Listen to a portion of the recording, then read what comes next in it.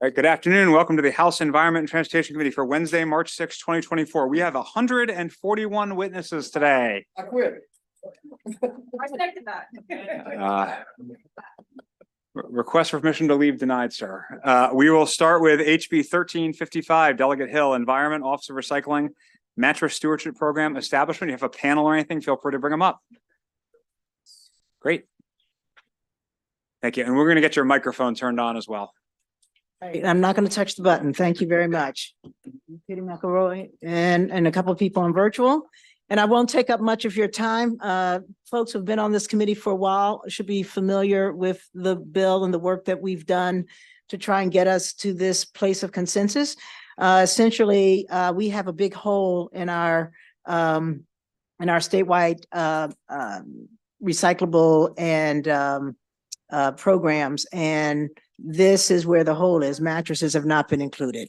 And what this bill does is it uses models that have been successful in Connecticut, Rhode Island, and California, and are similar to models that were used in Oregon that take mattresses and disaggregate them into component parts, some of which can be recycled, some of which can be reused, and some of which can be diverted in order to improve our landfill capacity, B, improve our environmental sustainability.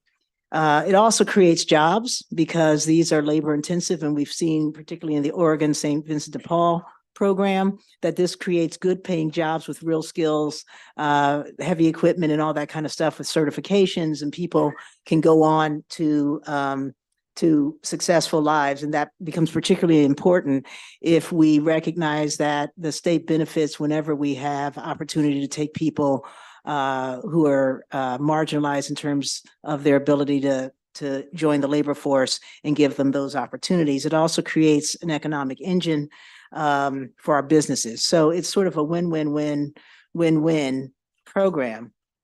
And so my written testimony goes through some of the details, but the most important thing is that we set up a mattress stewardship advisory board of stakeholders, and we task them with coming up with a statewide plan that takes into account what has already been being done in local jurisdictions and looks to incorporate those. It looks at a fee structure to support the without having to take money out of the general funds. Then the program has to be approved by the Department of the Environment. And we also have some guardrails around it that we phase in over time. But we also eventually get to the point where we put a ban on allowing landfills to be used for dumping grounds for mattresses and box springs, and for them to be incinerated, with the exception that really super contaminated mattresses, we have to have some solutions for. And so part of the plan is to address those as well. We have some testimony in the file in opposition that I think mostly doesn't understand why this is so important for us. And one of the things that we know is that we're now at the point where our landfill capacity is less than 21 years. And some jurisdictions like Baltimore County are only addressing that capacity by beginning to do vertical landfilling. And if you think about how many mattresses we're disposing of in the state every year, you need only to think about an area like Ocean City, the number of hotels. And if those hotels are turning over mattresses every 5 to 10 years, where are they going? And what are we doing about it? So I think it's an important bill. I think it's an important waste stream management solution. And as I said, closes that hole. We also have some testimony supporting with amendments. And I believe that the structure of the bill mostly allows for those recommendations to be incorporated by the advisory board as they address the issues. And I'm going to stop there and leave it to the rest of my panel and hope that you'll refer yourself to the written testimony that I've given so as not to be redundant and spend your time unprofitably. All right.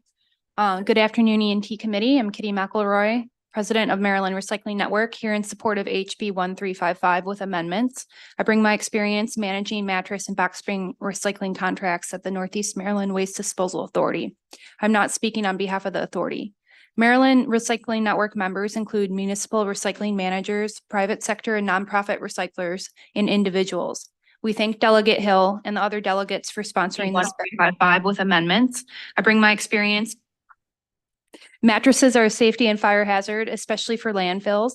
They take up a lot of space, don't compact well, create flammable air pockets while springs get tangled in bulldozers, causing damage and delaying operations due to costly repairs. Mattress recycling is a manual labor-intensive process, also requiring expensive equipment to dismantle and bale its components. Collection of whole units, demanufacturing, marketing, and downstream transportation are not fully offset by marginal revenues from commodities.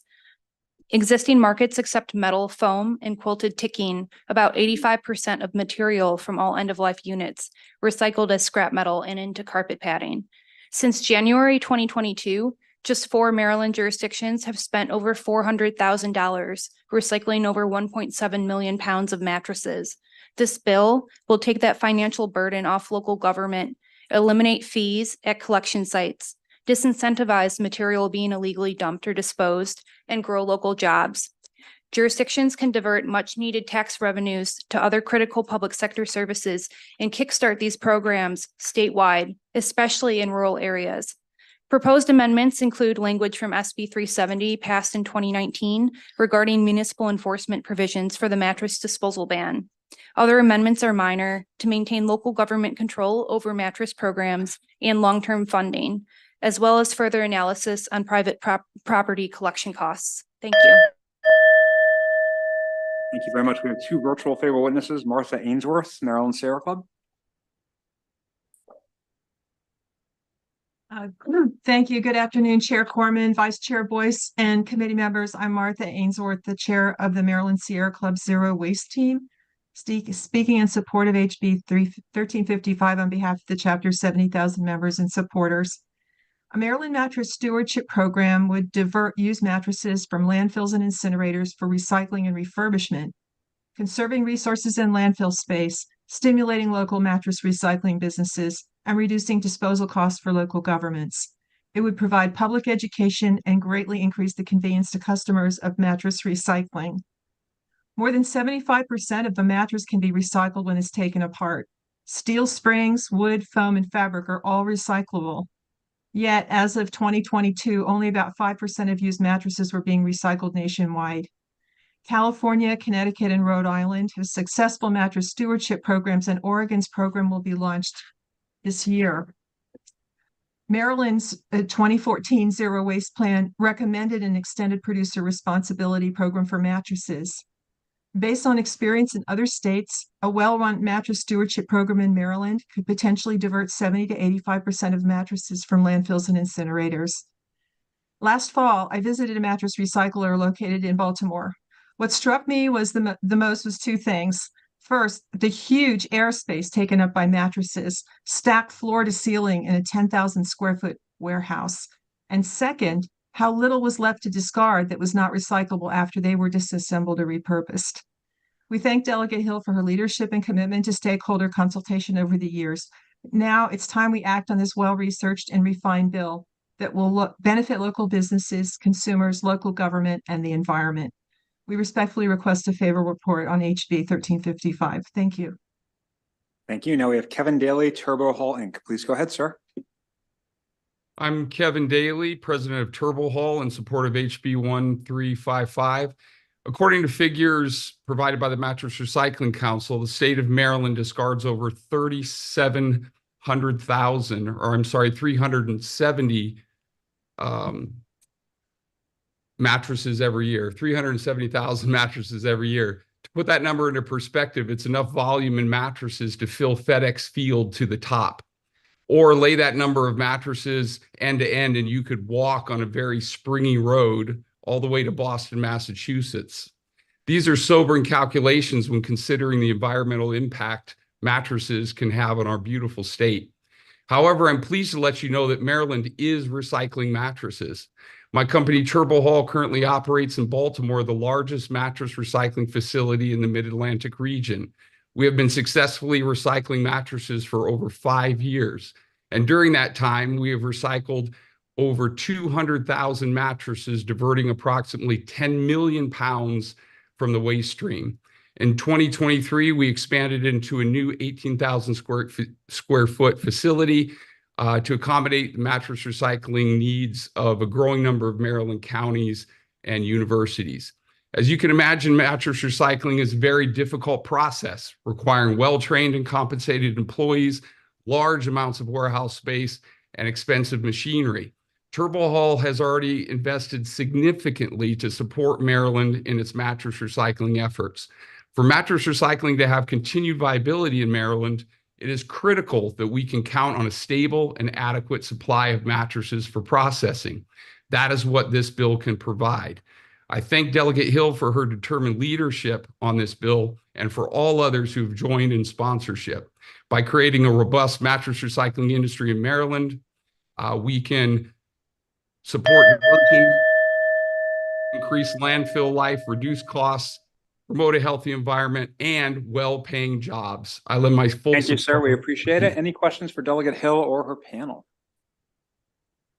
Yeah, I do not. Sorry, Delegate Love, didn't see you over there. Well, that's because I was a late button pusher. Thank you, Mr. Chair. Delegate Hill, I remember in years past, there have been conversations about potential pilot programs in counties. Has there been any effort to move that forward? Have there been any conversations with counties about having their own pilot programs? Well, I think we had gotten past that. That was a question that was raised by the previous chair. And this has been piloted in multiple states. It has been done successfully in other states, in other parts, and as has just been testified, we've got folks already doing it. Prince George's did a pilot program. They don't have the data for it, but they said it was successful and they're continuing on, and we don't have any resistance. So this is the kind of program, because of the way, in many cases, we would need local jurisdictions to coordinate, that it really is not.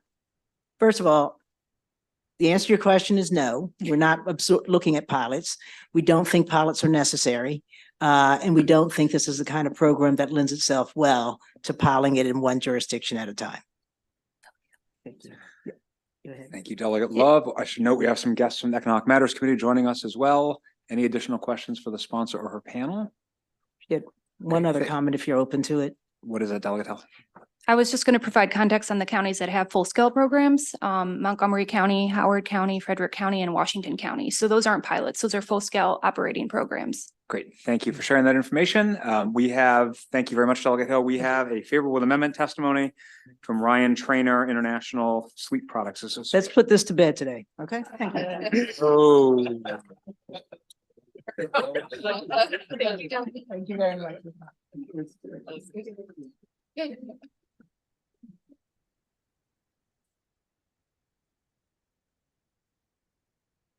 Good afternoon, Mr. Chair, Madam Vice Chair, and committee members. I'm Ryan Trainer. I'm president of both the International Sleep Products Association and the Mattress Recycling Council. MRC operates mattress recycling programs in California, Connecticut, and Rhode Island today, and we've recycled over 13 million mattresses over the past 9 years. My written testimony is before you, so in the interest of time, I'd like to highlight a few reasons why ISPA and MRC are supportive of HB 1355 in theory, but also explain how we believe the bill could be further strengthened to adequately address issues unique to mattress recycling. The first concerns the regional cooperation and need for cross-border concern to address cross-border concerns. ISPA strongly suggests that any legislation consider adopting a regional approach to mattress recycling, as it would allow for better economies of scale in collecting, transporting, and funding mattress recycling. Because Maryland borders 4 states and the District of Columbia, any recycling program funded by a fee on retail mattress sales runs the risk that your consumers will buy in other states to avoid the fee, and that out-of-state waste haulers will discard mattresses in your state to take advantage of free recycling. We also want to draw your attention to convenience criteria. ISPA also urges the committee to reconsider the convenience criteria outlined in the bill. While this standard may be appropriate for other recycling programs such as paint, that's not the case for mattresses. The fee language also is of concern to us. We recommend changing that so that the fees cover but do not exceed operational costs, allow us to keep sufficient reserves on hand to operate a program in a sensible multi-year approach, and building in fee language requiring that the fees be remitted by the retailer to MRC, allowing for uniformity for retailers operating in multiple states. That's the approach that we take in the other states, and we urge this state to also adopt a consistent approach. Thank you. He rests his case. Any questions? Delegate Long. Thank you, Mr. Chair. Mr. Trainer, thank you for being here today. I noticed that you all are favorable with amendments. Just wondering what efforts is MRC taking to make recycling more efficient?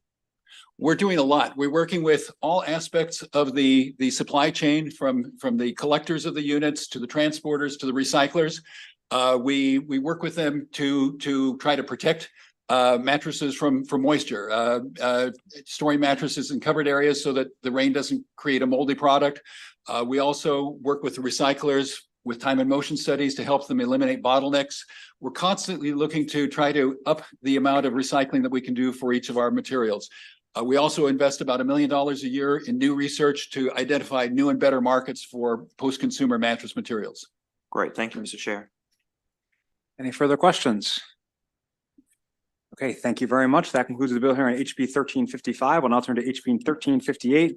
Delegate Ruff, Natural Resources, Establishment of Gwynns Falls State Park. And Delegate Ruff, I just want to notice you have 14 favorable in-person witnesses, 1 favorable amendment, and 0 unfavorable. Well, Mr. Chair, I think that's because when I woke up this morning, I heard a song and hearkened to OJ's is got to give the people what they want.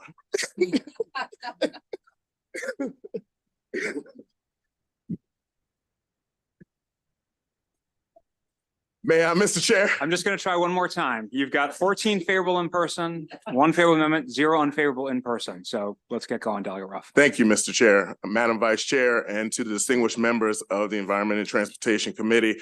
I'm Delegate Malcolm Ruff, representing the 41st District, and I'm here as a vessel of community advocacy that has been brought to me by the Friends Group of Gwynns Falls Leakin Park to create the first state park in Baltimore City. We are one of 2 jurisdictions in the entire state that does not have the amenities and privileges of a state park. And we've brought the city and the Department of Natural Resources together through this legislation to create this brand new, which we believe will be a very popular state park that should be established with your help by the summer of 2026. We feel that this is absolutely imperative legislation because of the significant need to make this park a huge community resource and a place where we can build community. Our park sitting in West Baltimore has been ignored, unfortunately, has been under-resourced, has a very bad reputation, but we can completely turn all of this around through the partnership that is being created right now. So I won't belabor the point. As the chair has pointed out, there is a lot of momentum behind this bill. And so I'm going to pass it off to my panelists, but I do want to just address what I will believe will come up, which is the fiscal note. I've spoken to Secretary Kurtz.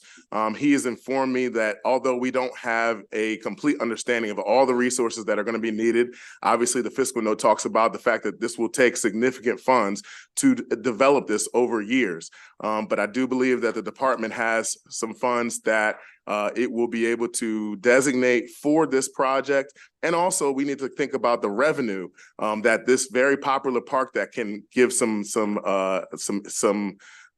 respite to the other parks in the area to have other folks come in will generate some serious revenue.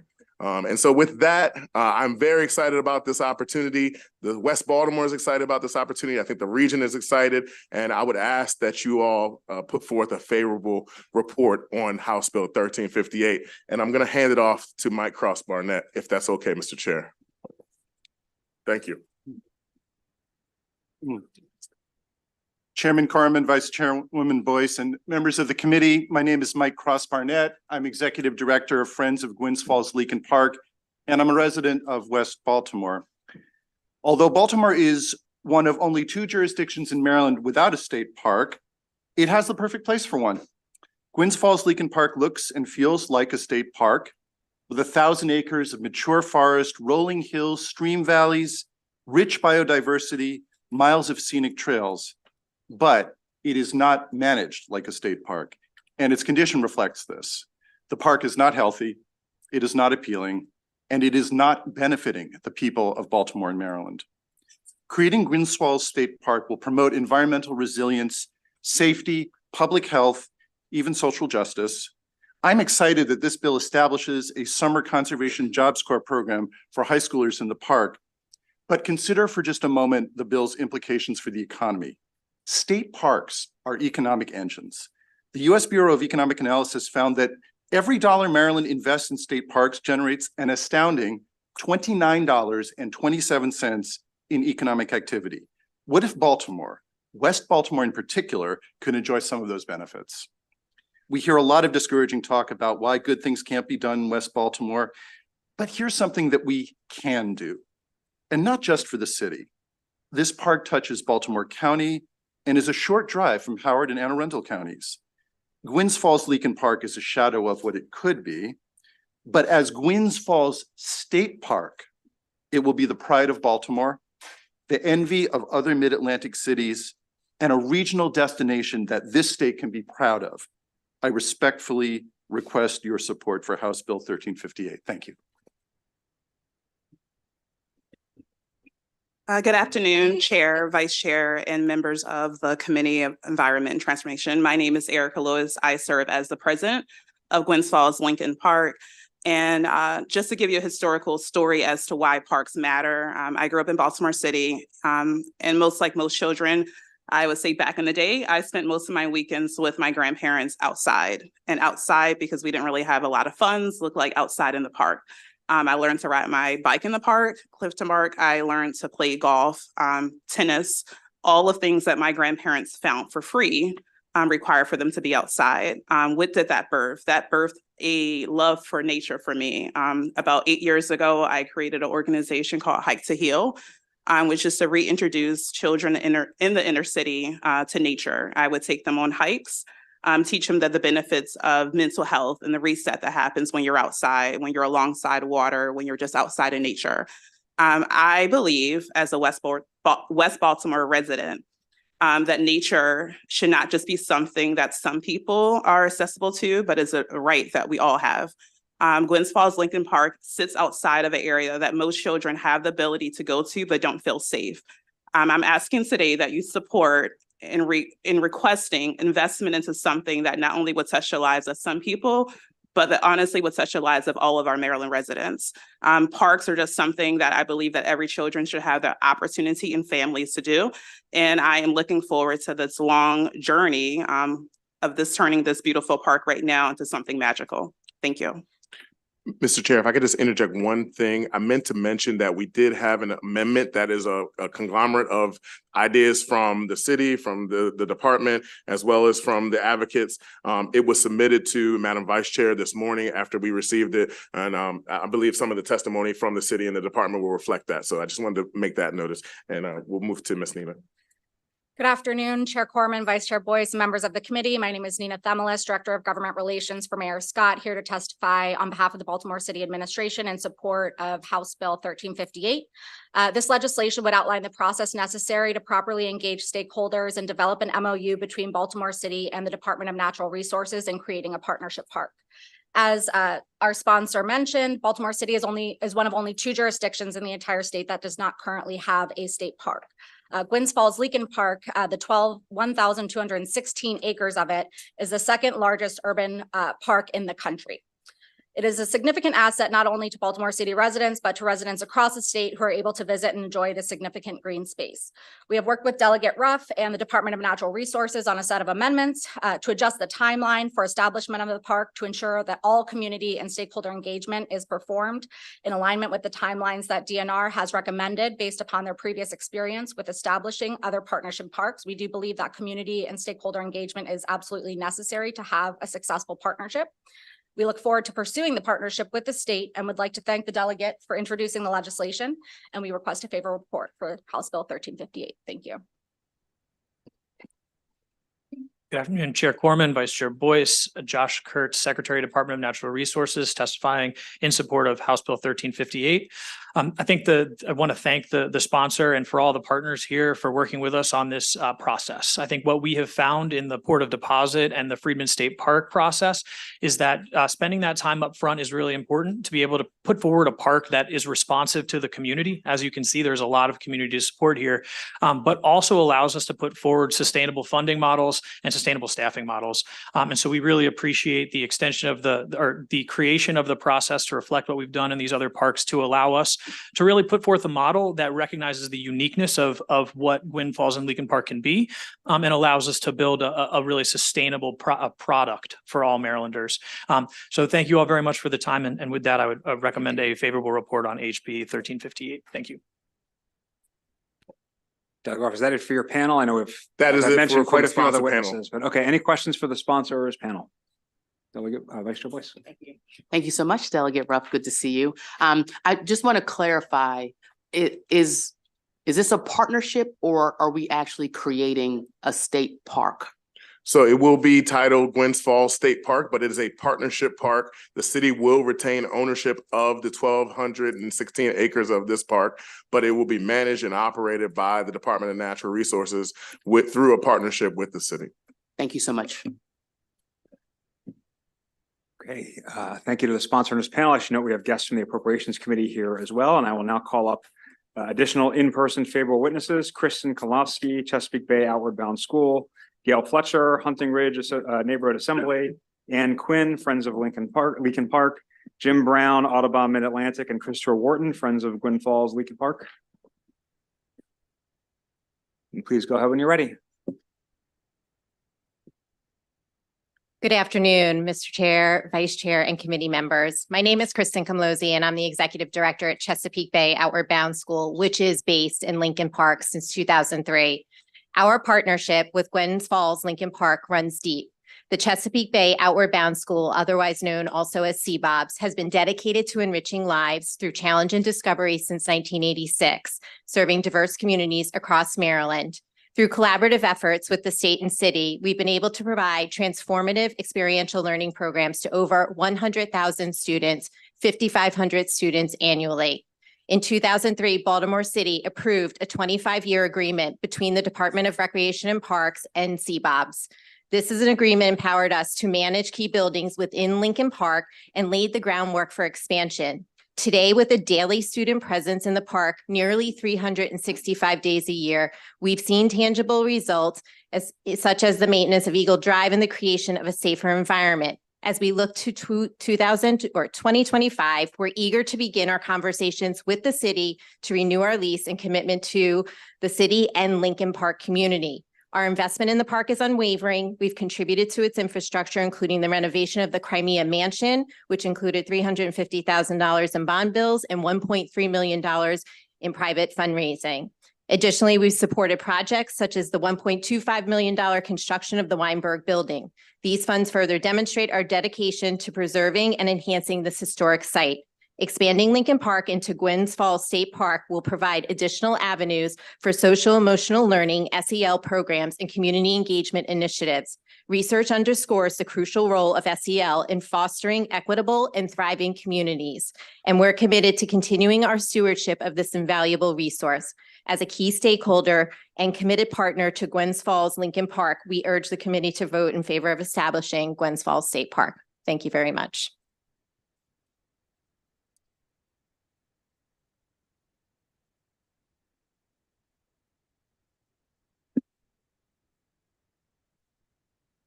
My name is Ann Quinn, and I'm here in support of HB 1357.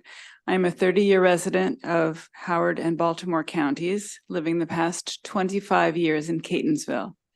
I have benefited personally from living near the Patapsco Valley State Park. I consider it one of the most important benefits of where I live. But I've also enjoyed being close to Leakin Park, visiting the Carrie Murray Nature Center and the model trains when my children were young, going to the Herb Festival and hiking in the park with the Mountain Club of Maryland more recently. When I began to compose an email to Governor Wes Moore in support of this bill, I had to choose a topic for the email from the drop-down menu. I could have equally chosen any of the following topics: animal welfare, economic development, education, environment, health, human rights, human services, infrastructure, jobs, parks and recreation, or tourism. Parks are an essential part of our infrastructure for all of these reasons and more. As a resident of the state of Maryland, I want to see the state with its resources and expertise in natural area management join in a partnership with the city to protect and enhance the treasure that is Leakin Park. Thank you. Thank you, Chair Corman, Vice Chair Boyce, and members of the committee. My name is Jim Brown. I will briefly mention my written testimony submitted on behalf of Audubon Mid-Atlantic, where I serve as policy director. Audubon supports this legislation because Gwynns Falls Leakin Park is the most important bird area in Baltimore, providing refuge and habitat to over 200 species of birds, including our beloved Baltimore Orioles and ravens. The park also serves as Baltimore's lungs, cleaning our air and water. It is an incredible public amenity full of trails and special landscapes that deserve the resources a partnership park will bring to both birds and people. But today I want to speak on a more personal note. The park was an important part of my growing up in West Baltimore. It was my neighborhood park. I went to summer camp there. Today, my own kids go to camp there, and we still go there for walks and meet people from all over the city. The park led me to be an engaged citizen. It showed me that parks are where democracy happens. They are where people go to participate in healthy lives with their families and neighbors. But this only works when parks have the resources they deserve. This legislation will make this one-of-a-kind park more available to everyone in Baltimore and the region. As a young adult, I worked on the Gwynns Falls Trail. I saw firsthand that a greenway and urban park that connects dozens of diverse neighborhoods to each other is something special. It should be the fabric of what ties a city together. I got to see residents young and old light up when they discovered the wonders of the Gwynns Falls on a bike or canoe. This has led to a 20+ year career of advocating for the communities of Baltimore and the role that parks plays in creating an equitable quality of life for everyone. My work at multiple organizations has taken me around the country. I've seen some of the biggest and best urban parks in America. Whenever I return from these trips, I have a recurring thought. Gwynns Falls Leakin Park has all the ingredients that those world-class parks have, except for one, meaningful public investment. Creating a partnership park will bring this investment that West Baltimore deserves. We urge a favorable view of legislation. Good afternoon, Chair Corman, Vice Chair Boyce, and members of the committee. My name is Gail Fletcher, and I am here in support of House Bill 1358 on behalf of the Hunting Ridge Neighborhood Assembly. Leakin Park is a wonderful asset for West Baltimore, the city of Baltimore, the surrounding counties, and the state of Maryland. I have lived in Hunting Ridge, which borders Leakin Park, for the last 32 years. I have cherished the time I have spent in the park, walking, hiking, and biking, and have shared that love with my children, grandchildren, friends and family, and even my students when I worked as a Baltimore City teacher. Most people in the city of Baltimore do not share my love of the park. Why? Because it has been underfunded for decades. The absence of rangers and security personnel has created neglect and fear of the park. The absence of organized activities has diminished the number of people even wanting to visit the park. Thank God for the Friends of Gwynns Falls Leakin Park for all they have done to preserve this beautiful wilderness. But we need more. We need more investments from Baltimore City and the state of Maryland. We need this city-state partnership. Lincoln Park deserves better. We deserve better. Vote in favor of House Bill 1358, and thank you for allowing me to testify.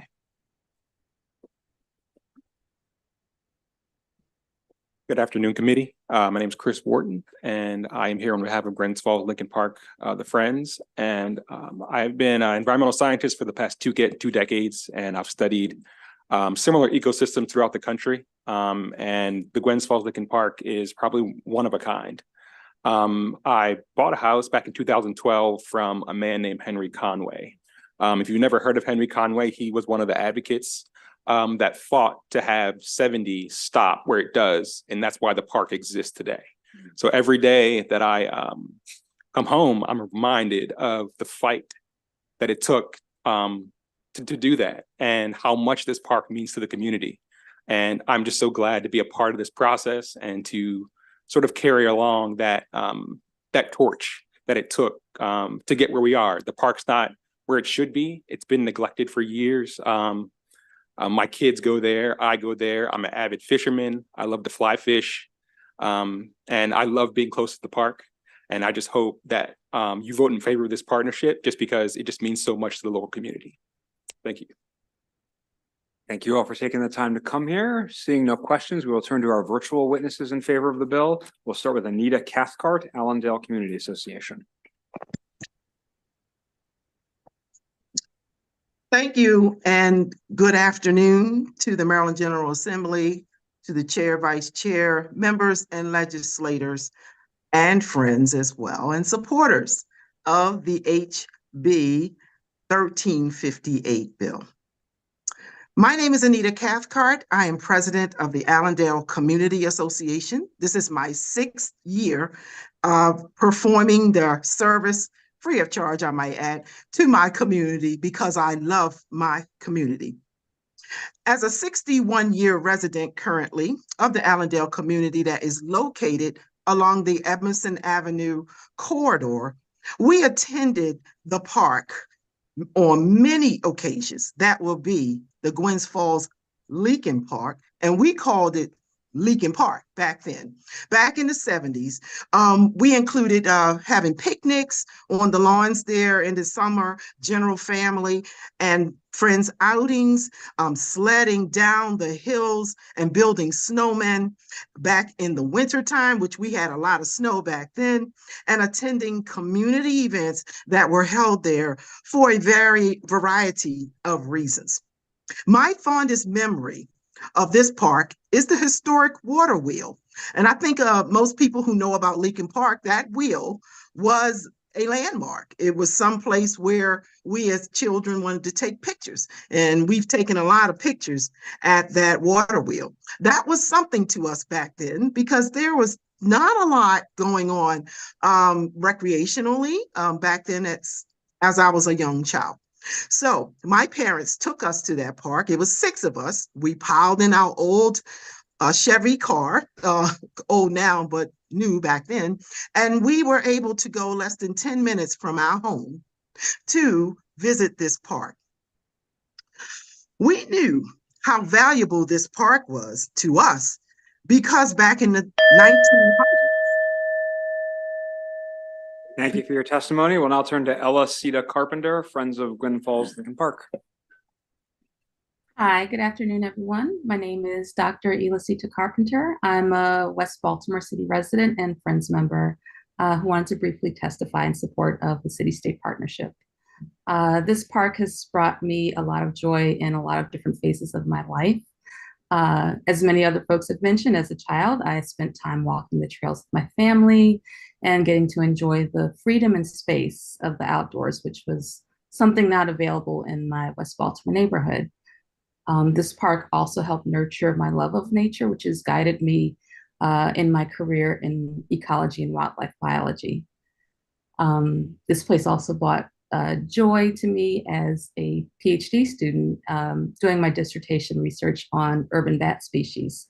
Some of my sites were in and around Lincoln Park, and I got to see the ecological value of it when I was able to document half of the state's bat species present in the park. Some of those species are rare, some may even be listed as endangered soon. This place has also brought me joy as a naturalist, as a park volunteer, and as a nature photographer, and getting to enjoy the physical and mental health benefits of the park and getting to take care of it so that others could also have those mental health benefits. I want these extra resources and support, not just for myself, but for future biologists, environmental educators, advocates, artists, people, residents, anyone. My dissertation work in urban ecology also taught me that visible signs of care or visible signs of neglect in urban green spaces can impact how welcoming or safe it is for people. And in order to help wildlife in those spaces, we need to also support people in those spaces. So I hope this partnership would be able to help people, wildlife, and future generations. Thank you. Thank you. And Paris Gray, please go ahead. Good afternoon, everyone. My name is Paris Gray, Community Outreach Coordinator for the 8th District of Baltimore City, Advisory Board Member for CBOBS, and a proud resident of the Ronell Heights community. I'm honored to provide my testimony today in support of House Bill 1358, which aims to establish a city-state partnership for Gwynns Falls Lincoln Park with proposed amendments. I extend my gratitude to Chair Corman, Vice Chair Boyce, and Delegate Ruff for introducing this much important bill that seeks to bring much needed resources, oversight, and accountability to one of the country's natural wonders. Having grown up near Gwynns Falls Lincoln Park and currently residing just a house away from it, I've always appreciated the tranquility and beauty it offers to our surrounding communities. However, my role as Community Outreach Coordinator has highlighted the limited resources available for such a vast area. In collaboration with Baltimore City Department of Rec and Parks, I've witnessed the challenges firsthand in trail maintenance, facility upkeep, road infrastructure, safety, and the persistent issue of illegal dumping. Despite the efforts of Frog Flip, the existing resources are insufficient to address these matters in a timely manner.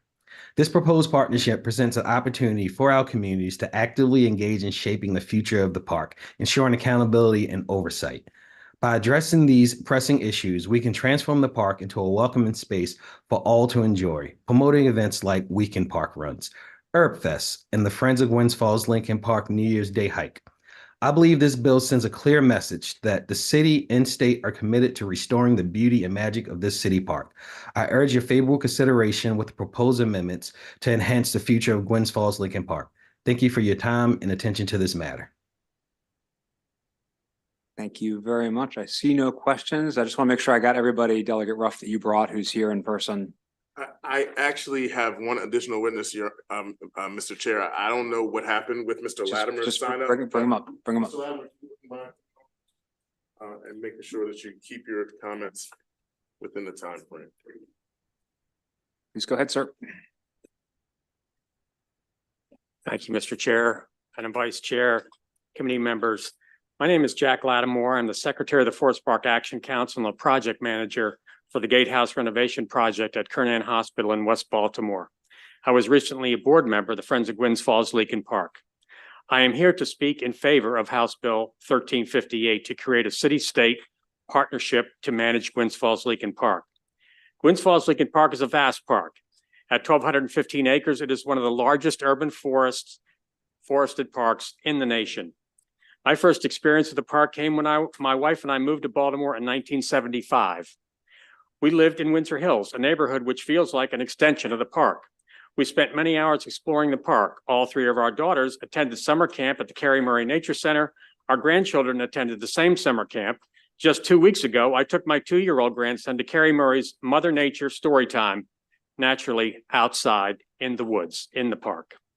When one speaks and knows of Gwynns Falls Lincoln Park, superlatives abound. It contains youth recreation sites, historic buildings, and of course, hundreds of acres of wilderness with lots of hiking trails. It hosts mushroom hunts, the very popular Herb Festival, and many other educational and recreational activities. It is known as the lungs of Baltimore City for the positive impact it has on the city's air. The park is part of Baltimore's National Heritage Area, a partner with the National Park Service, which provides technical assistance and funding. Gwynns Falls Lincoln Park is a jewel in Baltimore's crown. Yes, it has large maintenance backlog, but with an active city-state partnership and the help of the groups like the Friends of Gwynns Falls Lincoln Park, this gem can be dusted off and assume its place as one of the finest examples of urban woodlands anywhere. In short, a city-state partnership to manage Gwynns Falls Lincoln Park is the best idea I've heard for Baltimore City in a long time. Thank you very much. That concludes the bill hearing on HB 1358. We'll now turn to HB 1240, Delegate Rose, fossil fuel powered appliances and vehicles, installation, use, and fees. Please go ahead when you're ready. Good afternoon.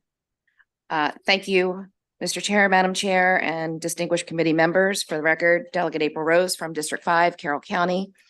House Bill 1240 would prohibit the Department of the Environment, Housing and Community Development, and counties or municipalities from prohibiting the use or installation of natural gas and propane powered appliances that are new construction or undergoing a remodel or renovation of at least 50% of the square footage of the home.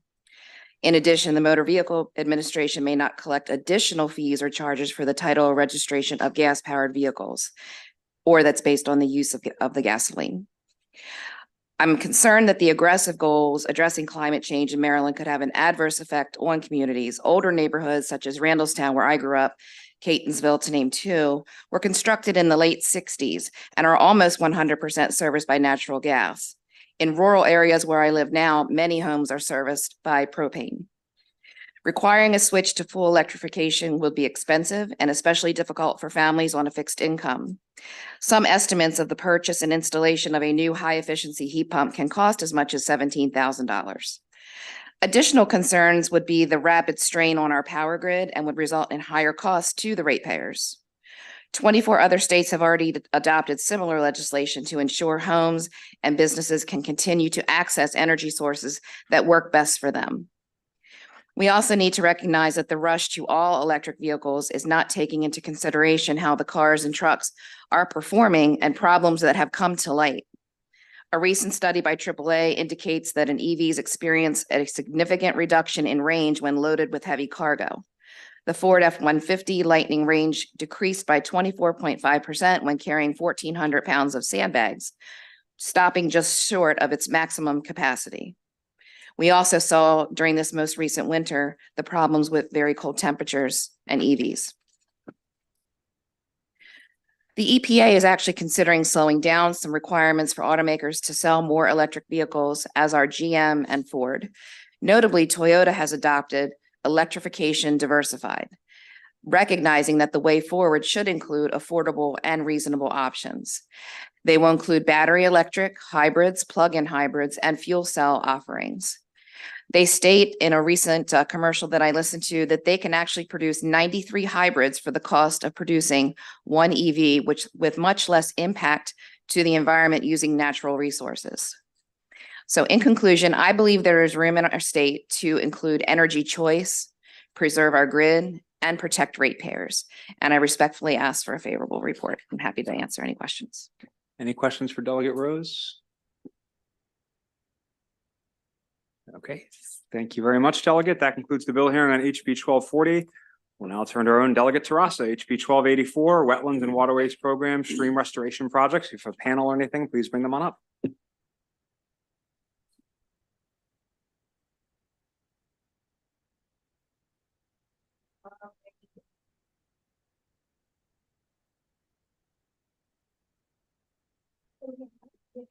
Yes. Oh, there's an extra chair here. We're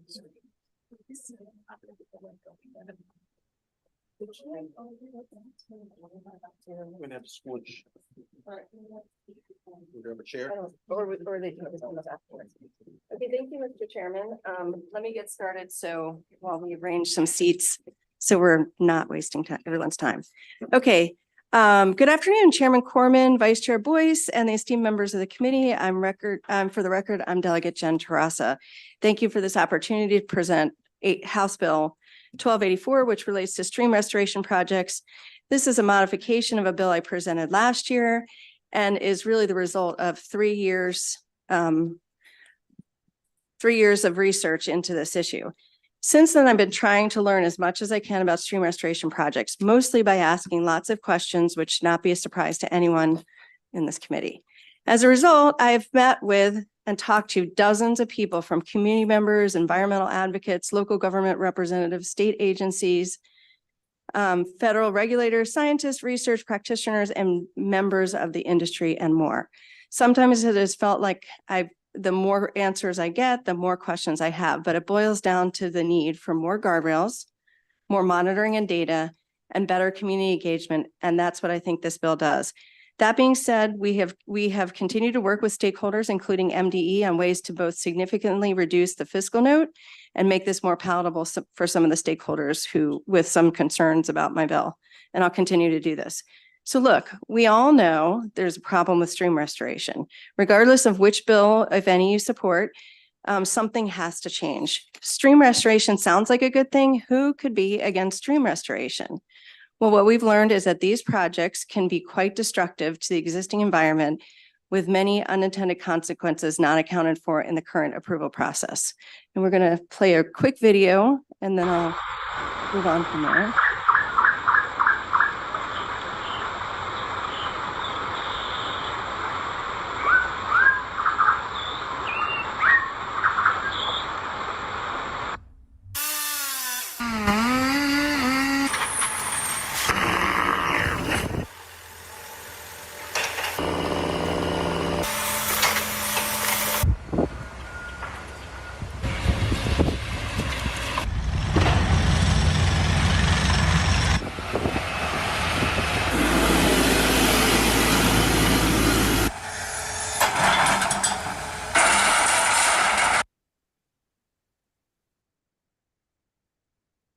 Okay, so I'd like to tell you this project is just one of a handful, but unfortunately, this is not a case of just a few bad actors. The problem is, for the most part, these projects have been carried out as planned and approved. We've seen quite a few others. One project in Baltimore County, for example, and I think we have a picture of that on the screen, hopefully, wiped out trees, and from what I can tell and what we can tell, existing wildlife as well. It's considered successful by regulators because a stream that was once deeply incised is now flattened out and reconnected to the floodplain. And even the examples of stream restoration projects on MDE's website show significant initial destruction. According to the Chesapeake Bay Program's expert panel and the Unified Guide for Crediting Stream and Floodplain Restoration Projects in the Chesapeake Bay Watershed, all stream restoration design approaches have the potential to cause unintended impacts that degrade the quality of streams and or floodplains. So the question is, are the benefits worth it given the destruction we see? I thought the answer to that would be obvious and simple. Projects are based on modeling and formulas that estimate the amount of pollutants and sediments estimated to be captured by various stream restoration techniques. But while the modeling and formulas indicate we should have made significant progress towards our goal, we know from the Caesar report, which looked at actual results in the Bay, we are not achieving the expected results. According to the Caesar report, and this is a direct quote, while the Chesapeake Bay program modeling suggests that phosphorus reduction targeted by TMDLs are nearly achieved, analysis of water quality at riverine monitoring stations finds limited evidence of observable reduction in phosphorus concentrations. And while there's been some nitrogen, that was the end of the quote. And while there's been some nitrogen reduction, most of the progress has been made on this has been made from wastewater treatment plants. The modeling and formula are based on scientific theories and should work. However, they do not take into account the negative impacts that are seen with many of these projects, including loss of trees, including many mature trees, loss of stream biology, loss of habitat, warmer stream temperatures, invasive plants, and additional sediment erosion during the construction. And let me make a little more of a note about trees. It's not hyperbole to say, and I'm sure this committee knows, that mature trees have enormous benefits to the health and welfare of all living things. They clean the air, their roots stabilize the ground, they shade and cool the water and waterways, provide habitat and contribute to a balanced ecosystem, and they themselves filter out the very nutrients these projects are intended to remove. An important piece of understanding the problem here is that these projects are, as I said, being implemented as approved and credited. Over the last 3 years, I've come to understand that part of the problem is that those approving the projects are required to evaluate the projects, how the projects will address pollution under the model, but not other factors that would give them a look at the whole picture. Some argue the results of the bay aren't getting better because of other factors, excessive development, salting of the roads, population growth, et cetera. But the actual effectiveness of stream restoration projects themselves is not clear. Not only because the actual impact on the bay does not match what was anticipated by the model, but also because we are not measuring or monitoring actual results, such as in-stream biology in the stream both before and after the project. Clearly, something needs to be done. According to the CESAR report, opportunities to meet these challenges exist, but efforts require changes and new approaches to implementation, planning, decision-making. That includes looking at both the negatives and the positive. It also involves more changes to how these projects are monitored. You will hear from some of my opponents that of my guardrails bill that they're already monitoring. However, for the most part, that monitoring is done by MDE as visual inspection for erosion and whether the banks remain stable for a period of time, not the rest of what we're talking about. So what HB 1284 does to solve the problem is first, it adds more criteria to get to the positive impacts we want and authorize MDE to reevaluate how these projects are credited. We need to know the positives outweigh the negatives to make sure we are getting the results we need from these projects, and we need to avoid those where the destruction of the stream outweighs the potential benefits. To that end, my bill requires project applications to clearly state environmental goals such as biological uplift, ecological uplift, forest conservation, and others. More monitoring both before and the project is done and afterwards, a plan to minimize tree removal, including a map which illustrates which trees will be removed, and a plan for accounting for an additional tree loss. Measurable and quantifiable standards for determining stream restoration success, and a plan for addressing upland BMPs and addressing the unintended consequences listed in the Bay Program's Unified Guide for Crediting Streams, blah, blah. Anyway, community engagement. Another problem we have heard is about community engagement process, and we need a more robust community engagement process. When residents don't know what's truly going to happen in their community, there's natural outrage and mistrust, especially when there is dramatic change to the character of their environment. A clear example of this is the Miller's Run project, which you already saw a picture of, or did we do a picture of? Yeah, we did. Okay, great. Which is adjacent, and the letter the adjacent residents got for that project was, hey, we're restoring your stream. We're planting a bunch of trees, and some trees may be removed. Instead, as I showed you before, the entire area was wiped out. We need more public notice. We need meetings and hearings. Right now, there's no requirement to have a public meeting or hearing for projects intended to satisfy MS4 TMDLs. My bill requires that there be 2 hybrid meetings that include design documents and tree maps for all those restoration projects, so the community knows what to expect. And it also includes a comment period so that people can give feedback to MDE. So there's a 60-day comment period, and it also requires MDE to maintain information on its website about these projects. So I think I mentioned the fiscal note. I know that is a very high fiscal note, and we are working with MDE to get a better understanding of that. But the good news is I've been working closely with MDE to identify how we can achieve that significant reduction in this, and we can come to an agreement on quite a few of the other items, and we'll continue working together. So what you will hear from today, who you will hear from today in my panel, in addition to Fred Tutman, Production Riverkeeper, and Sharon Boyce, founding member of Citizens grassroots organization Protect Our Streams, you'll hear from Wayne Davis, who has served as a senior environmental scientist for EPA, authored numerous guidance documents for EPA on using indicators to evaluate success of monitoring and assessment programs, including stream ecology health. Bob Dover is an environmental planner with more than 30 years of experience serving as a subject matter expert to surface water hydrology, environmental geochemistry for environmental impact, and permitting studies. And Allegra Cangelosi has extensive experience in federal policy around the Great Lakes protection and restoration, and has led major research projects assessing water for physical, chemical, and biological parameters. So we're not trying here, what we're not trying to do here is end all stream restorations. We just want to make sure they're done because they are needed, and the data backs that up. That's why we need my bill. HB 1284 attempts to put guardrails in place and make sure MDE has the tools to appropriately evaluate stream restoration projects. There are always trade-offs, but our current system for authorizing stream restoration should have more guardrails that take a holistic look. We shouldn't be doing these projects because we need the credits. We need to make sure they are helping the Bay and that the benefits of each project outweigh the negatives. I respectfully request a favorable report. And Mr. Chairman, I believe we have a couple students virtually that if, I don't know if you want to take them after my panel or before. What's your preference, delegate? What's that? Do them first? Okay, yeah, if we could do them first, that'd be great. Let's start with, I'm going to butcher the name here, Tasnia Nitti.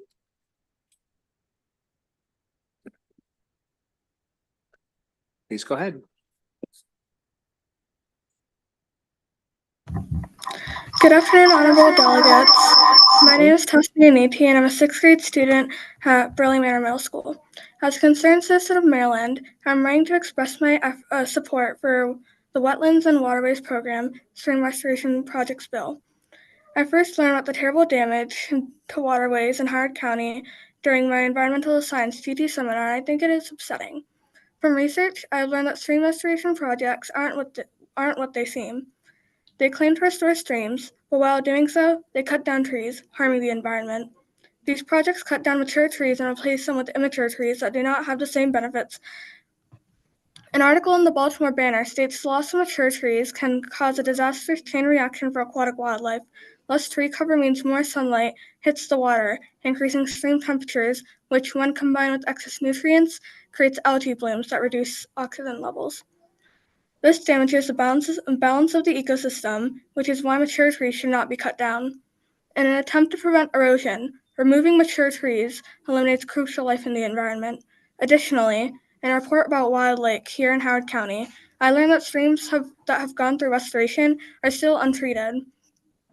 And according to the Bay Journal, stream restorations do more harm than good, and that removing trees to save streams can worsen water quality, and the stream restoration do little to boost the waterway's ecological health.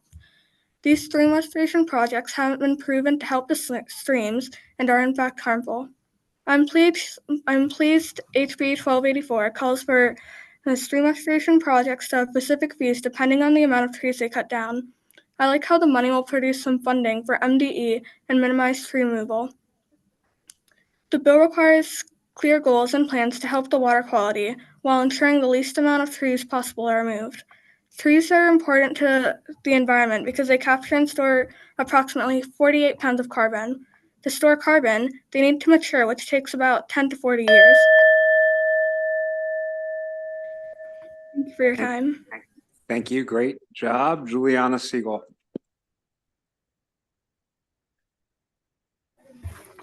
Good afternoon, honorable delegates. My name is Juliana Siegel. As a concerned citizen of Maryland, I'm here to express my support for Wetlands and Waterways Program Stream Restoration Projects Bill.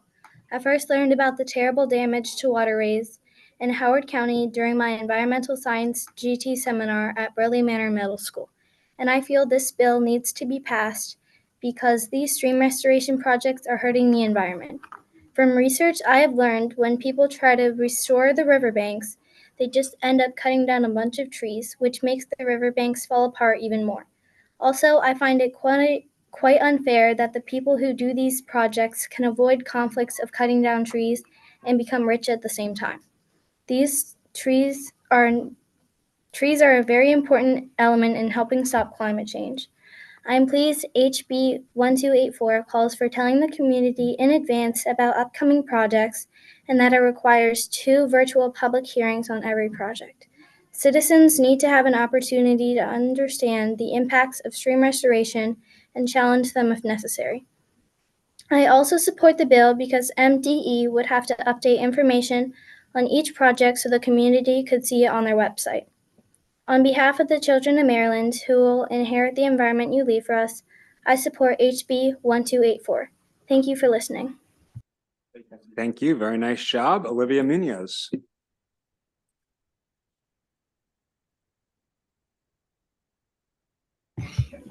Hello, honorable delegates. My name is Olivia Munoz, and I am a sixth grader at Burley Manor Middle School. As a concerned citizen of Maryland, I'm testifying to express my support for the Wetlands and Waterways Program Stream Restoration Projects Bill.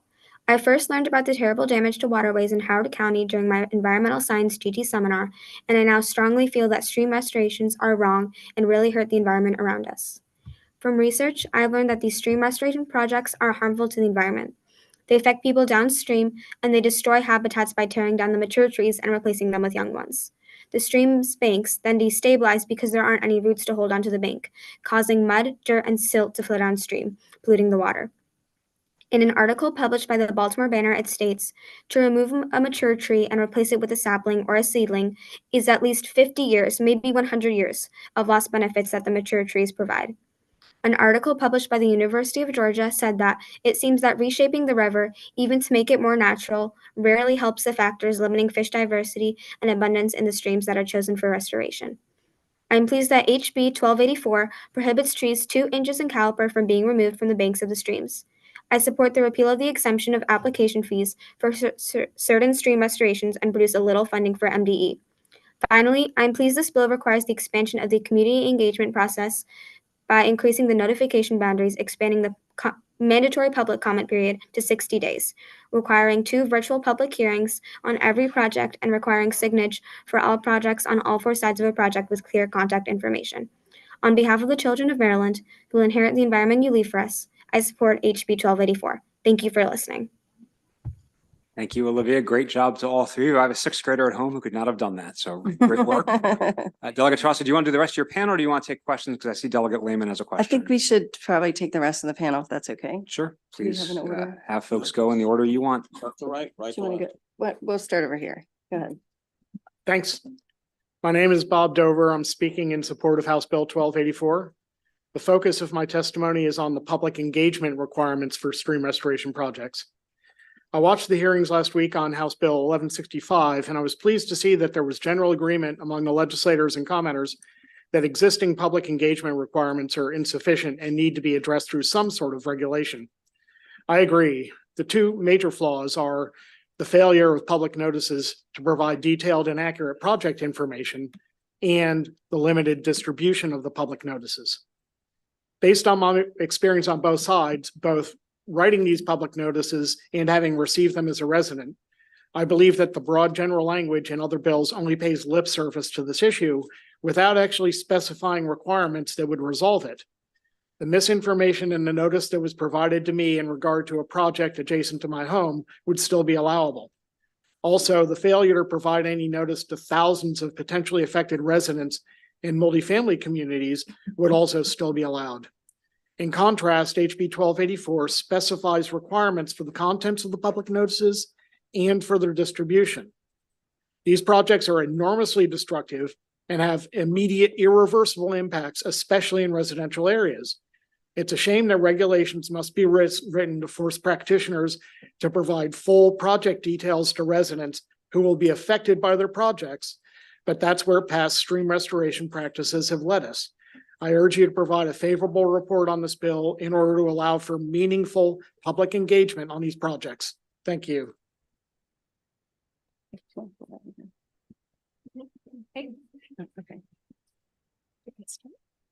Okay, good afternoon. My name is Allegra Cangelozzi, a Maryland resident of 35 years and an environmental professional previously focused on the Great Lakes. I'm now retired. Thank you all for the opportunity to testify on HB 1284. I'm testifying in favor. Maryland is losing its vital natural stream resources at an alarming rate. Pressures include stormwater, chemicals, and warming. But the worst offender right now is none other than stream restorations through Maryland's credit system. Unnecessary tear it up and rebuild it approaches are occurring all over Maryland in this program's name. This despite ample science showing that the associated clearing of trees and natural stream bed excavations profoundly degrade stream health, possibly permanently. Worse, they do not even control stormwater well over time. Fortunately, Maryland accounting guidance offers far less destructive alternatives in the form of best management practices. They're simply underutilized.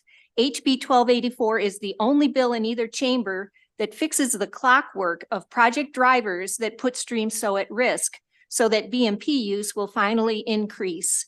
HB 1284 requires conservation of mature trees and careful accounting of their loss, reverses an application fee waiver generating funds for program oversight, incentivizes smaller project sizes, increases project planning, including for unintended consequences, keeps oversight squarely with the MDE rather than an industry-driven licensing board, and boosts public involvement and MDE transparency.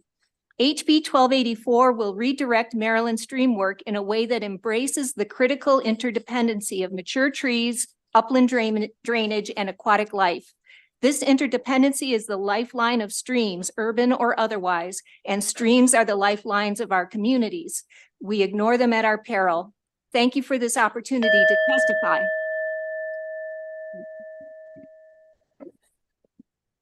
Good day. I'm Fred Tutman. I'm the riverkeeper on the Patuxent River for the last 20 years, which makes me the longest serving riverkeeper in the Chesapeake Bay region. But it also means I've seen a ton of these projects all over the state.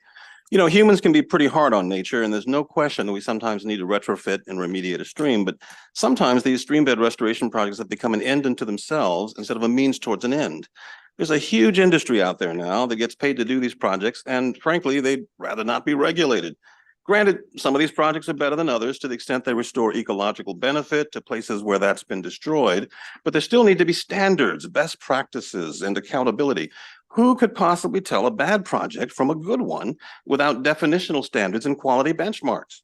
We're in fact dealing with public trust resources for which there's presently no accountability or consequences for doing a bad job. As much as most of these contracting operatives insist that they're doing great work, but it's all in the eyes of the beholder. They neither own these resources, nor do they have the moral authority to dictate the future of them without at least some interpretive guidance and ground rules. So leaving a stream bed restoration up to the best intentions or economic expediency of contractors is just pure folly. I can't believe we're even debating something as common sense and as obvious. Leaving the solution to these big stakes environmental problems up to the imagination and best intentions of contractors is just shocking.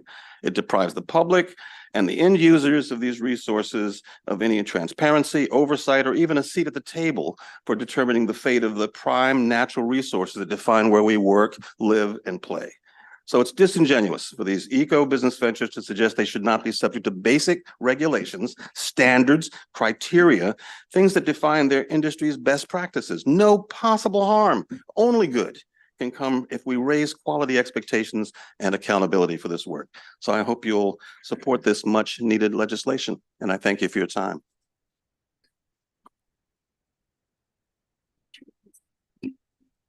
Good afternoon, Chairman and members of this committee. Thank you, Delegate Terrassa. My name is Sharon Boyce. If passed, HB 1284 will incentivize practices that capture stormwater runoff at its source, require measurable goals, and increase protection of the fragile ecology of our vanishing forested stream ecosystems. Please see the scientific resources with my written testimony that shows a consensus built on research that questions the efficacy of stream restoration. I agree. Let me tell you what happened to my neighborhood and why it propelled me into learning as much as I can about these projects. I've learned that a letter of exemption from the FCA allowed a contractor to log over 9 acres of lush, mature forest that was the heart of our neighborhood. They scraped away the stream banks, wiping out generations of flora and fauna.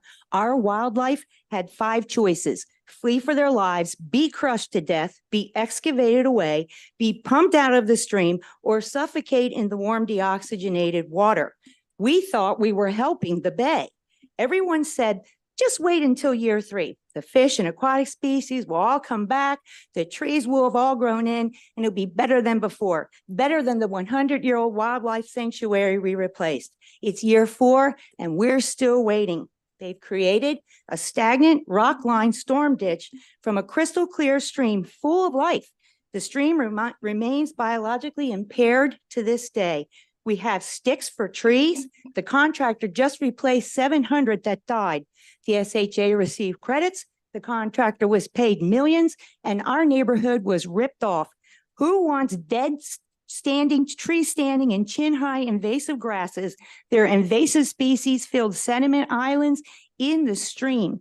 Stream restorations produce huge profits from sediment in our streams, but never address the cause. They don't stop pollution. We're told engineer projects stabilize banks, but they can fail in the first large rainfall they receive. I have so much more to share with me, and I'm asking if this committee will please come on a stream walk with me this weekend. Before you decide if your voters will be calling you with the experiences about their neighborhood in the future. Thank you so much. I ask you for a favorable report.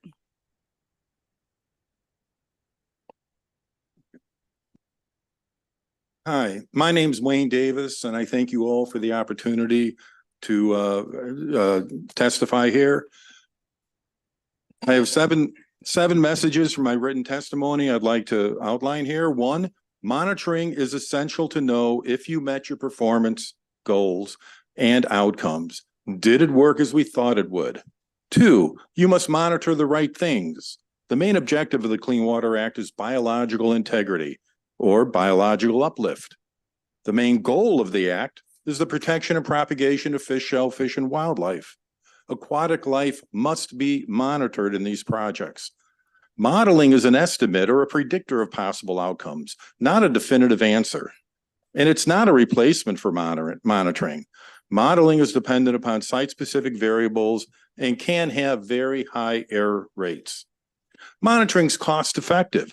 No more than 5%, and usually a lot less, of the project costs would be expected for project outcome assessment. Pooled monitoring is a study designed to look at relationships among variables, pooling data from multiple studies to learn more about the relationships between variables to hopefully improve the outcomes. It's not used for project-specific performance assessments. The sources and causes of impairment must be remedied first, or else a restoration project, which is really a stream reengineering project, will be a very expensive and temporary Band-Aid. Fix the problems causing the impairment before considering stream reengineering. The last point is, if incremental progress of some type is not seen within 5 years, you probably won't see any. But if you don't monitor it annually, you won't see it for sure. Thank you for allowing me to testify, and I hope that you return a favorable report for this bill. Thank you. I think that's it for the panel. Terrific. First question is from Delegate Lehman. Thank you, Mr. Chair. First of all, thank you, Ms. Boyce, for your passion and your determination that other communities not suffer the same fate as yours. Thanks for the invitation to come out and see what went on there. My question is for Delegate Terraza. Thank you for sticking with this issue. I think it's so important. I know as a former county council member of, I think, 12 years, how serious you take public engagement and public notice. Can you shed any light on the system that exists now, on who gets notified when there is going to be a project in close proximity to them? What is that distance? How are they notified? And why is there not an automatic public hearing? Or is there? Okay, so, and I know we have another expert who can speak to public, why it's not sufficient. But my understanding is that they are notifying those who are adjacent to the property. Is that the right term? Adjacent to the property? I think it's adjacent to the property. I'm forgetting my council days. Can you ask the rest of your question? I don't. Yeah. So what is there a distance that's specified on who's considered? No, it's just those that are adjacent to the project itself. So like the Miller's Run project, that whole community should have been notified in theory? No, the whole community would not be notified because they were not adjacent to the property. Now, I don't know what actually happened in that, because one of the things is some counties can put in further requirements or do their own notice, but the reality is there's no requirement. And in a lot of cases that notice is insufficient, as it was in the Miller's Run case, but that was insufficient in part because the description, and I think Mr. Dover has spoke to that it just, you wouldn't know to pay any attention to it because it sounded like a good thing. They're going to restore my stream. They're planting a whole bunch of trees and maybe they'll remove some trees. Right. But what about a hearing? Is a hearing not automatic? Do citizens have to request one? How does that work? And how would your bill work? Did you want to address it? So my understanding is that a hearing is not required. It can be requested, but that doesn't mean it has to be granted. And the ability to request a hearing assumes that you're provided the accurate information about the project in advance, so you know what's about to happen and you want to express concerns. And in the project that was proposed next door to my home, the notice, that was the Elkhorn Branch project, the notice did not mention cutting down any trees, and it claimed that all impacts would be temporary, which we now know when you cut down mature forests, the impact on the adjacent residents is not temporary, it's long-term. And who generated that letter? Was it a contractor or was it MDE? MDE generated the letter, but based on the information that was provided in the permit application. Okay. And then, Okay, and there's not even a public meeting required for the MS4 permit and TMDLs. That's my understanding, is that there's not even the project managers, whoever's bringing it forth. It could be a county, it could be a private contractor. They're not even required to have a meeting about those projects if it's a TMDL or MS4 permit project. okay. And then one last question, Mr. Chair, if you could briefly say what your bill does differently in terms of public notice and a meeting. Right. I requirement think here. mine, because there's been a lot of discussion since then and certainly area for compromise on it, but I believe it notifies people a quarter mile in a quarter mile radius and then a mile downstream, because there can be significant impacts downstream. Okay. And it requires 2 public meetings. I think that's what it does. It has 2 public meetings and 60-day comment period. Okay. I've got coaching back here, but it's true. Okay. Now, that would be a vast improvement. Thank you so much for that. Thank you, Mr. Chair. Delegate Ziegler. And thank you for bringing this bill. I just wanted to ask, it sounds from your testimony as though monitoring is inadequate at best. But a lot of these projects, especially with the storms that we get now, need to be maintained. Any soil conservation project really needs to be maintained. And I'm wondering if they are, if there's any, or is it like they come in, they do their thing and they go away? I'm going to let Mr. Davis answer no or okay, Mr. Davis. But what I will say is that for the most part, MDE's monitoring right now is a visual inspection. So what's important to them is that the stream banks stay the way they've made. Oh, I'm sorry, I'm looking at the wrong person. The stream banks stay stable, and that you don't have the same type of erosion they saw before, but they're not looking at anything that they can't do in a visual inspection right now. And Mr. Davis, or do you have? No, you have anything? Well. Okay. Yes, yeah, very well. Okay, that's it. Thank you. Any additional questions for the sponsor or her panel? Okay, we do have additional favorable witnesses, Marion Eady, Friends of the Earth, Kenneth Bauer, Coalition to Stop Stream Destruction, Roger Davis, Save Plum Tree Branch. I believe that's everyone.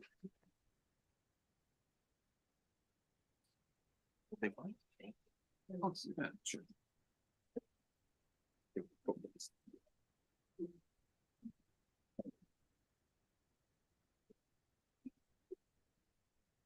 Please begin when you're ready.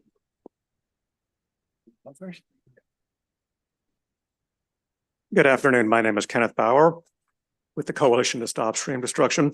We request a favorable report on Bill HB 1284. This bill would advance efforts to restore the health of the Chesapeake Bay, protect communities from the effects of climate change, and advance environmental progress. Repealing an exemption for stream restoration projects from application fees is a common sense action given our budget shortfalls. It makes common sense to acquire that applications for a stream restoration permit include how the goals of biological uplift, ecological uplift, water quality, forest conservation, and climate change will be attained. The current MDE community engagement process and their website are woefully inadequate. This bill would improve those. We agree with requiring MDE to adjust its current stream restoration crediting to reflect reality. The reality is that scientists, including Palmer, Hildebrand, Carr, and Sutherland, have analyzed over 700 projects and concluded that stream restorations do not work. And all their testimony on the other bills, the pro-restoration folks never cite a body of scientific evidence to the contrary because it simply does not exist. We agree with repealing an exemption for stream restoration projects under the Forest Conservation Act. Most importantly, this bill would require applicants to have a plan for addressing each of the potential unintended impacts associated with stream and floodplain restoration projects. We can protect our streams and save money by meeting stormwater control and mitigation regulations with cheaper and more effective out-of-stream restoration practices compared to stream restorations. I refer you to MDE's annual FAP report. If this bill results in fewer stream restorations in favor of out-of-stream stormwater control projects, this would decrease the costs of meeting pollution reduction targets and would hasten meeting the deadlines agreed to by Chesapeake Bay states. For these reasons, we request a favorable report on this bill. Thank you. My name is Roger Davis, and I'm here in support of HB 1284. I live in Ellicott City, and I recently won a fight to stop a stream restoration that would have cost $1.8 million and would have resulted in the removal of hundreds of trees. I have a website, saveplumtreebranch.org, which has lots of information detailing the problems with stream restorations. My website has pictures of many failed restorations just within several miles of my house. One of the failures is on the Little Patuxent River, yet today they are performing another project downstream, which will have even higher volumes of water and a higher likelihood of failure. Hopefully, this bill will lead to the county to choose their projects more carefully. The Chesapeake Bay program was initiated by Maryland to get federal money to help clean up the bay. Unfortunately, a former Forestry Service guy named Dave Rosgan had been successful in promoting stream restorations to federal agencies, and the Chesapeake Bay program adopted his methods. The Chesapeake Bay program pays engineers lots of money to develop models, which they use to develop numbers for the TMDs for the localities. Engineering models give the appearance of science, but they are not. Even the Inspector General of the EPA criticized the Chesapeake Bay program for claiming improvements to the bay based on their models, not on scientific evidence. I believe the best explanation of the EPA, MDA, and your actions regarding stream restorations is the sunk cost fallacy. During the Hogan administration, the Maryland Association of Counties convinced the MDE to grant even more credit for stream restoration. So now nobody wants to do anything but stream restorations. There's no science supporting stream restorations. Margaret Palmer at the University of Maryland did a meta-study of 640 stream restorations, which found that they do not work. If you look up Margaret Palmer on Google citation, you will see that she has been cited by other researchers thousands of times. Yesterday, Senator Elfreth claimed to be backed by 40 academics. I think that if there was significant research supporting stream restorations, it would be highlighted in their presentations. Yet all we hear about is committee reports that include some scientists. I've heard that Maryland has had 900 stream restorations. Thank you. Please go ahead. Hello, my name is Marion Eady. I'm speaking for Friends of the Earth in enthusiastic support of HB 1284. We have heard about what they do. I just emphasize what rushes in to fill the void after everything is killed are invasive species which do not support native insects, birds, or animals. Their populations are crashing. So they're in free fall. I don't know if you've seen those statistics, but two of the biggest drivers are invasives and habitat loss, and both are greatly being accelerated by stream restorations in Maryland. In our cities and suburbs, nearly all our remaining nature is in the stream valleys. This bill requires contractors to do restoration projects to submit detailed plans to minimize tree loss. MDE is required to modify its protocol for awarding pollution reduction credits to reflect the damage done by tree loss. If contractors fail to conserve trees as promised, they lose MS4 credits. This is a welcome first step in what needs to be a major change in how we create incentives to give greater priority to prevention, bioretentions, and green infrastructure. According to MDE's own 2022 assurance plan, there are many upland controls which are more cost-effective than stream restorations, which often must be done over and over because they treat only the symptoms and not the cause. But hey, that's the gift that keeps on giving for the contractors. I would say also the stream restoration industry is very influential in the Chesapeake Bay Commission, has an inherent bias toward doing them rather than doing prevention, because that's how they make their money and utilize their existing skills and equipment. A more objective evaluations are long overdue. Thank you very much. We have a question from Delegate Ruth. Thank you, Mr. Chair. Mr. Bauer, you mentioned unintended consequences. Can you talk a little bit more about what those unintended consequences might be? Is this just about trees or are there other unintended consequences? Yeah, thank you, Delegate. Yeah, we hear a lot about, especially from the other side, the concern about that our side has about tree loss. It's not just tree loss; it's total habitat loss. And habitat loss is maybe tied with global warming as the number one cause of species degradation, and so habitat. You know what these? If you have, I think I've probably sent all of you at this point copies of pictures of stream restorations. Basically, sections of the stream are clear cut. They go in with, as you saw in the video, chainsaws and heavy equipment, and they literally clear cut sections of the stream. It's not just the big trees. Yeah, those are important, but it's the smaller trees. The only ones that are required to be monitored and reported on are the ones above a certain diameter. I believe it's something like 4-6 inches. But the small trees are the future forest. So it's the large trees, the small trees, the understory trees, the shrubs, the forbs, the wildflowers, the grasses, the sedges, and the entire forest floor is clear cut. Unintended consequences. The loss of carbon sequestration, the benefits that these forests provide. Yeah, the little saplings are replanted, but John Parrish, who is one of the most preeminent biologists in our area, he has stated on the record in a Montgomery County council hearing, it'll take more than 100 years for these forests to grow back and replace what was lost. So you have the plants, the animals, the snakes, whether you like them or not, the frogs, the toads, the turtles, the crayfish, the fish, everything is gone. Well, I'll stop there. Get the idea. Also, the microorganisms in the soil are crushed by the heavy equipment, and the sun bakes out the aquatic life. So this is true at the very most basic almost cellular level in the soils and the stream beds. And you mentioned invasive, so that would be another unintended consequence. Isn't that so? Yeah. Thank you so much. Any additional questions for this panel? Okay, thank you all. That concludes the bill hearing HB 1284. We'll now turn to HB 1223, Delegate Adams, title fish licenses, oyster authorizations, reinstatement. We have a panel, please bring them up. Okay, thank you, Mr. Chairman.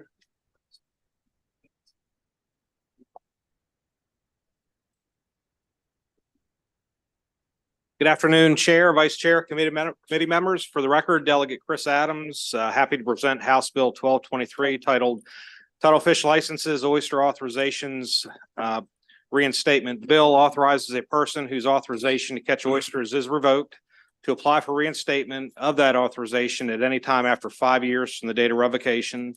Grants Department of Natural Resources some additional responsibilities, including an educational program to rehabilitate individuals. Mr. Chairman and Vice Chair committee members, the reason why I bring this bill, when I came into office in 2014 and started to learn about the oyster industry, one of the first lessons had to do with a constituent who had lost their license and came to the realization that once that license was lost, it was permanent. Never was able to be reinstated. Somebody who was young, I believe from Talbot County, and we came up and advocated for the individual. He made a mistake. He was young, made a foolish mistake because that was his family and his business model to do such a thing. And so I'm back in 2024 with this bill. And the reason why I have it here is because in my committee, Economic Matters, a friend and colleague of mine has a bill, House Bill 175, Delegate Harrison, which is titled Occupational Licensing, Certification, Criminal History. The bill, and I'll read from her testimony and just leave it to the committee for your wisdom on the subject.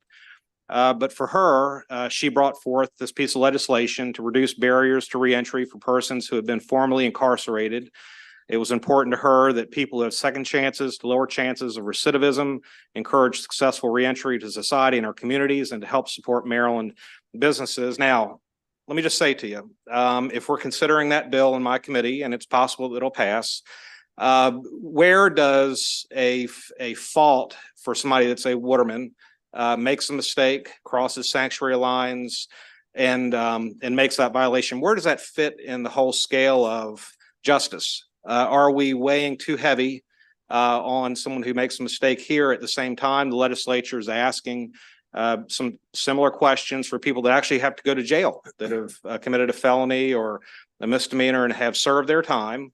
And once they've served their time, now they're ready to go back into society. This never made sense to me back in 2014, 2015, how somebody can make this sort of mistake with oystering and not be able to, at some point in time, learn from and then be able to go back into the business. It's just my personal opinion on the subject. I'd ask for the committee to consider a favorable report on this bill. I bring it for the right reasons and for ones that I think there are relatively few people that have actually been revoked of this license. So I think it does send the right message that, you know, Maryland can be and should be a little bit more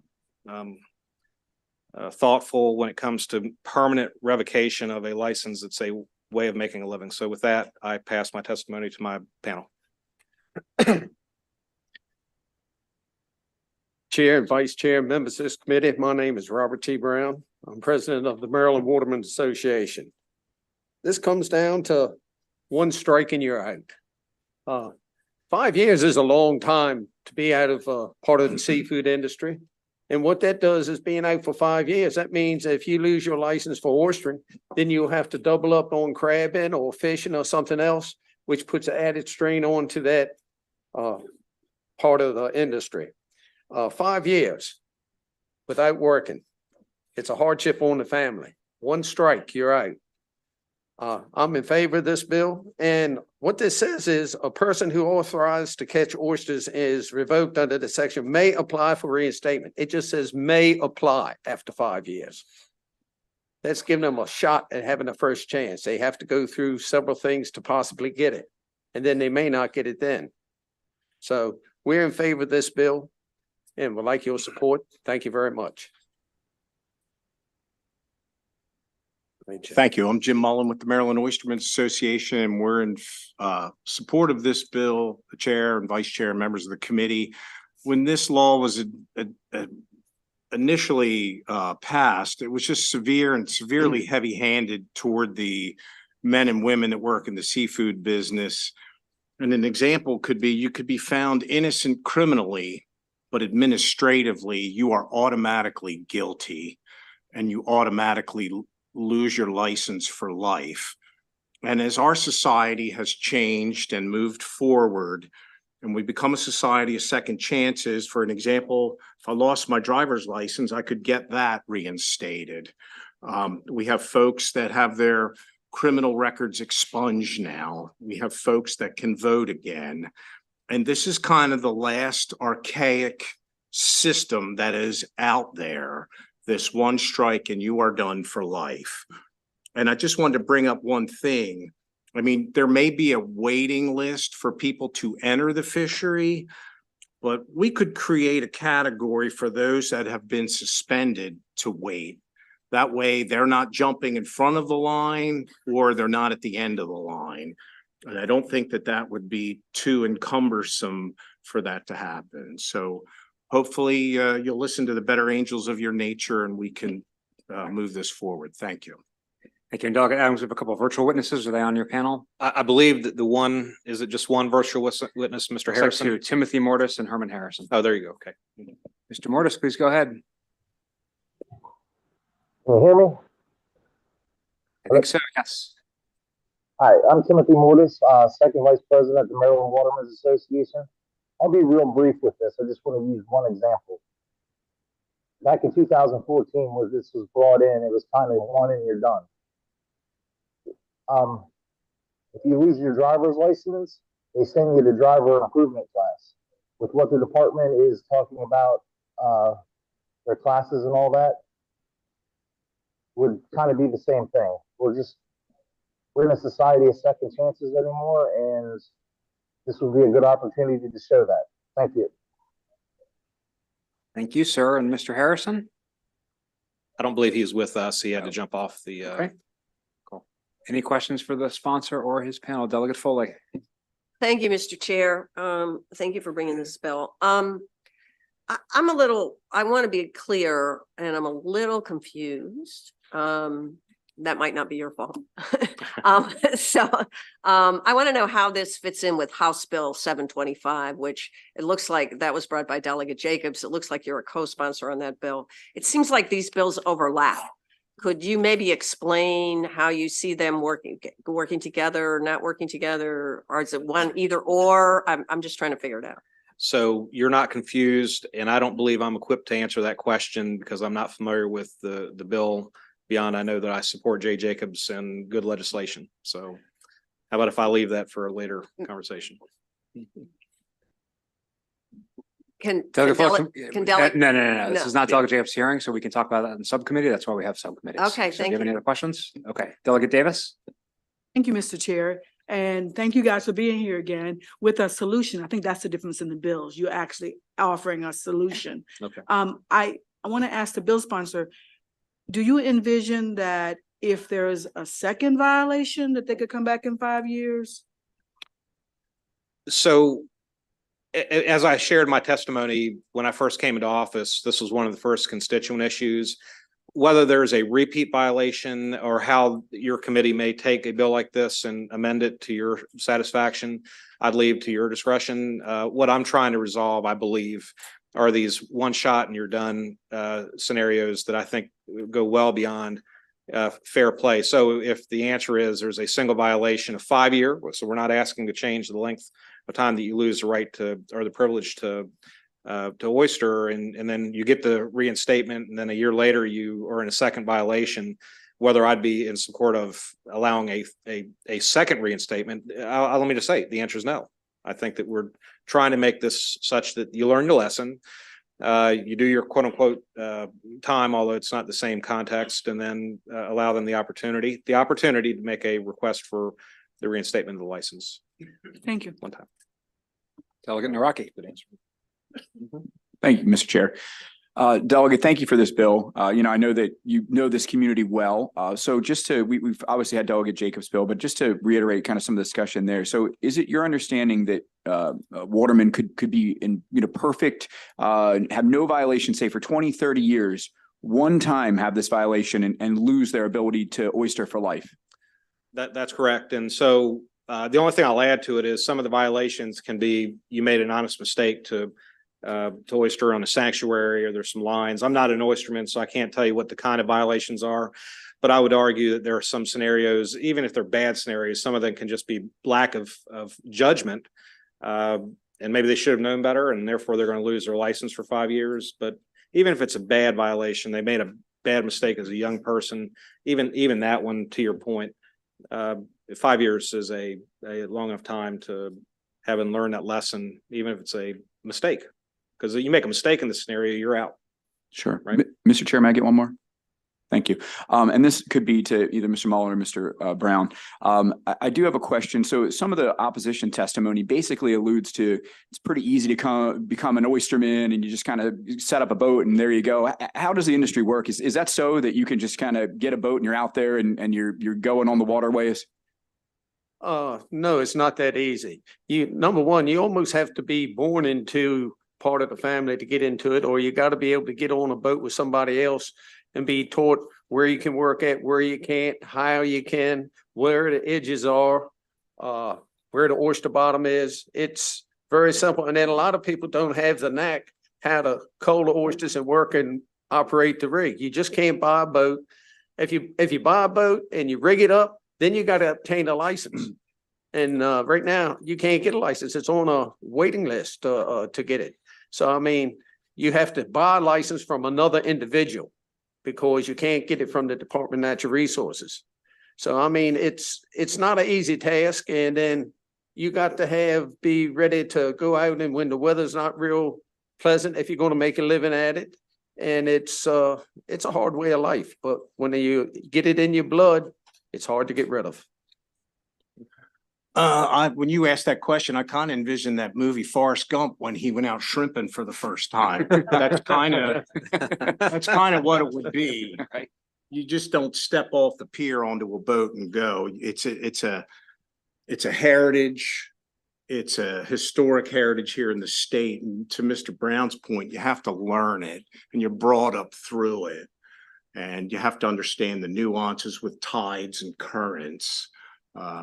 So no, you just can't step on a boat and go out there and do it. Thank you, gentlemen. Sure. Delegate Baker. Yes, and thank you for bringing this bill. And I guess well, it's not a guess. My question is, an oysterman, he's out working. What would his annual salary be a year, in a career like this? You have any idea? Are they making millions of dollars a year? Well, I'd have a full head of hair if we were. But no, we got a 10 bushel limit per man if you're power dredging, 12 bushel limit if you're hand tonging, patent tonging or diving. And you're allowed to work 5 days a week. And oysters this year, they $40 at about the highest. It went down to 35 and 30 in some places, and that has to do with the quality of the oysters. So you can do the math on that. But what's really hurting us this year is right now the men are only working a couple days a week. Okay. For the simple reason there's no market, and the reason it's not no market is the economy is bad. A quart of oysters is like $35, and if you got to feed your family, could they make $50,000 a year, $100,000? You can make $50,000 a year, 40 to 50, if you work at it hard and you go every day. Yes. So you have one violation. That's gross. You lose your ability for a livelihood over $40,000 or $50,000 a year, and if you break that down to 52 weeks, but no, it's only like 6 months. Oh, there you go. Yeah. See, you only So have over what, $1,000 or $2,000 a week is what they're asking. Yeah. And you lose your license for that. Yeah.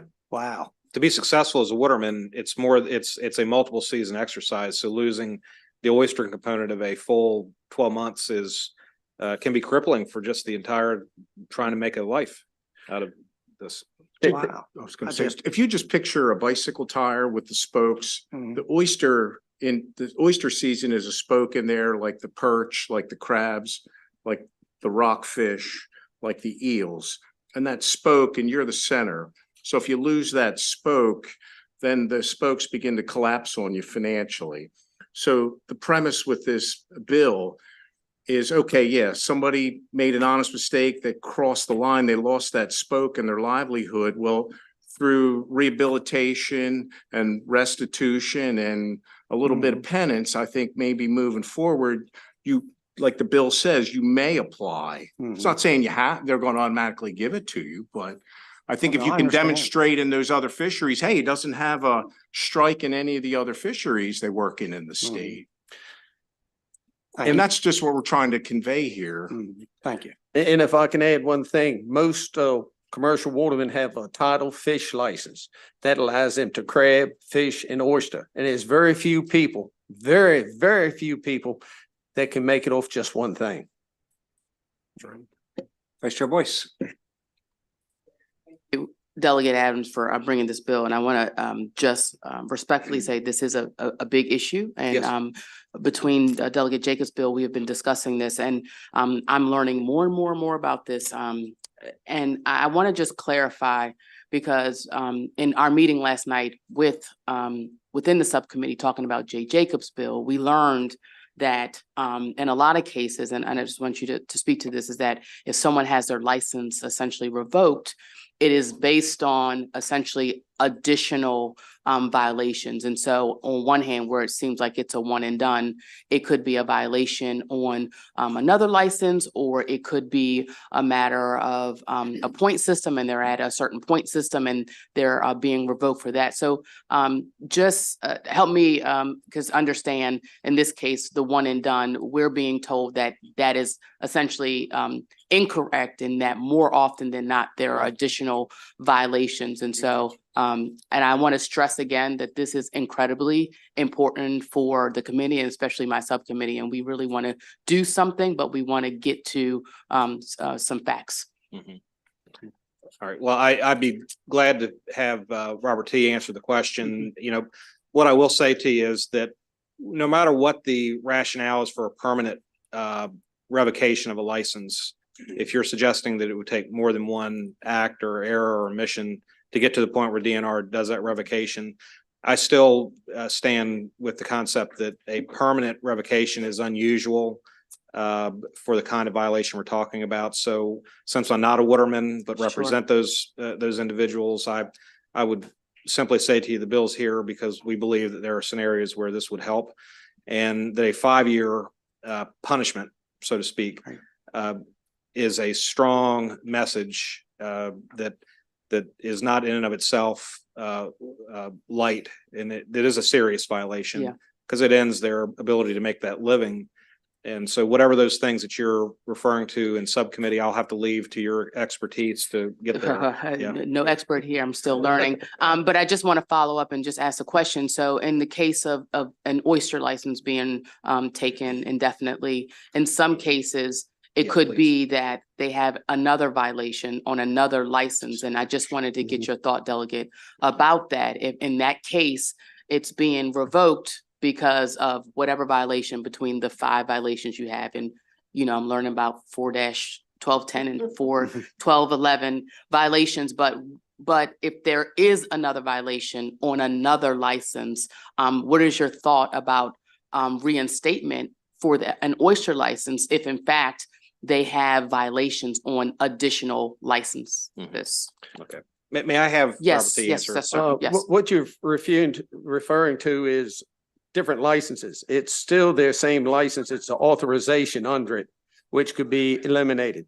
But if a person is getting point tickets, he gets one, say if it's a 2-point ticket, then he gets another one, it's a couple point ticket. Now he's on the verge of having his license suspended or whatever. Sure. And that should correct that part of it. What we're dealing with mainly here is people who have got the one ticket where they would cross the line in the sanctuary. They were working after hours at nighttime. If they were working using the wrong gear, or working on a person's private ground, or working in a polluted area. And those are major offenses. But to lose it once over one of those things, that is not right. And should be some way for a person to be able to be rehabilitated and got back into the industry. Robert T., I agree with you 100%. But what I'm stating, and again, this is serious and important for us, is that they're saying that in cases that they have searched, there have been additional violations. And so for us hearing one and done,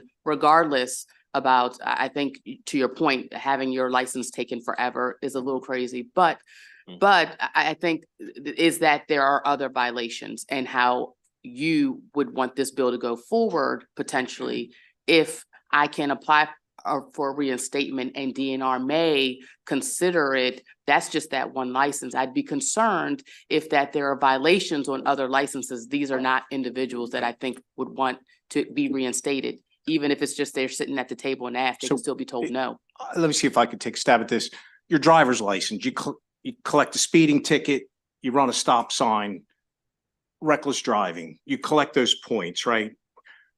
DMV says, okay, I'm going to take your license for X amount of months because you got too many points. So I understand where you're going there.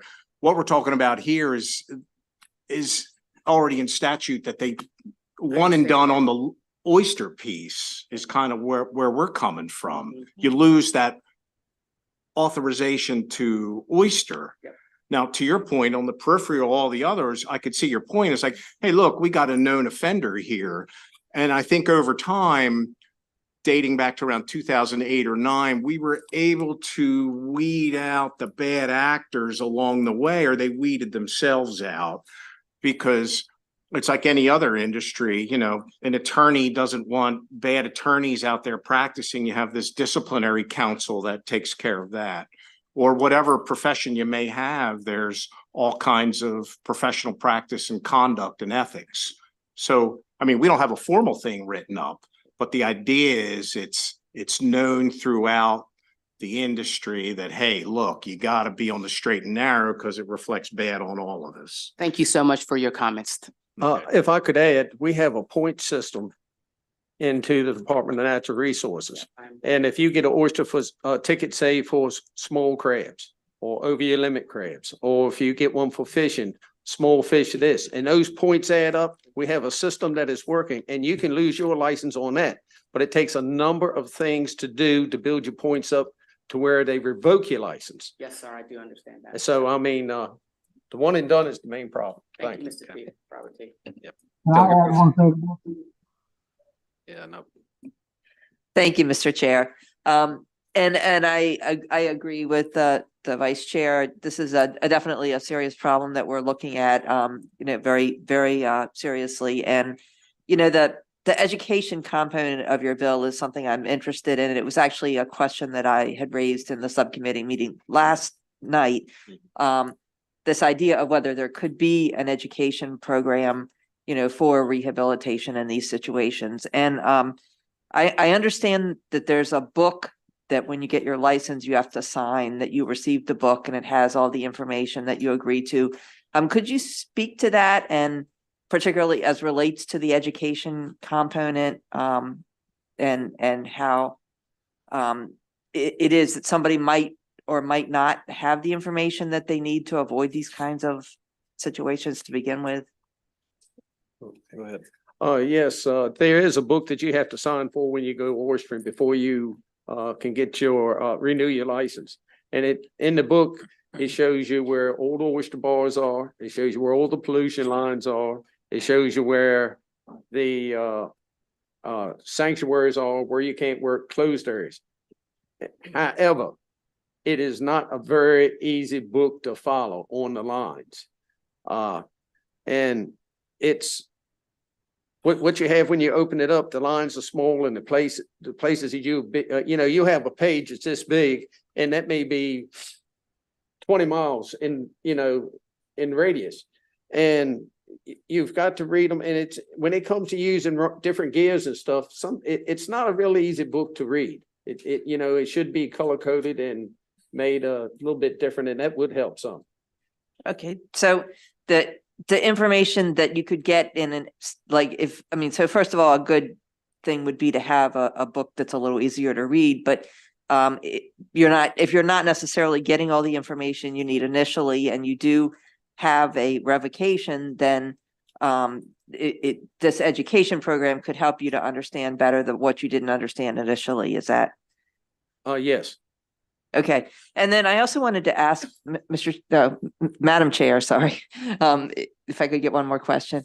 Thank you. I wanted to ask about DNR's testimony, their written testimony, where they talk about the fact, and I think you alluded to the fact that there's a wait list for these licenses. And if somebody is revoked, but they can reapply in 5 years, that might mean that essentially their license has to be held for 5 years. It can't be released to somebody on the wait list. And I wondered if you could address that. Well, where I was going through with that is, yeah, there's a wait list to get into the fishery, but if you're on that, you could create a separate category really, where it says, okay, look, we have a suspension here, and you kind of take that and put it over here, where I've got my other wait list here. So you're not butting in front of the line after 5 years if somebody's been waiting, but at the same time, you don't go to the end of the line. And I think to create some type of matrix like that, I don't know how you would do it. I don't see how that's encumbersome. I mean, I could probably do it on the back of this paper, to be honest with you. So I don't see how that could affect that. I think you just need to use some ingenuity to put something together. It shouldn't be that hard. Okay, thank you so much. Yeah, as a sponsor of the bill, I would be interested in what DNR's opinion on that is, and presuming DNR wants to be in a posture where they're working with the committee on a reasonable bill like this, maybe they've got an opinion on what that looks like. Any other questions for this panel?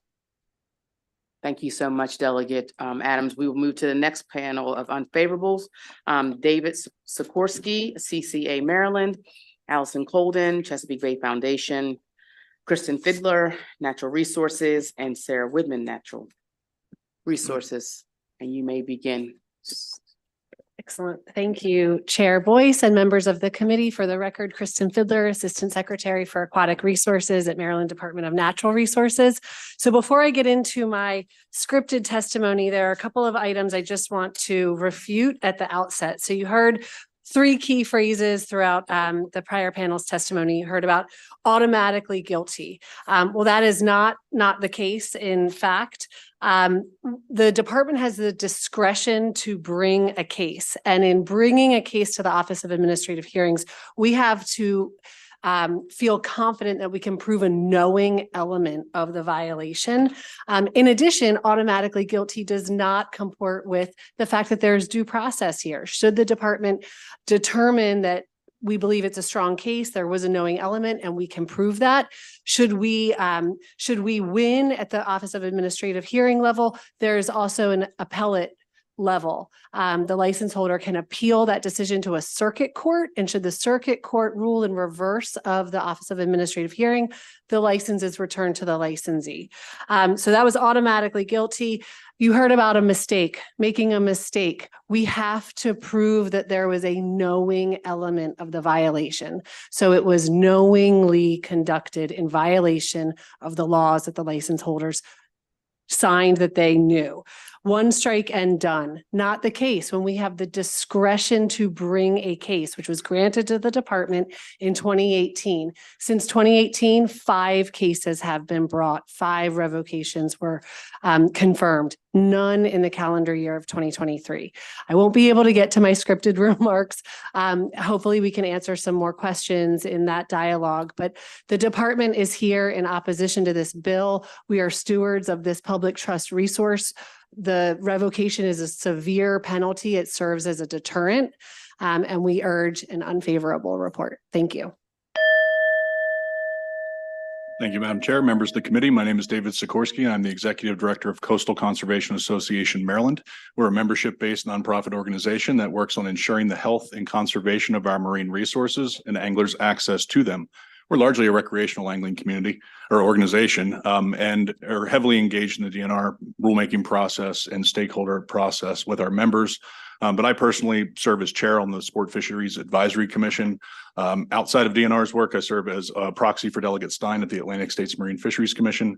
Also serve on the Governor's Shell and Substrate Task Force and the Oyster Advisory Commission. So I get the opportunity to involve myself with lots of different processes at DNR. And our largest concern about this bill relates to what Secretary Fiddler has just mentioned. We need these strong deterrents against poaching.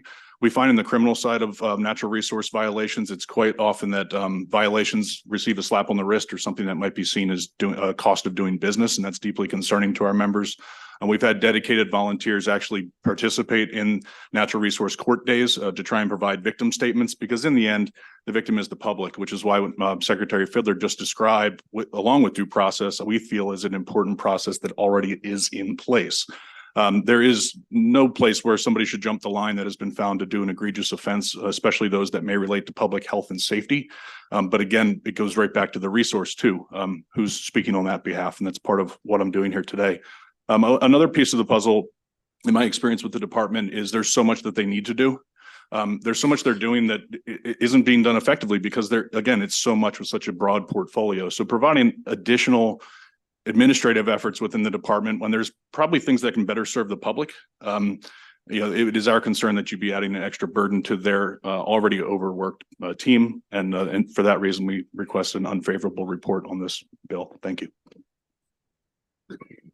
Thank you, Madam Chair, members of the committee. My name is Dr. Allison Colden, Maryland Executive Director and Fishery Scientist with the Chesapeake Bay Foundation, here today in opposition to House Bill 1223. I know you've already heard testimony on similar legislation, and hopefully you all will have received our follow-up information following that bill hearing as well. So I just want to touch on the reinstatement of licenses that is proposed under this bill. If this bill were to pass, those who have abided the rules and waited their turn for years on a wait list would be leapfrogged by someone who has been convicted of a poaching violation once their license is reinstated. I understand that there was a comment on the previous panel, but there's a way we could work that out. But the number of licenses in Maryland is capped, and it's capped for a very good reason, to protect this natural resource that is so critical to the Chesapeake Bay. So by creating a separate set aside of licenses, you are in essence creating a process by which folks who have waited on the wait list for many years are being cut in line, per se. The only other way to come across a license to enter this fishery is to buy one on the order of $10,000 to $30,000. So if you are not an individual who can afford to pay your way into this industry, licenses that are relinquished through revocation or other purposes are the only way that you can even attempt to make a living working on the water. Oyster poaching is a significant impediment to oyster recovery, and those who knowingly poach oysters harm the economy, the environment, and their fellow honest watermen who abide by the rules. Lastly, I'd just like to call your attention to some written testimony by the Chesapeake Oyster Alliance. It's a coalition of more than 100 organizations, individuals, businesses, and oyster farmers dedicated to planting 10 billion oysters in the Bay by 2025, and who are opposed to any efforts that might undermine their individual and collective restoration efforts. So with that, we urge your unfavorable report. Thank you. Good afternoon, Madam Vice Chair and committee members. My name is Sarah Woodman with the Maryland Department of Natural Resources. I just wanted to add to Assistant Secretary Fiddler's comments and say that, there's definitely room for improvement in this law, and we're happy to sit down. We have a penalty work group at the Department of Natural Resources, and we're happy to sit down with them and talk about this for looking at it both in a theoretical path forward, but in a practical path forward, something that would actually work. Delegate Allen. Thank you, Madam Chair. Thank you all for being here. As we've already said, we're working on this issue and multiple bills, and we're all trying to figure it out. Ms. Fiddler, you mentioned since 2018 you've had 5 cases, and because there's been a lot of talk about this, how many of those 5, if you don't know, that's all right. How many of those 5 were first-time violations? I would be happy to respond to that. And in fact, I'll go back to 2011 when the law was initially enacted, and that did not give the department discretion to bring the case to OAH. It was a shall, not a may.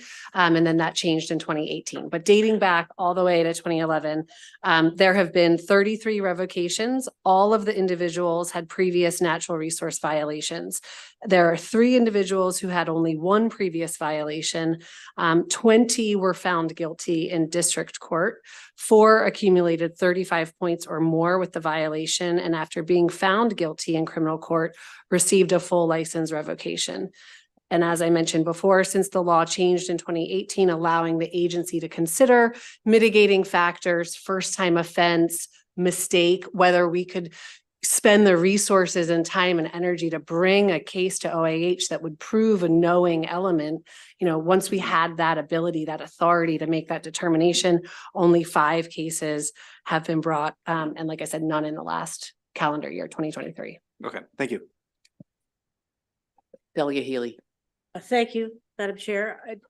As long as you got the numbers there, I'm looking and I'm not sure, I'm a little confused by the discussion, but are there licenses sitting on the shelf that are not being used that could be picked up by somebody else because of this situation? So yeah, I'm happy to explain that. So if you really want to dive into natural resource law, in Natural Resource Law 4701, that's our commercial license law. There's a provision that required us when we set up that initial system in 1994 to have a limited number of licenses. I think the last panel talked about a tidal fish license. It's kind of like an umbrella, and you can have authorizations for different things under it. Oysters would be one. So each of those authorizations are capped in the number we can give based on that 1994 law change. Certain authorizations, for example, like a hook and line authorization, we have some available now. Someone could walk in and purchase one today. but the rest of them have wait lists because of that. Some of them have had people on the wait list for 10 plus years waiting to get a license off of them. Okay, If so. that makes sense. So there's wait lists for almost all of this.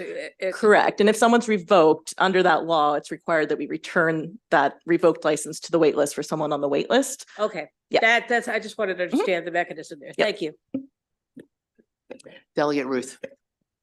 Thank you, Madam Chair. And thank you all. Thank you, Madam Assistant Secretary as well for being here. And this is, clearly a very difficult issue, and it is very important to protect the oysters, and we recognize that. I mean, that's why we're here. But it also the idea of a lifetime revocation with no possible appeal or way back is difficult because I don't, as the sponsor said, I don't know many other places where we do that kind of thing with no possibility for rehabilitation or diversion or anything like that. Maybe murder, but I'm not even sure there. But so I just think it would be great if we could find some way forward. But I do hear you on the knowing aspect, but you have to prove that it's at a different level from a criminal level. Is that correct? Yes. Yeah, that's correct. So I assume the standard of proof is not quite as high as a criminal case. Correct. And you mentioned that somebody could appeal, but there's a cost to that. And when people are not making a lot of money to begin with, and now they've lost their livelihood, they may not have the money for an appeal. Isn't that so? I think that's a fair point. Yeah, so I guess, I'm just trying to understand all the impacts here as well. And we've also heard that the book is difficult to understand. Is that something that you're open to taking a look at, how that information is disseminated initially? Absolutely. I think education that is communicated in an effective and meaningful way for, multiple audiences and is current and up to date in its communication tools is imperative. And that it was absolutely something that we noted, and I'd like to take back to the department. And I do appreciate, in my scripted remarks, I was going to start with, we certainly appreciate the sentiment behind this bill and the severity of the impact to livelihoods and to, the economic well-being of businesses and things like that. We certainly appreciate that. And we recognize that there is likely room for improvement in process, in practice, and in looking at the level of violations that are included in the list of 5, really making sure that we're focused on conservation-based violations and exactly what we're trying to preserve, protect with this public trust resource. So that being said, we have talked with Delegate Jacobs and the sponsors on the Senate side as well about taking this issue to the appropriate forum, which is this already established penalty work group. And because it's not just, as Sarah was saying, theoretically, how do we fix this? But in practice, we have several areas of the code that are in conflict with each other and will have unintended inadvertent consequences on how we issue the licenses, how the waitlist works, how the process works. And those need to be ironed out. We need to get everything on the table. And at the end of the day, maintain a strong deterrent to violating these provisions. This is a public trust resource. There is a knowing element, albeit at the Administrative Procedure Act level. But again, the state is investing millions of dollars of state taxpayer funds into the conservation, the protection, and the promotion of oysters.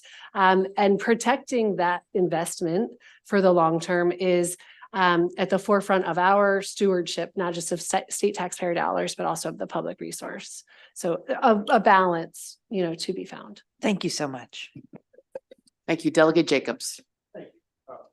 Madam Chair, and I've got a couple questions. When you look at a lifetime revocation, a lifetime sentence, that's more like capital punishment more than punishment. When you agree with that, when you have a lifetime sentence? Delegate Jacobs, I would not agree with that analogy or that comparison. I recognize the severity of a lifetime revocation of the Oyster license, but it was an agreed upon deterrent back in 2011 when it was established. And the severity of the violations with regard to the knowing and willful element at the time were deemed to warrant a lifetime revocation. So my next question is especially to Allison. There was a case last year where a second offense for an aquaculture oysterman who got caught stealing oysters out of a sanctuary, taking him out to his lease in the middle of the night. Many thousands of dollars worth of oysters. Was caught twice. Received $1,000 fine and 1 year probation. What do you say about that in comparison to what we're talking about today? Thank you, Delegate Jacobs. Obviously, it's difficult not knowing the details to comment on any specific case or any specific circumstances. In that case, if that person held a TFL, then it should have been eligible for review by the department and revocation. I think if that person did not hold a TFL, there's no license to revoke in that case. And I think that is a larger conversation as to how you would go about creating an appropriate reaction to that sort of activity. But I don't know whether that person was in possession of a TFL. Well, I'm just merely trying to point out the double standard that we have here. The reason why this issue comes up and the severity of the issue comes up, but there's a double standard in the fisheries, depending on the license you hold. Respectfully, Delegate Jacobs, I would say that whomever is in the middle of the night stealing oysters from a sanctuary is poaching oysters, regardless of whether they're in the wild fishery or in the aquaculture industry. That we agree with. But the penalty side of it is where we're miles apart between one fishery and the other doing the exact same thing. Thank you.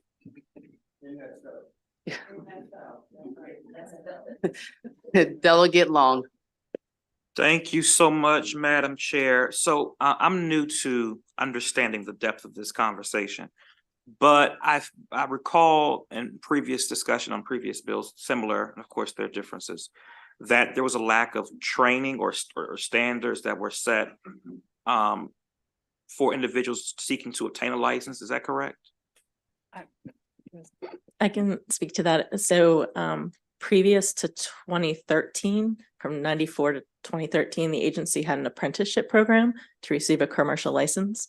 In 2013, when the commercial fees were overhauled, that system was removed. There were problems. Some of the issues were, I think as the previous panel noted, you really have to know someone to be able to get in. And so to have someone sign off on your hours, if you're not familiar with the industry, it was a high burden for many people to try to find someone to meet those requirements. Since then, the books that you sign for, some licenses require you as Coast Guard captain's license. So there are elements of education and testing dependent on the type of authorization you have. Understood, because I just think that if education is not center around this discussion, I think, again, it's no secret. I am just appalled at the fact that people do lose, that lifetime revocation. That is hard for me to comprehend in this industry. And so I feel, especially if there's not any realm of education or training around receiving a license, it makes it even more complicated. But thank you, Madam Chair. Delegate Baker. Thank you, Mr. Chair. I think you had mentioned 30 plus revocations since 2011 or something like that. And I thought someone said the law states that after a period of time, they may be reinstated. No, I think that's the bill. The bill would say after 5 years to reinstate them, or they could ask to be reinstated. I was speaking to the original law in 2011 that required the department to put forward a case to the Office of Administrative Hearings if there was a violation. We didn't have the discretion to determine whether to bring it or not. Okay, thank you. Sure, that discretion came in 2018. Thank you. I'm not supposed to. Is there any other questions for this panel? Seeing none, thank you so much. That concludes the hearing for HB 1223, calling up the Adams Show, HB 1231, Delegate Adams, Natural Resources, Fisheries, Oyster Management. Do you have a panel, sir? Yes, and please, if they can come forward. Please, absolutely. Okay, thank you, Vice Chair and committee members. For the record, Delegate Chris Adams, happy to bring House Bill 1231. And it is indeed the Oyster show. You know, then Delegate Mounts would bring all the Oyster bills. He was on the advisory committee and had the experience, but I learned a lot in my 10 years. And let me just say, most of the bills you're going to see me bring forward in the balance of this 4-year term have to do with defending jobs, but I'm a 5th generation Eastern Shoreman with 3 children that are now adults, and they enjoy the Chesapeake Bay just like I do. And you and I and everyone here knows that oysters have more than just jobs at hand. They also filter our water, and anything and everything we do as the state of Maryland should be through the lens of how do we protect the Chesapeake Bay against some of the difficulties we have with Conowingo, just the nature of the health of the waters, and I accept and recognize why that's important to the committee. It would not be a surprise that somebody like me, as a small business owner, cares a great deal about the jobs, the economic development, for which on the Eastern Shore falls down 2 main categories. That's agriculture and the watermen, how we work the Eastern Shore to our benefit. As a 5th generation Eastern Shoreman, I bring this bill because I believe it answers one important question to me, which is that we have in the oyster fishery a 3-legged stool. One's aquaculture, the second's a sanctuary network. And here today, I'm here to talk about that third, and for my part, most important part of the stool, which is the public, fishery. The bill and my sponsor panel go into depth, but my bill has goals and objectives, of which are adaptive management, working on pilot projects and these county committees, and also addressing failed sanctuaries. I think the committee understands that many of our sanctuaries have failed. Senator Mounts and I talked this morning. His testimony is that we've spent tens of millions of dollars working on these sanctuaries to some effect, but not really the effect that you would expect given the amount of money we put into it. So why is this bill here? The bill's here because we have shown the public fishery is to be a successful and agreeable way to work bottom, to make sure oysters are cultivated like you and I cultivate our land, whether it's plants or whether it's our farmers. We had the best spat set in 30 years. We had 720,000 bushels of oysters harvested in 2022 and 2023. That signals to the committee that something's going right and that we should continue that which is going right. This bill advances certain policies that I hope we get support from everyone, whether it's the people that care about the water, the Chesapeake Bay Foundation, whether it's the Department of Natural Resources. But committee, I ask for your favorable report because it speaks to me as an Eastern Shoreman that cares about all those things, but it also wants to be at least scientific and thought-provoking when it comes to oysters and the fact that you need to get the silt off the oysters, and the only way to do that is to work the bottom. You have to work the bottom. And with that 4 or 5 minutes of testimony, I ask for your favorable report and would pass the balance of my testimony to my panel. Thank you.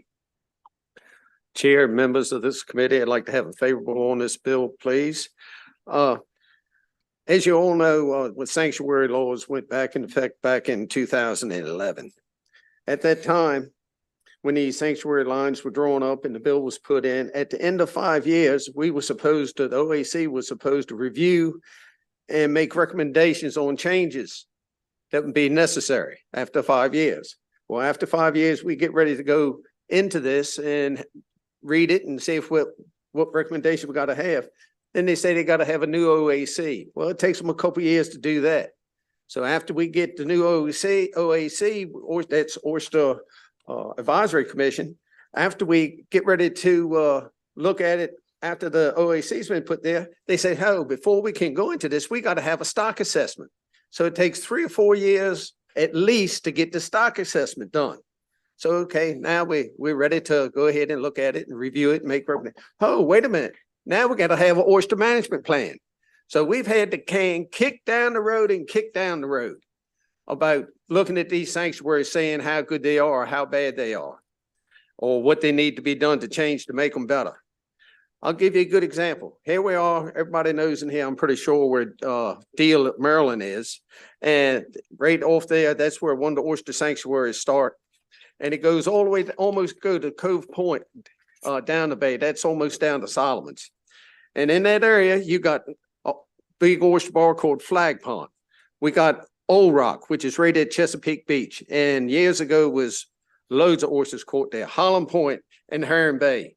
Now, they're laying there. They haven't been cultivated. They haven't been worked. The only thing that we've had them is going in our bay is sewage, plants. We got stormwater management, all these roofs and roads, and the Conowingo Dam with silt coming down the bay, and they just laying there. And yet we still have not looked at the sanctuaries and made recommendations on them. Thank you very much. Thank you, members of the committee. Madam Chair, I'm Jim Mullen with the Maryland Oysterman Association. We're in favor of this bill because it'll allow us to engage in adaptive management. We could address the failing sanctuaries through pilot projects where the watermen actually have the knowledge, the infrastructure, meaning the boats and the equipment to go in. If you have a failing sanctuary, we could get the shells up where they've been silted over and seed them, or if you get a natural spat set through Mother Nature's work. Every time, to Mr. Brown's point, we've looked forward to move forward. There was always a bill put in to block us. And I counted 3 today. So finally, you know, without throwing all the stumbling blocks in front of us, this bill will allow us to move forward with the pilot projects, to work with the department to pick out areas where we can go in and do this using our infrastructure and our knowledge and our personnel, because we all want clean water. We want clean water. You want clean water. Everybody wants clean water. I don't know anybody who doesn't want it. And we want to be a part of the solution. And so with this bill, that allows us to do that. So hopefully we get a favorable recommendation on this. Thank you. Orally, Timothy Mortis, is he in the room? Let's bring him in.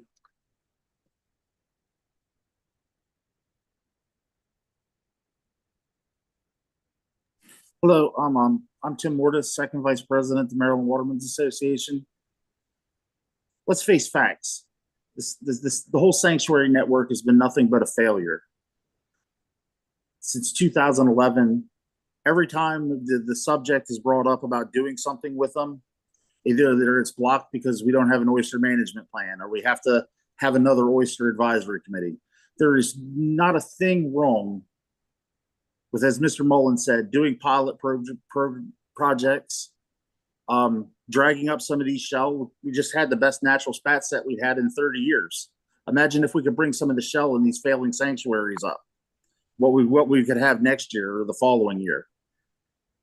There's no reason to leave these sanctuaries any longer to get silted over any farther by anything. Sewage spills, Conowingo. It's just a waste. Thank you. We'd like a favorable report on this. Thank you, Timothy. Is there any questions for Delegate Adams or his panel? Mr. Jacobs. Thank you. So I heard the comments on the terrific spats that we had this year.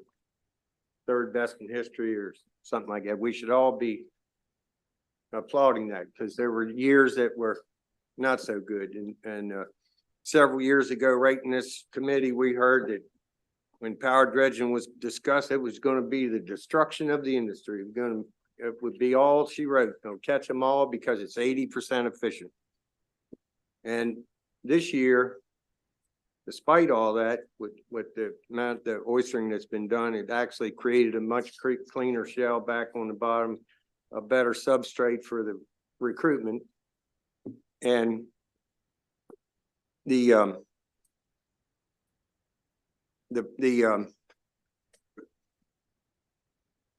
lost my train of thought. Anyhow, the recruitment issue, now I know what it was. The chart that came out and it showed all the bars with the, you know, where it had significant spats that all around the state of Maryland. It was in red, I believe, all over the chart. But there were a couple areas there that were sanctuaries that were not red, they were white. So can you, any of you explain that?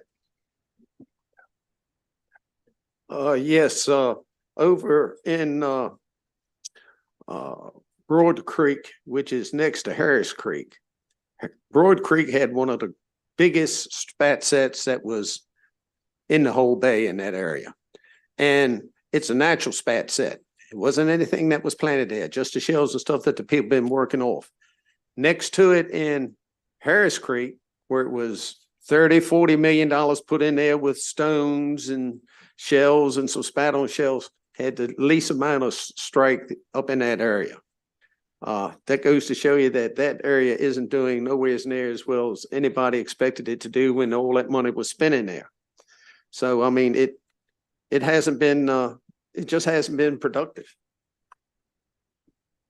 I'll bring up a great point. Up home in Swan Point off Rock Hall, when you and Senator Joan Carter Conway and even Delegate Holmes gave his blessing in the subcommittee, we did that pilot project at Swan Point. And we were told that wouldn't work, that wouldn't work. You don't know what you're talking about. We went in and brought those shells up. Everything got seeded. It got monitored. And then it was a controlled pilot project where we actually were able to bring the shells up and oysters thrive there. And then we did the controlled harvest, and now it's closed for oystering now. But the fact is that was an example of a pilot project where we were told it wouldn't work. And you and Delegate Holmes and Senator Joan Carter Conway gave us, you just put your trust in us. We spent our own money and it was a success. And that's kind of where we were going here with this. Give us another opportunity. Let us try it.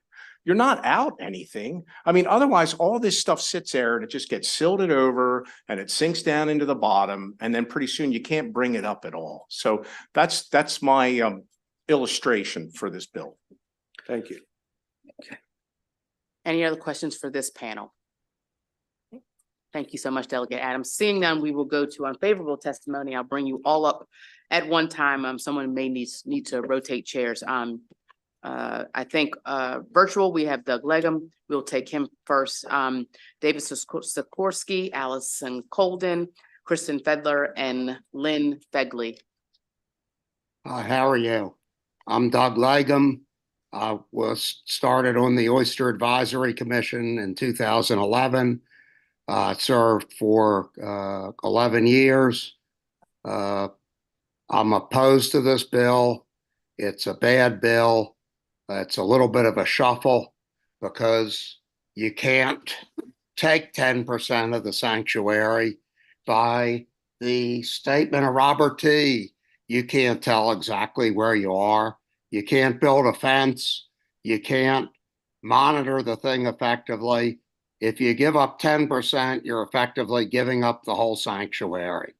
Number two, when I first got interested in being on the Oyster Advisory Commission, it was as a result of a conversation with former Governor Ehrlich when I asked him how things were going with the Bay. And he said that they were bringing in a species of Asian oysters. So I said, what's wrong with the oysters you got? So he said, they're going to go extinct. Well, we started the sanctuary program, and I put up $100,000 of my own money to bring shell up here from Louisiana, which I 100% expect to get back from the sponsor of this bill in court if it passes. And since you had the sanctuaries, by everybody's statement, the thing turned around. One of the oyster guys just testified that Broad Creek next to Harris Creek was one of the best spat sets ever. That's because you get a spat that migrates from the sanctuary to other areas. It's not a coincidence that at the point where you had the sanctuaries, that's where the oysters started to come back. You can't oyster in 10% of the sanctuary because you can't measure it. It's not possible. This is a bad bill. It favors 700 oystermen over the other 6 million to residents of the state of Maryland. Thank you for your testimony. Your time has expired. Appreciate you being here. We'll turn to our in-person unfavorable witnesses, and you can go ahead in whatever order you see fit. Great, thank you. Good afternoon, Chair Corman, Vice Chair Boyce, members of the committee. For the record, Kristen Fiddler, Assistant Secretary at DNR. The department is here in opposition to House Bill 1231 for two main reasons. The bill does two key things, and the first as it relates to changing the boundaries of oyster sanctuaries. We believe that that portion of the bill is no longer needed, that it is rendered moot at this point, that the process that the previous panel spoke about, albeit lengthy and arduous in terms of gathering stakeholders on the Oyster Advisory Commission, conducting a stock assessment to make sure that our decisions were informed by the best and most data, as well as developing an oyster management plan, which is a standard and comprehensive, holistic, and strategic plan for managing fisheries. That process has concluded. And so it had to go through COMAR as well. So the oyster management plan has been presented, voted on, approved with amendment by the commission, and is now being incorporated by reference into our regulations and will be in effect this summer.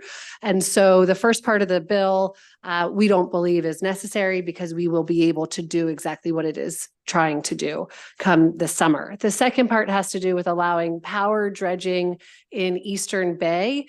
And we believe, based on the data and the science that we have, that the spat set is too low in Eastern Bay to withstand the pressure of that very powerful yet efficient tool. There are pilot areas in Eastern Bay that were open to power dredging. Those remain open to power dredging, so that wouldn't change. For these reasons, we would urge an unfavorable report on this bill. Thank you. Someone please proceed. Mr. Chairman, Madam Vice Chair, members of the committee, my name is David Sikorsky, again with Coastal Conservation Association Maryland, or CCA Maryland. And I do serve on the Oyster Advisory Commission and the Governor's Shell and Substrate Task Force as a lone recreational fishing focused representative. And we have concerns about this bill largely related to what Secretary Fiddler had mentioned, and it all relates to habitat. The oysters need shell as habitat. Power dredging does bring it up to the bottom, but only up out of silt and such, but only temporarily. And it's a symptom of the challenges that we face with our overall oyster situation and the health of the watershed. Delegate Boyce, I see that reef ball sitting on your station there, and kudos to that, because that is oyster habitat. And I have the pleasure of building artificial reefs with students throughout the state. So it's a big part of what we're doing to try and invest in uplifting oyster habitat where spat can attach, adult oysters can live, and everything else can be there. So to the recreational fishing community, these places that have oysters, we need them to be more robust and more populous to provide ecological uplift, which provides fishing success, economic benefit that comes from it for the general public, and strongly believe in the oyster management plan as the place where sustainability must be found. And we must understand the level of the resource which is out there, and then what it can withstand. And that's best managed within the DNR process, within the oyster management plan, within OAC, as tough as it is. That's the overarching goal. And so much progress has been made for management and ultimately the health of the resource. I think those things happening kind of together is a little bit of luck, and we have Mother Nature to thank for sure. And there's no question that clean bars with shell on top will catch spat and drive the industry. But ultimately, we should be working through our existing processes to determine what gear makes sense in what places and what our overarching goals are, driven by science and reports, which are mandated on our sanctuary programs. And I think that DNR has the process that this should remain in. So for that reason, we request an unfavorable report. Thank you. Good afternoon, Mr. Chair, Madam Vice Chair, members of the committee. Again, Allison Colden, Chesapeake Bay Foundation, Maryland Executive Director, in opposition to House Bill 1231, which would remove statutory protections for our oyster sanctuaries and expand power dredging into Eastern Bay. While it is true, as Assistant Secretary Fiddler pointed out, the Department of Natural Resources has completed a required consensus process and is working to update their oyster management plan to incorporate those recommendations by reference. Respectfully, I would flag for the committee that the requirements of the plan in this section have not been met, and therefore, at best, the removal of protection for our sanctuaries is premature. Section 4-215 requires that the oyster management plan developed by the department under this process end overfishing of oysters, achieve target fishing rates, increase oyster abundance, and increase oyster habitat. Unfortunately, the oyster management plan that was produced through this process fails to meet these objectives. In fact, the 2023 oyster stock assessment indicates that overfishing is still occurring in several areas of the bay, including the St. Mary's River and Tangier Sound, where overfishing has occurred for 5 consecutive years or more. In addition, I'd like it to talk to the committee directly about the efficacy of our sanctuaries and just say that the sanctuaries do work. By all measures that were set out in 2011 by the Oyster Success Metrics Work Group, which included state and federal agency scientists, our sanctuaries are meeting or exceeding all of those target goals that have been set out for them in 2011. And not only has oyster restoration in Maryland become a model within the US, it has become the global model for oyster restoration, bringing in experts from all over the world to see how they can duplicate what we have done here in Maryland. As the state looks forward to completing restoration in those 5 large-scale sanctuaries by 2025 per the 2014 watershed agreement, the Bay program is looking to what comes next, and opening sanctuaries at this time could cause Maryland to lose out on millions in federal investment to rebuild our oyster resource. Therefore, we urge your unfavorable report. Thank you. Lynn Fagley, Director of Fisheries with DNR, is here for technical support and questions. Terrific. Are there any questions? I do not see any, so thank you all for being here. I believe that concludes the bill hearing on HB 1231. We will now turn to our colleague Delegate Jacobs, HB 1232, Fisheries, Striped Bass or Rockfish Juvenile Survey. If you have a panel, feel free to bring them up.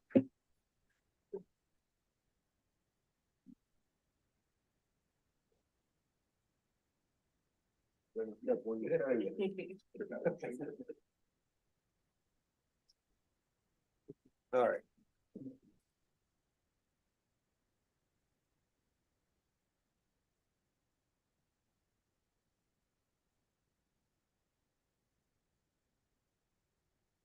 Ready, Mr. Chairman?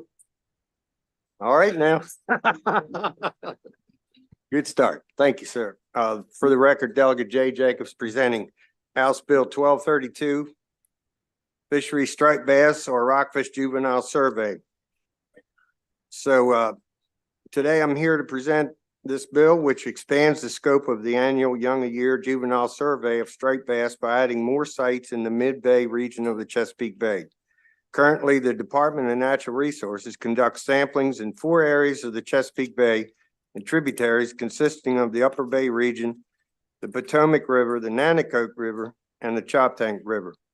These areas are located basically in the north and the south regions of the bay. The total number of sites surveyed in these 4 areas is 22. This young of year sampling has been done in these areas since 1954. So I was a year old if you're counting. The sampling is done on a monthly basis in July, August, and September in these 4 areas. As you can notice by the chart provided in my testimony, there's no sampling done in any of the mid-bay region or in the Magathy, Severn, Chester, South, West, or Miles Rivers or Eastern Bay. I know that spawning does take place in many of these areas because I've actually witnessed it myself. This legislation seems to expand sampling sites in the above mentioned areas from 12 to 20 additional sites. We all want good and accurate science when making proper conservation decisions.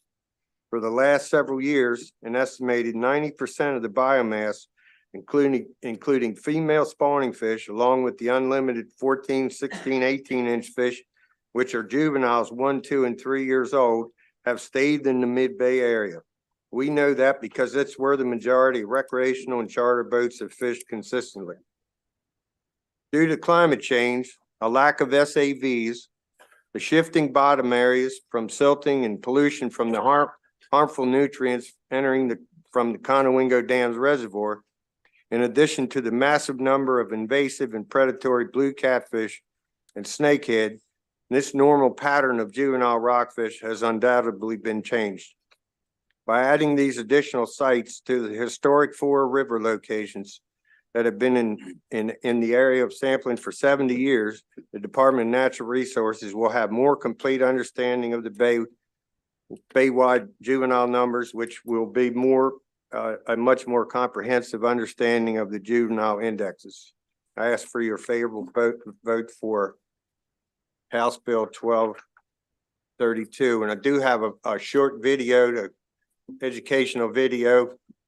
Thank DNR for this. Where are you? Thank you. Just so you understand the process of the juvenile survey.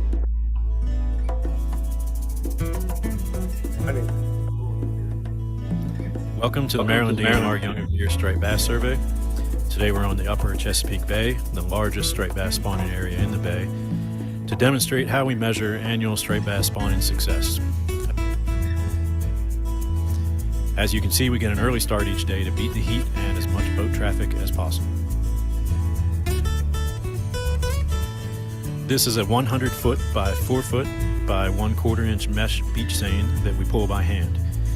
Fish from the first sample are held in a cooler so we don't count the same fish twice, and all fish are released after the second sample is collected. We've used the same method since 1954. The seine survey helped document the decline of striped bass populations in the 70s and 80s and was a trigger to reopen the fishery after a 5-year moratorium. This is just one of the tools we use to monitor the population and ensure a sustainable fishery. 22 survey sites are located in the 4 major spawning areas of Chesapeake Bay, the Potomac, Nanticoke, and Choptank rivers, and the Upper Bay area. Each site is visited 3 times per summer, and 2 samples are collected at each visit. All fish are identified and counted. In a typical year, we'll handle about 50,000 fish of 50 different species. White perch, striped bass, gizzard shad, and crabs are caught frequently.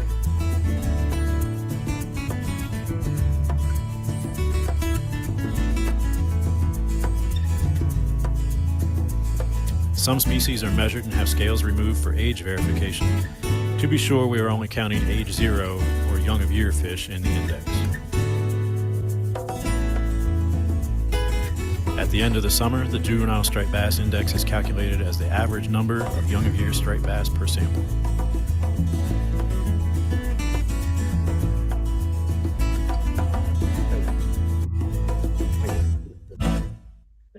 Send me a bill first of the month. All right. So hopefully you all got this chart. It was in your packet of information, and it shows you right in the center. There's like a rectangle where, especially the area that I'm talking about in this particular legislation, and as you can see, there's no sampling done there. Historically, there has not been any there, and that portion of the bay seems to be holding the majority of fish in the bay. And like I said earlier, we know that by the amount of recreational and charter boats that are working that area. And hopefully soon we'll have better reporting, and we'll have more data there to make certain that we understand that as well. I did also want to say this past weekend, I talked with a couple of oystermen.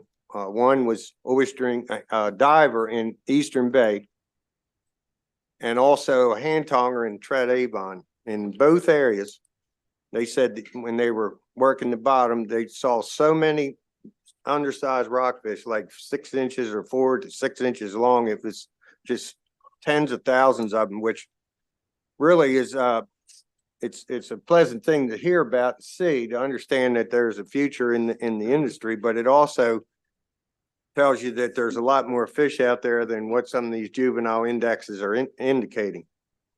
So I think that I'm not trying to reinvent the mousetrap, because they use the historic data on north and south they've used for 70 years. But I think given the conditions that I talked about in my testimony, and especially with this invasion of blue cats that are so predatory, they've gone to the head of the bay and waiting for these spawning fish to spawn and eat the eggs and eat everything else that moves up there, along with other things, that we we just need to gather more data and have much better data to make these decisions. There were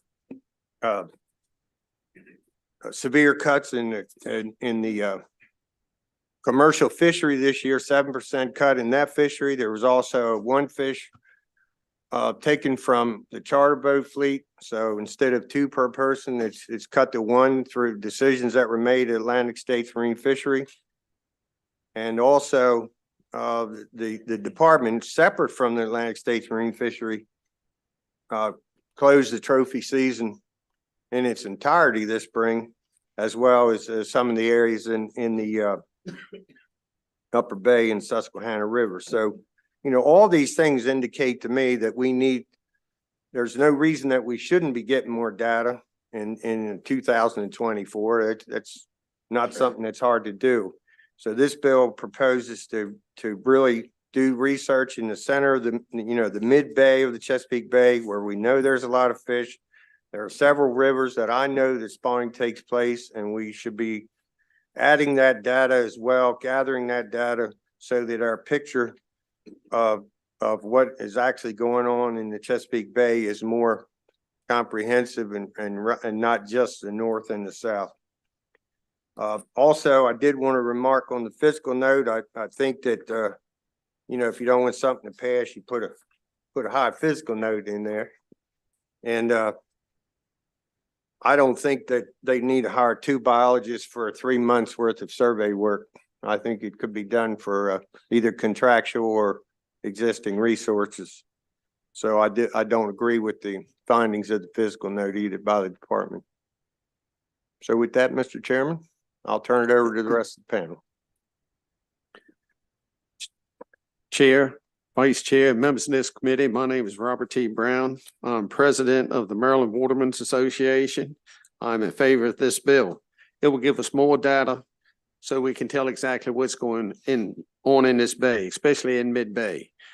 It's my belief that one of the reasons these fish have migrated to different areas is because of the amount of blue catfish that we have into the bay now. And then all the rivers in the bay. I mean, it's tremendous. On the Potomac River, back in 2003, they changed their reporting, and it went with how many catfish, whether it was snake, whether it was the flathead, the channel cat, or the blue cat. Back in 2003, it was 23,000 pounds harvested by the commercial man only. Last year, it was 3,189,000 pounds. So that goes to show you how much of an impact they're having. And they're like that in all the rivers. We've had a 5-year low in our young of the year index, but yet tongers tonging on the Potomac River on Cedar Point are seeing rockfish from 5 inches, 6 inches, 7 inches in that area, following their tongs up. And as they rake the shells over from the coals that they have, that they're coming up feeding on that. I believe that the invasive species that we have moving up and down the shore sides could be interfering with some of the stations they have now. And we want more stations because we need more data so we can have more information on this. The Atlantic States Marine Fishery Commission has cut our quota by 6%, cut the recreational fishery, the charter boats down to 1 fish, and that's going to be a hardship on them as well as it's going to be a hardship on us. So we need to find the answer. I do believe that last year was a poor year to have a young of the year index because it was a drought. And with that drought, we didn't have snow in the mountains. We didn't have no rain to wash nutrients out in the water to make the plankton, which all these young fish feed on just as soon as they're spawned. I thank you very much for your time, and I'd like to have a favorable on this. Thank you. Thank you. I'm Jim Mullen with the Maryland Oystermen's Association, and we're in favor of this bill. As Delegate Jacobs had alluded to, I mean, the reality is we're suffering from climate change and invasive species. The fish have moved, and the more science and data we collect, the better decision-making can be made. And as the video had shown, they collect in the northern part of the bay and the southern part of the bay, but we don't collect any data in the center part of the bay. So you're talking about an area that would begin to collect data as a clean slate. And that data wouldn't mix and match with the north and the southern portions. It would be collected right there for that purpose. So I think that this is a good bill. It gives us good information, and who doesn't want more science and more data to make more informed decisions? And so if we're going to carve out a new area, then we can collect that data for that area in particular, just like we do in the north and the south. You don't mix and match the apples and the oranges. So we ask for a favorable report. Thank you. All right. Thank you. Do you want to take your virtual witnesses before we do any questions, Delegate Jacobs? Sure. Okay, we can bring up Brian Hardman from Lee Dog Charters LLC.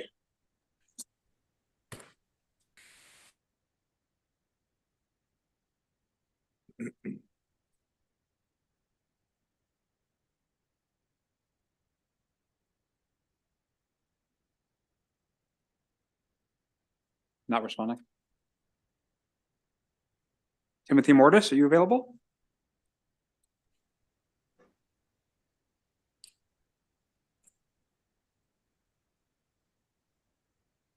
We try Ken Jeffries. Yes, I'm here. Oh, please go ahead, Mr. Mortis. Hi, once again, I'm Tim Mortis, second vice president of the Maryland Watermen's Association, but I also serve as president of the Hartford Cecil Watermen's Association and have a little firsthand experience with this. Things are changing, whether it be climate, we have the a huge blue cat problem up the bay here now. And we're not seeing a lot of things come north of Bush River and spawn like they have in the past. The rockfish are spawning, below Bush River because they're not going to come up and get eaten. We're not seeing the peeler crabs on the flats in the fall because of the blue cats. We're not seeing the yellow perch come like they have in years past because of the blue cats. Nothing's coming north of Bush River or, the Susquehanna Flats or Susquehanna River because they're swimming into a massacre. I'm a firm believer in Mother Nature is going to take care of herself, and this is that happening. So by testing in other places, we might get the answers that we're not getting here for certain reasons. Thank you. Thank you very much. And is Brian Hardman or Ken Jeffries available? I'm Brian. I'm here. Please go ahead, sir. Yes. I've been fishing on the bay, running a charter boat for 33 years. And what we've seen is due to climate change and environmental changes, the spawning pattern of the fish have totally changed. On that chart that Delegate Jacobs had shared on there, it pretty much shows that 1/3 of the bay is not being checked for the young of the year, which has been on a downward decline for 5 years. DNR has used the old collection sites, but to be honest, we don't even fish in the same area we fished 5 or 6 years ago. The fish have moved further north.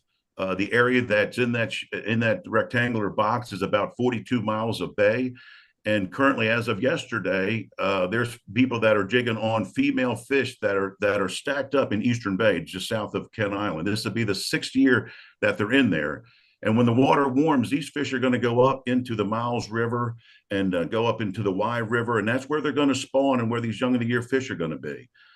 In November, I was out there and I actually called Mike Louise, director of fisheries, and I said, I'm out here in the middle of acres and acres of juvenile fish, 1, 2, and 3 years old, and we can't get out of them. And I said, it's not just here. I said, this is also up in the Chester River.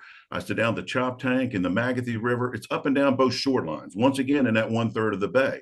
And I said, if these fish are on such a steep decline and everything is in trouble, where are they coming from? And he simply said, I don't know. He said, that would be a good topic of conversation. I don't believe DNR would really need to sit there and hire a bunch of extra people to do this if the sites that are being overrun by blue catfish right now they're not insignificant, because I think you're getting data from it, but the data is showing that there's a decline. And I showed this chart to I was in a meeting with Secretary Josh Kurtz and showed him this chart and told him what was happening. And he said it was alarming. So I think that we should try to get these extra sites to get more information. Thank you. Thank you. And Mr. Jeffries, please go ahead.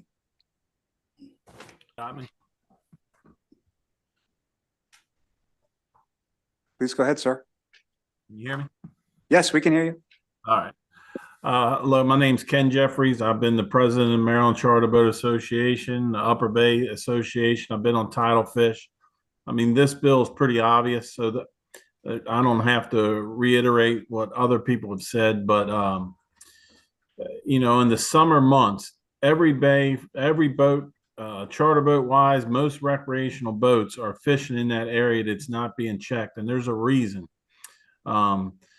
The reason is that's where the fish are. It's pretty evident. It's been evident for years. I don't know why it's been such a heavy lift to, maneuver the testing sites, but that's where we're at this point.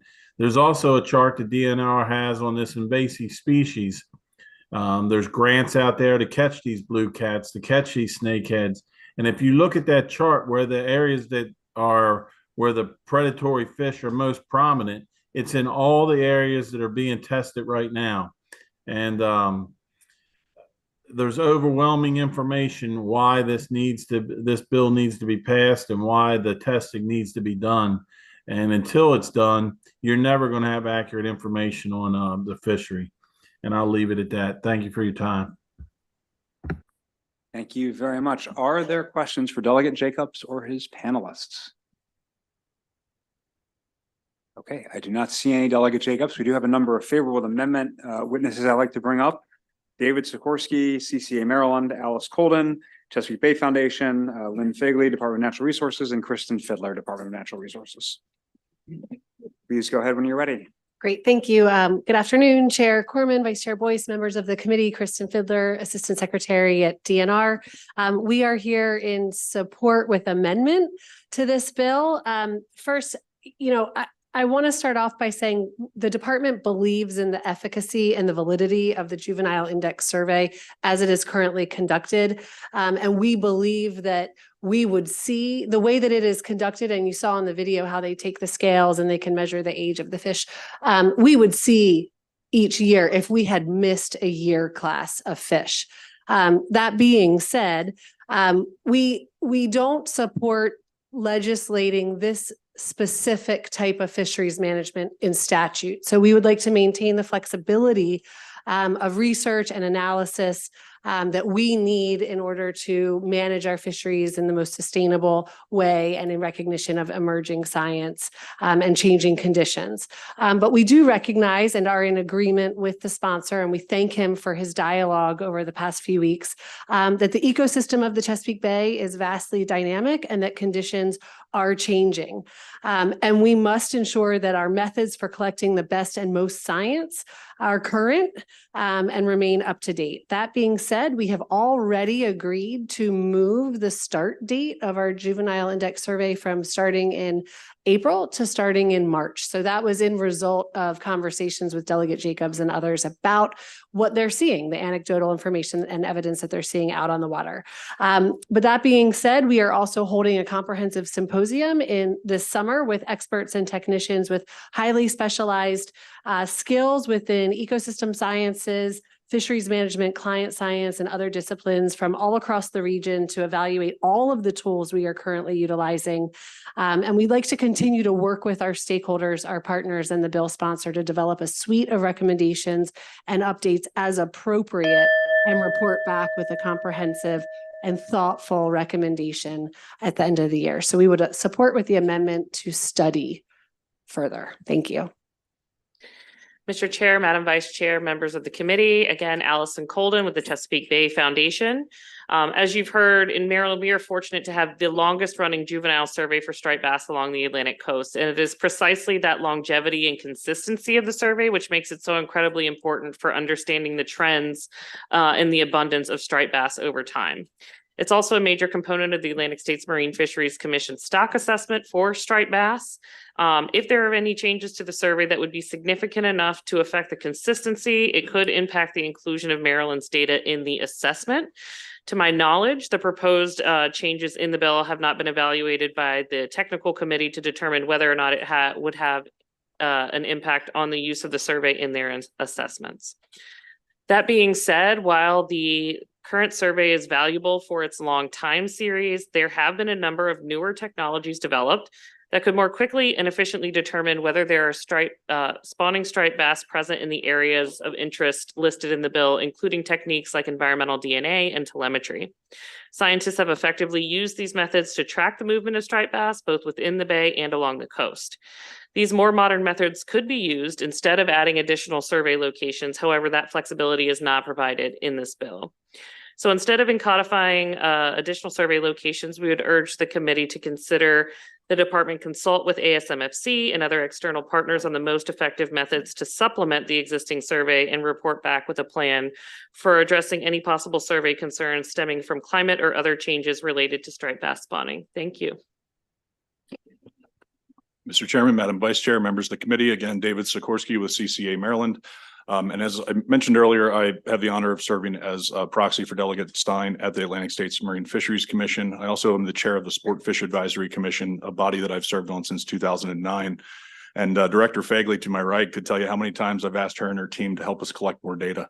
It's nauseating almost. And the reality is that we already have existing programs where we're trying to improve the data that we can provide as recreational anglers with the Department on invasive species and other data gaps that exist. And so we're supportive of the concept here. Just making sure that if the state makes an investment in science, it's done that can give us the best clarity that we need here and now. And I'd also like to point to the Recreational Fisheries Data Task Force report that was created with legislation in this body. Delegate Jacobs was a key sponsor to that in 2022. And I was the chair of that task force. The report was completed for the legislature in December of 2022. And I know the department is trying to find capacity and ways that they can improve recreational data specifically, because so much of what happens with the broad and vast recreational fishery out there on the water and the data we could collect could be extremely valuable to the future of managing our resources sustainably here in the Chesapeake. One key part of that data report, which is referenced in my written testimony, a link so you could see it in the summertime when you have time. But ultimately, that report also speaks to the value of really being able to accurately assess on a local scale in the future. It's difficult, and there's no question that having coast-wide stock assessments through the ASMFC process cannot be ideal, especially, or can be not ideal in these changing times. So bottom line is we support DNR to broaden their data collection efforts in any means necessary, but those that are going to have the most impactful change, because data is not cheap. Thank you. Chair Corman. Got it. That's an old habit. Sorry, Chair Corman, Vice Chair Boyce, members of the committee, Lynn Fagley, for the record, Director of Fisheries Service. I just want to speak quickly to two things that I've heard about. I've heard about resources and I've heard about climate change. And I want to speak a little bit to this idea that we should be able to sample more areas with the resources that we have. One of the reasons that we can validate the JI so well is that we are on the water almost continuously monitoring striped bass. So we are not only doing the JI survey, but we are concurrently on the water sampling striped bass we're visiting pound nets, sampling striped bass on the water. We are collecting physical samples from the fish, which we have to actually age. We do analysis. We run a very tightly choreographed ship to make sure that we have data prepared to get to the Atlantic States Marine Fisheries Commission to conduct our stock assessments. So adding surveys would disrupt that tight choreography that we have going on with our current team. But I also want to speak to climate change, and this is important why we support this with amendments. So we know that we're picking up the correct signals with the JI. But one of the things that we are beginning to hypothesize is that climate change is actually creating a disconnect in when the very small striped bass are born and the food source that they need to survive. This is a really big deal. And this is something that we do not have a lot of information on right now. And this is one of the reasons why we're very interested in holding a review of science over the summer, because things are changing in the Bay. And when you want to do more science, you want to ask the right question and you want to design your surveys to address that question to make sure that you're getting the best scientific answer. So from our perspective, we would really like to gather with our academic partners, with the folks who do the assessments through the Atlantic States Fisheries Commission, do the science. Thank you. Thank you. Any questions, Delegate Jacobs? With, Lynn Fagley, please. So based on what you just said, you didn't indicate that you felt it was important to do any additional juvenile service, surveys in the mid-bay. Is that what, do you agree there should be some done or not? I don't, Delegate Jacobs, I think that's something that we would discuss in this review, but I will tell you that I do not believe that that would be helpful.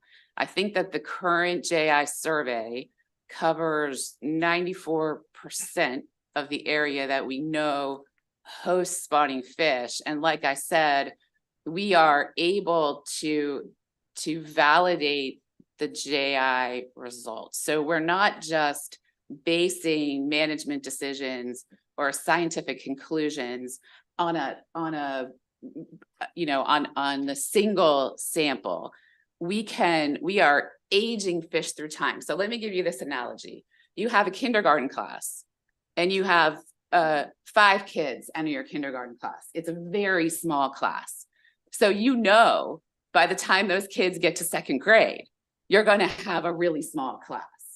Likewise, when you have a whole bunch of kindergartners come in, you're going to have a really big 2nd grade class. And you may need to adjust your resources to accommodate that 2nd grade class. We are aging fish through time, not only in the Bay, in Maryland, in Virginia, up and down the coast, and we can track these year classes through time so that we would see in the event that we missed a strong year class, we would be able to pick that up. And likewise, it's the reverse as well. If we missed a really weak year class, we would see that. So I honestly believe that the least of our problems with striped bass is more JI samples. But I think there's a lot of questions out there that we need to address. And we really need to think hard about what those questions are. And I would personally hate to see my scientific team's hands tied to do the really valuable, the critical science to get some answers for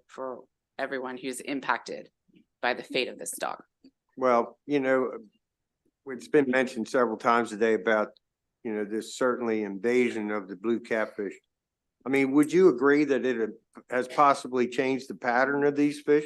Especially the young fish, because these catfish. If you read every DNR fishing report, it says Upper Bay. They're all in the pool at the Conowingo Dam. It's like year round. They're waiting for the dinner bell to ring, and now these spawning fish are going up there. I think there's pretty clear evidence they're eating eggs as well, right?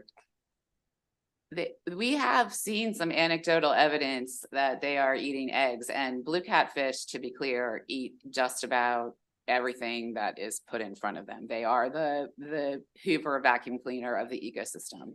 But I would say also that the idea that there's a localized impact of blue catfish precisely where we're sampling the JI, I'm not quite sure that that would be accurate. If there was probably impacts of blue catfish distributed throughout the Bay, even in that central section. So I think, but to your point, I think that this interaction, we've got a lot of really good blue catfish studies going on right now.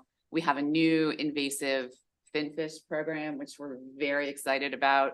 And I think that that's one of the questions that would be worth review in summer study, because how do we handle the interaction of these two species? I don't think that adding juvenile survey sites would provide us with the answers.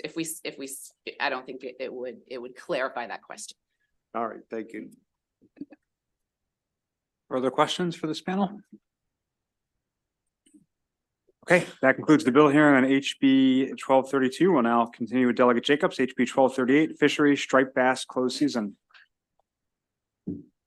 The panel, bring them up.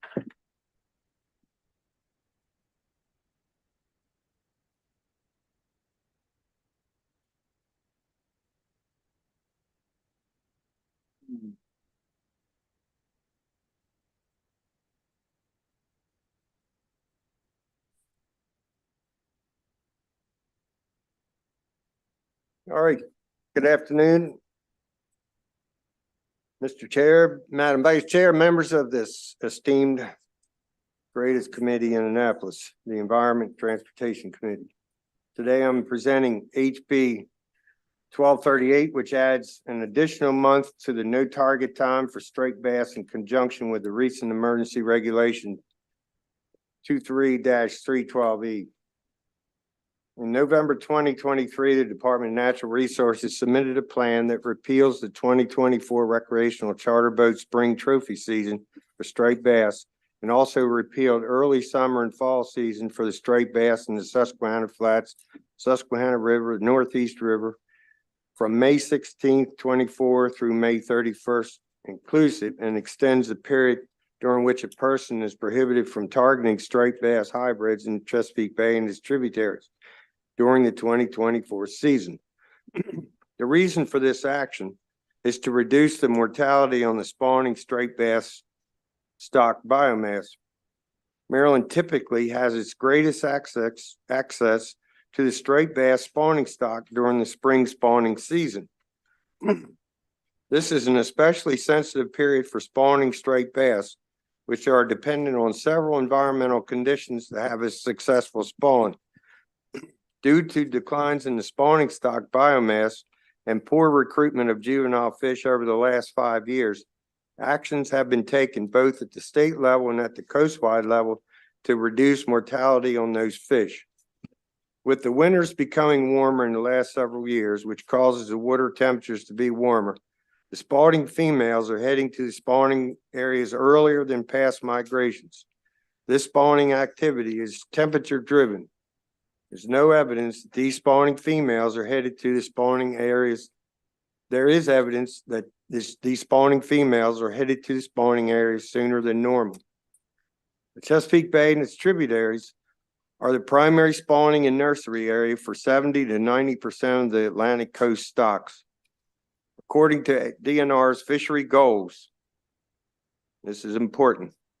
As far as recruitment goes, the goal is to protect spawning females and to avoid increased interference with spawning behavior and mortality. With the closure of trophy season and the Susquehanna areas, who knows how many anglers will turn their attention to the catch and release season, which is open prior to the April 1st no target closure. There are pictures virtually every day on social media with people holding up 30, 40, 50-inch striped bass for a photo as if it were a trophy. Virtually all these size fish are spawning females. They are in many cases brought out of the water and handled improperly and ultimately become sick or die. All that being said, my ask is simple. For the good of the spawning females, that the no target date be moved from April 1st to March 1st. If there is no trophy season, to give these fish a clear path to the spawning areas to hopefully have a very successful spawn and ultimately improve the juvenile stock in Maryland to ensure a more robust fishery in the future. I ask for your favorable vote on for 1238. Also, I sent around this little blue chart graph in your packet. I want you to pay close attention to the last years, the 20 through 23, I guess it is 19 through 23 on this particular chart. And notice just how dismal that juvenile straight bass index is. Now, most of you in here probably didn't experience it, but in the early 80s, in 1984, actually started in 1985, we had a total moratorium in the state of Maryland. So if you look back in the mid 80s, that biomass actually looked a little bit better than it does right now. And that's for me, a very serious situation. See, I was in the seafood business then. And when that moratorium came in effect, it put me out of business. So I have skin in this game of understanding about this juvenile index and how we must protect the future, which is the spawning females. So there's additional information I got from Dr. Bresman down at Salisbury University. I sent him questions about the conditions of female fish, spawning fish, when caught. So it said when anglers hold the fish vertically, gravity can pull eggs or sperm outward. Similarly, holding a fish and supporting its belly, like people should hold fish to reduce harm, can put stress on their abdomen via the effects of gravity that they don't normally experience into a boat deck with no one to fertilize them. Then essentially the handling stress reduced the reproductive output of those fish. Similarly, fish may not eat as they prepare to spawn as they are focused on reproduction. So fighting a long battle with fish can tire and stress them out at a time when they're already stressed, potentially reducing their likelihood of successful survival and reproduction. So, the bottom line is you'll hear testimony from the unfavorables that there's no science that proves that there's harm done to these fish when they're caught in this temperature of water. But, when you take a fish that's ready to spawn and they're in pre-spawn, obviously in the month of March, they're right there. And you hook them in the mouth and you drag around for half an hour or so, and no matter how they handle them, it's still stressful to that fish. And I think that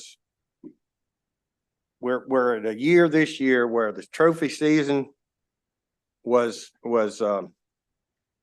removed and the Susquehanna Flats have been closed, for the purpose of protecting the spawning female. And clearly with this temperature the temperature that we have nowadays, and the water temperature on March the 1st was about 49 degrees and fish spawn at 54 to 57. So we're not that far from a fish actually spawning even on the 1st of March. So the point of this, Mr. Chairman and committee, is I'm proposing through this emergency bill, only when the trophy season is in effect, that they move back the no target time from April 1st to March 1st. The tributaries are already closed March 1st because they're protecting the females in the tributaries. So this just is one more step. If we're going to protect the females, I think we need to go all in and not be halfway, half effort. So with that, I had a couple more comments here, but that's pretty much my testimony on that. Talk about the chart, the handling of fish, the economic issues. I'm sure that there's going to be testimony about how the economic issues are going to be difficult. But let me tell you, the closure of the trophy season was worth about $1 million right there. And the reduction from 2 fish to 1 fish in the charter industry is about a 75% reduction I'm hearing right now in the parties that are being booked. So we have a huge investment here in this industry that's being affected by some of these decisions. But if what we're trying to do is protect the spawning female, that's what we need to do. We're all in except for one little piece. So I suggest that we go that extra month only when the trophy season is being taken off the chart, so to speak. And I think the DNR is going to come up here and talk about water temperatures, where the fish have been spawning, but I think their indication is from 1986 to 2021. And I wouldn't say that it's accurate data based on the winters that we've been having lately and the temperature of the Chesapeake Bay. As we've been seeing it the last few years. I haven't used my snow boots but once in 4 years, so we're not having the winters and springs we have had in recent years. So with that, I'll turn it over to my other panelists. Chair, Vice Chairs, and members of this committee, my name is Robert T. Brown. I'm president of the Maryland Waterman Association. I'm also a proxy on the Atlantic States Marine Fisheries Commission. it was a big hard cut that we just had to take, a loss of 7%, the charter boats losing 1%, the trophy season being shut down. And now we're looking at, over the past 5 years, is what brought it all about, was the low recruitment of the young of the year on the rockfish. It's at times like these when we don't want to go back to have another moratorium. And it's at times like these, we need to make a stern stand. And shutting this catch and release down, this is not catching a fish for nourishment, not to put food on your table. This is a sport just to take and, well, I caught it. Wasn't this pretty? Look at this fish and you're handling it. This is a time when these fish are in a very delicate stage. It's not like when you're catching them during the summer when the temperature is hot. Well, the eggs are going even when the temperature is hot. These egg-bearing fish need to be protected more there now than ever before. Because if we have a couple more years with no young of the year index raising up any, we are more likely going to be facing a moratorium. And none of us want to go back to there again.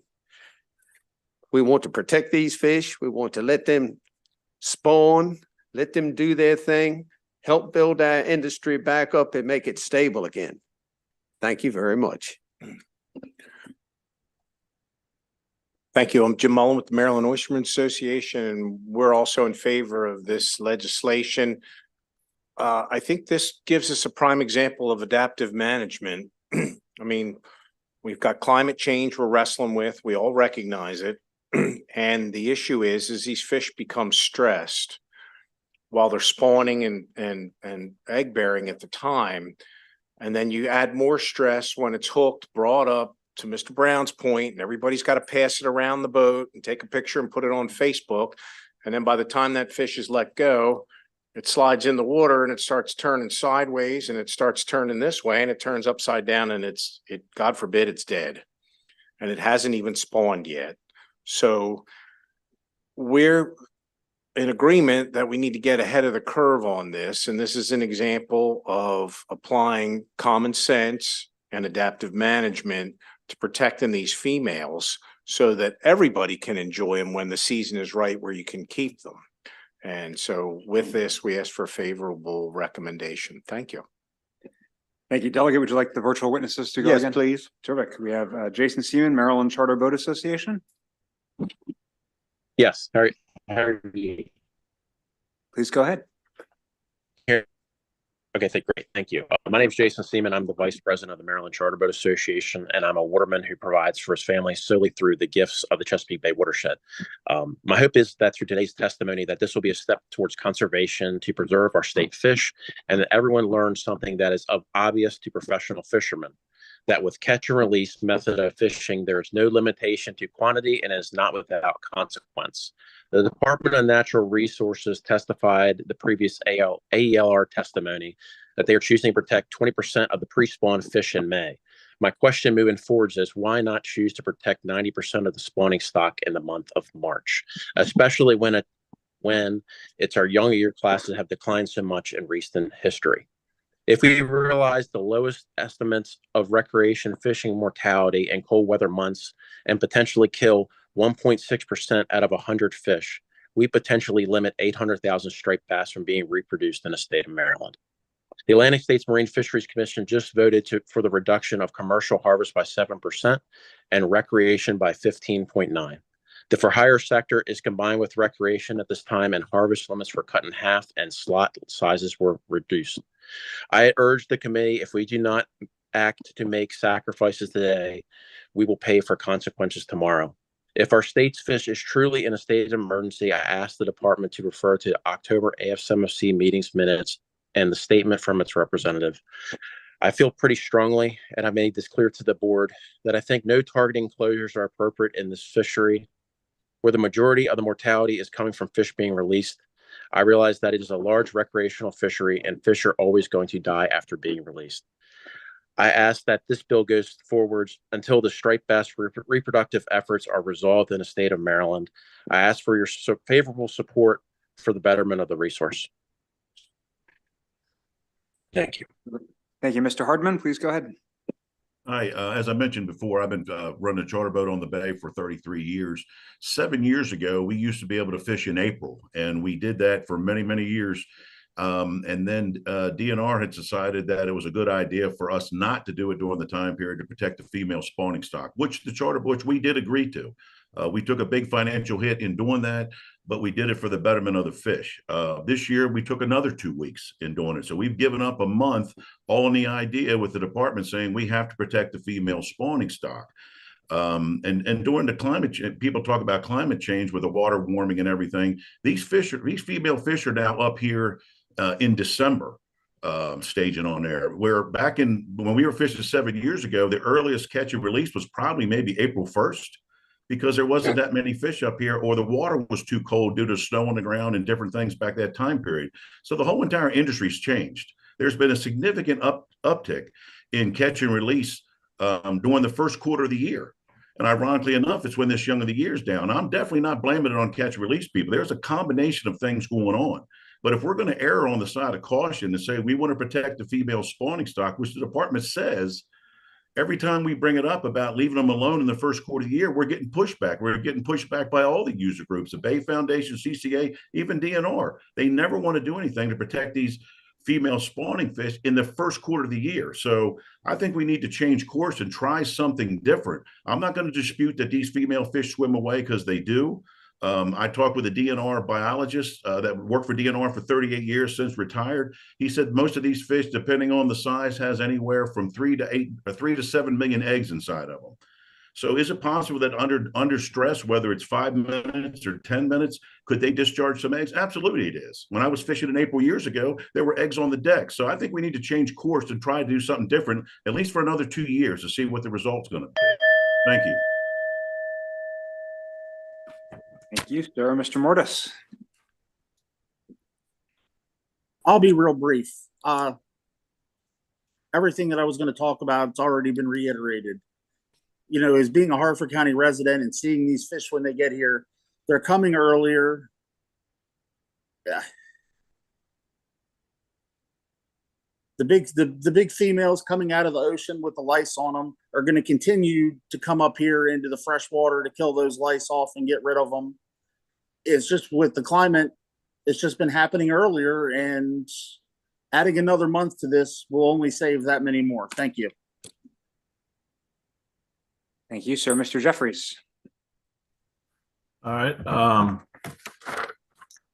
I'd like to take time to thank Delegate Jacobs for drafting this bill. Hopefully it'll move more proactive management styles instead of the reactive methods we've been using.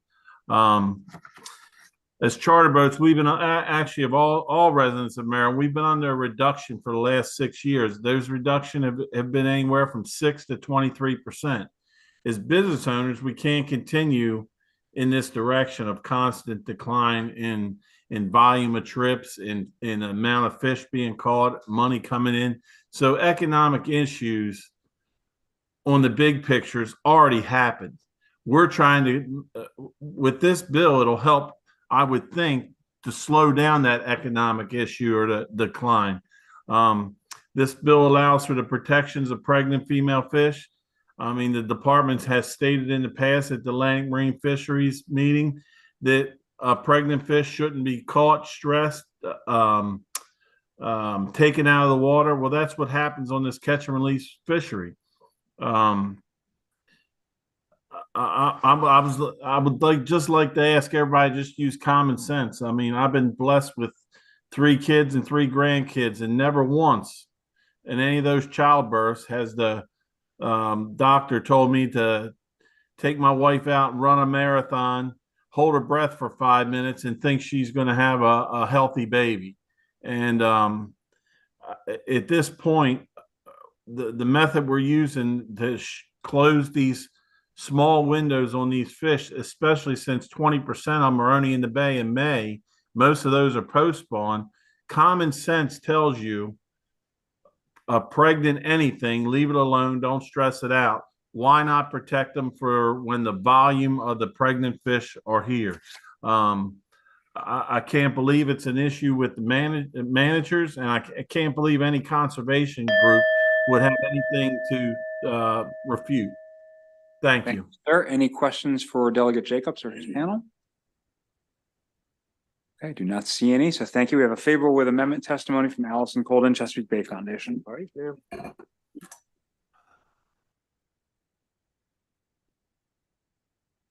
All right. Thank you, Mr. Chair, Madam Chair, members of the committee. For my final time this afternoon, Allison Colden, Maryland Executive Director of the Chesapeake Bay Foundation, here supporting House Bill 1238 with amendments. As you've already heard, striped bass are in trouble. And we share Delegate Jacobs' concern about the future of striped bass and its current conservation status. Recent action by the Atlantic States Marine Fisheries Commission and the Department of Natural Resources was designed to protect striped bass and help get their rebuilding on track. It's also true that climate change is having undeniable impacts on the Chesapeake Bay and its ecosystem. Over the past few decades, bay water temperatures have increased on average 2 degrees, stressing striped bass and making our oxygen conditions worse. These impacts are particularly troubling in the hot summer months when low oxygen levels at the bottom and high water temperatures near the surface squeeze striped bass into unsuitable habitats, causing them additional stress. In the summer, catch and release mortality can be as high as 17%, compared to less than 1% during the early spring, which this bill, as written, would target. And in recognition of this, several years ago, DNR put in a stoplight system to warn recreational anglers during the summer of days in which they should not target striped bass because of those warm air and water temperatures. Should the committee choose to move forward with additional closures for striped bass, we would encourage you to consider closures from July 5th to Labor Day, when a closure would have the greatest conservation benefit for striped bass. Thank you, and we appreciate your time. Thank you very much. You're lonely up there on this panel. Any additional questions? Okay, we will go to the unfavorable testimony.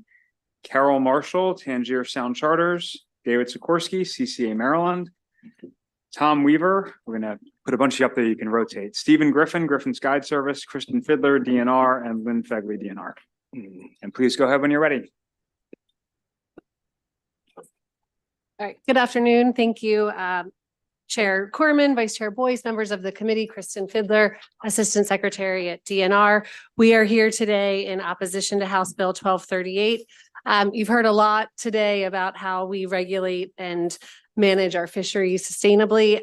So we oppose putting this very specific management practice in statute. First and foremost, currently the process to close March to no targeting catch and release fishing would require a regulatory change. And that's something that we would promulgate through scoping and then public notice and comment and review through COMAR and the AELR process.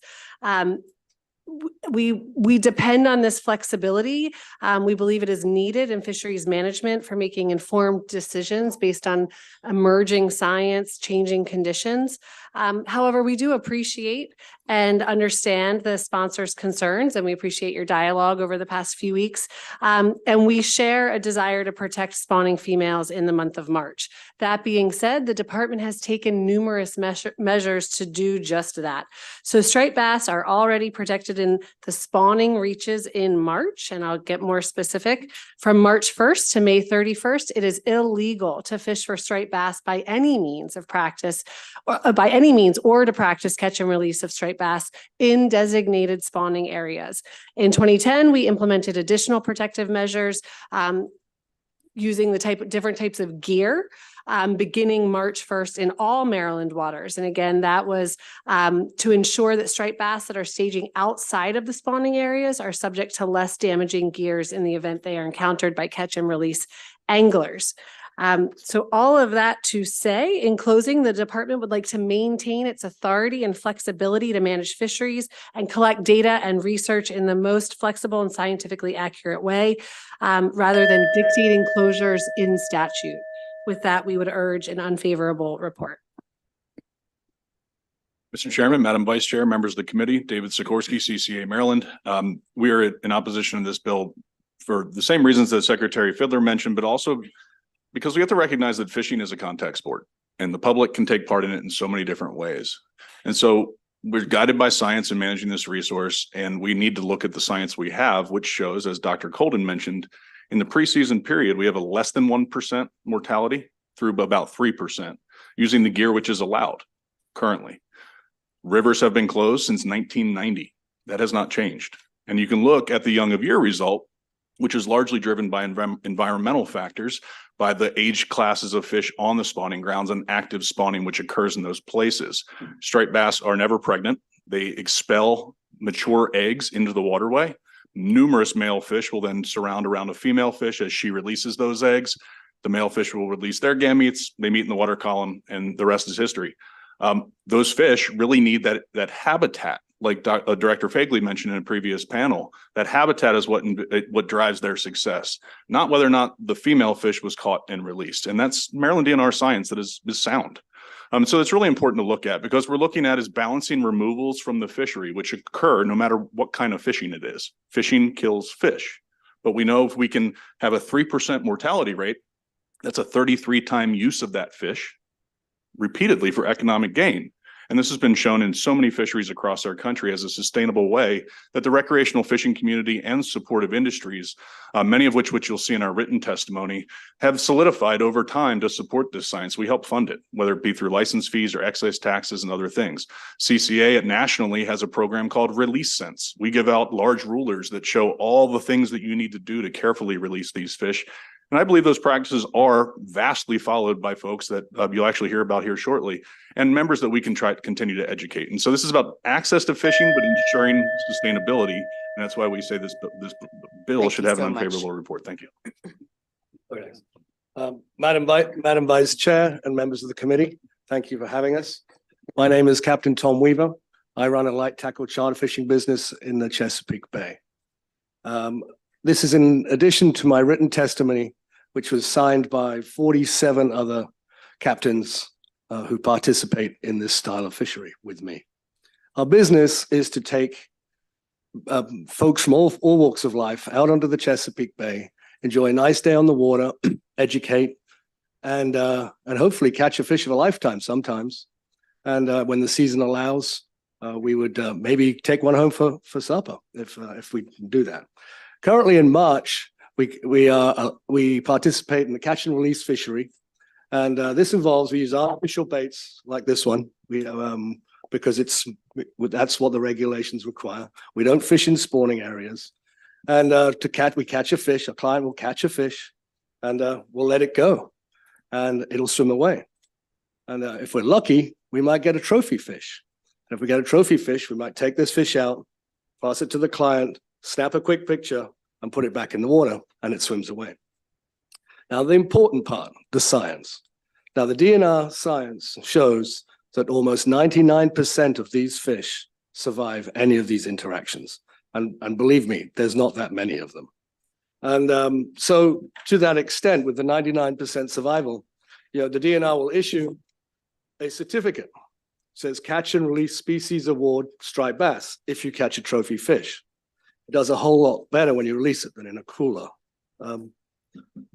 So the impact of this would be a 10-week closure in the spring. And the DNR has data that says there's no data to support this closure that will impact the biomass of the stock of this fishery. I urge you for an unfavorable report.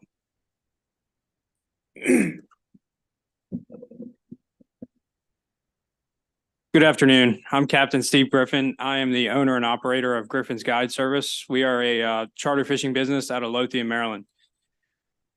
We operate 2 boats and have 3 employees that work for us. Before Griffin's Guide Service, I spent 14 years restoring the Chesapeake Bay and the tributaries for the Chesapeake Bay. My love and appreciation for the Bay grew through this work.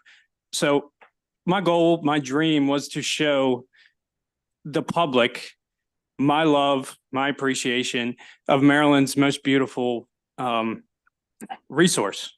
I wanted to do this in the way with the lightest footprint possible. We do this through catch and release.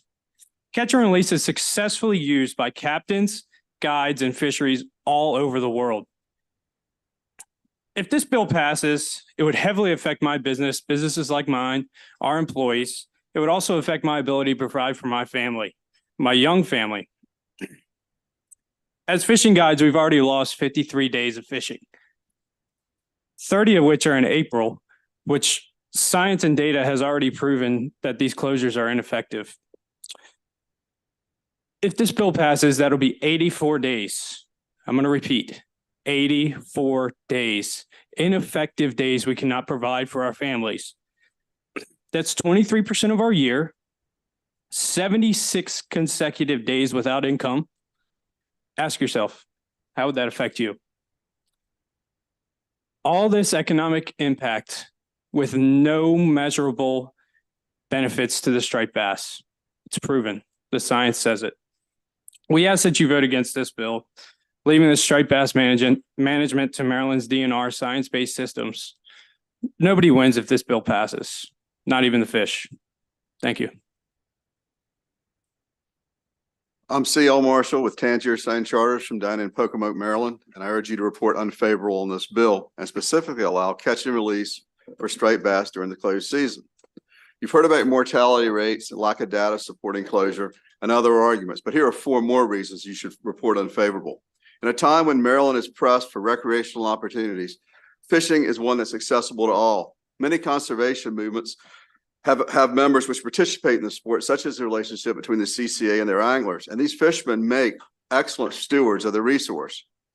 Let's create, not diminish, opportunities for youth and all Marylanders.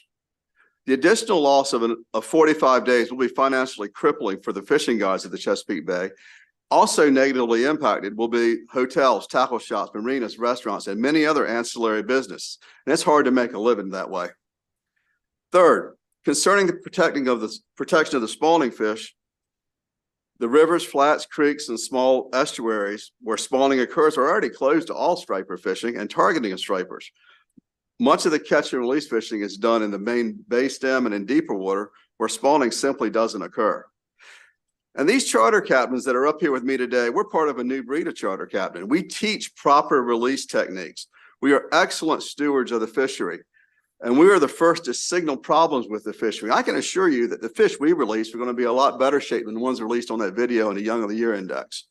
And it's high time that Maryland provides the opportunity and celebrates this new breed of captain, which focuses on releasing fish, celebrates the world-class fishery that we have now, and bolsters economic advantage for all user groups. We're having almost zero impact on the fishery we're all here to protect. Myself, like the CCA, the DNR, and all the charter guides through the Chesapeake Bay, urge you to report unfavorable on this bill, and I thank you for your time. We get everybody? I apologize. I had stepped out of the room. All right, thank you, sir. And Lynn is just here for questions, right? Okay. Yes. Any questions for this panel? Okay, thank you all very much for sticking with us. That concludes the bill hearing on HB 1238. We will now turn to HB 1264. Delegate Allen, reservoir, beaver dam, or waterway obstruction construction permits, conditions for exemption.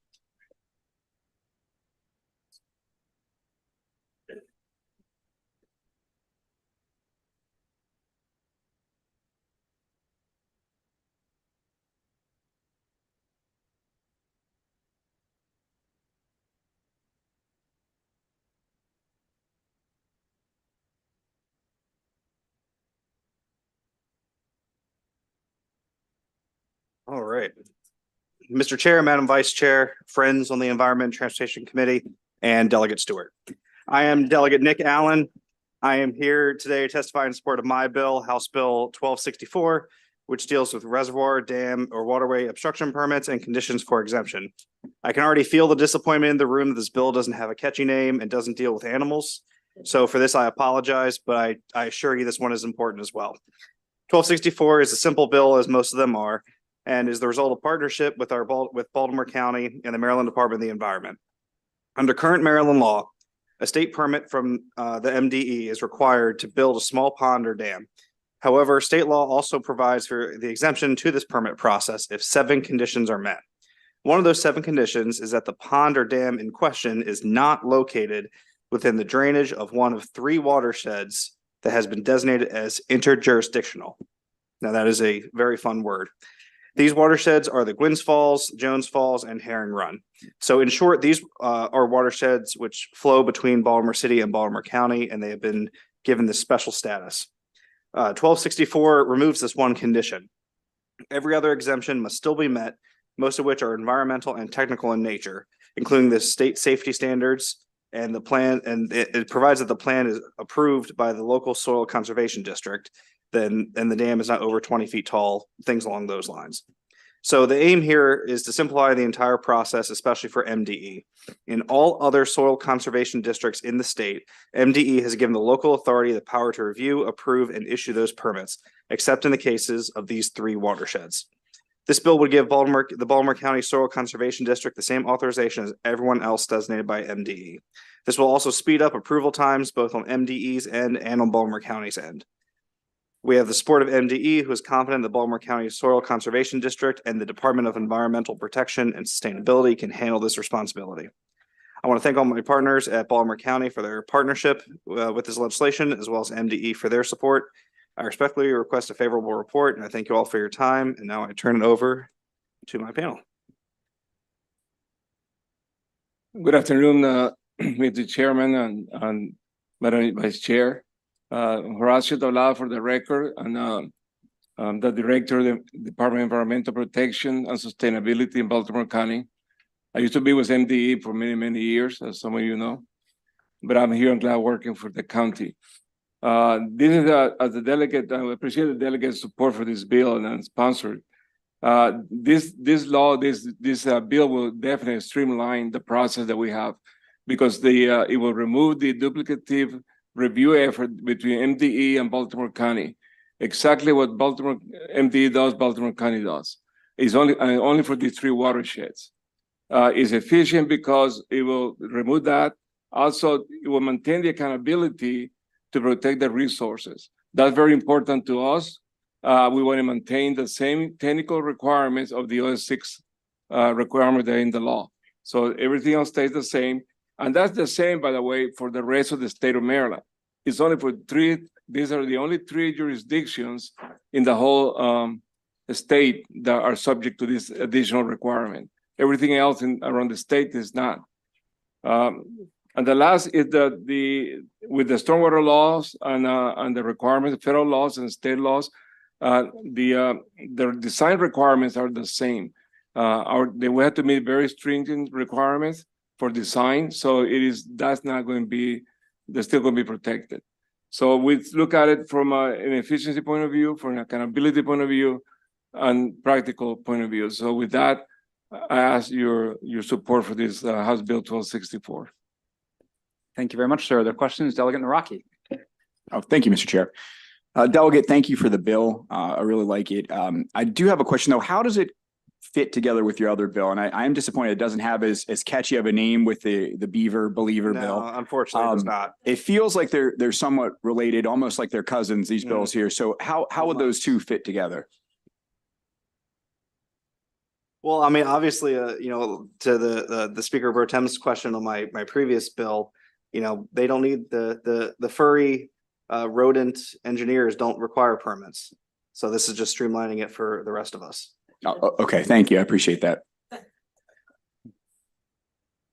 Any other questions for Delegate Allen? Okay, Delegate Allen, thank you. Sure. I believe that concludes the bill here on HB 1264. We'll now turn to Delegate Boafo, 1279. Better Buildings Act of 2024. And if you have a panel, please bring them up. And I notice you have 19 witnesses and it is 4:52. So keep that in mind.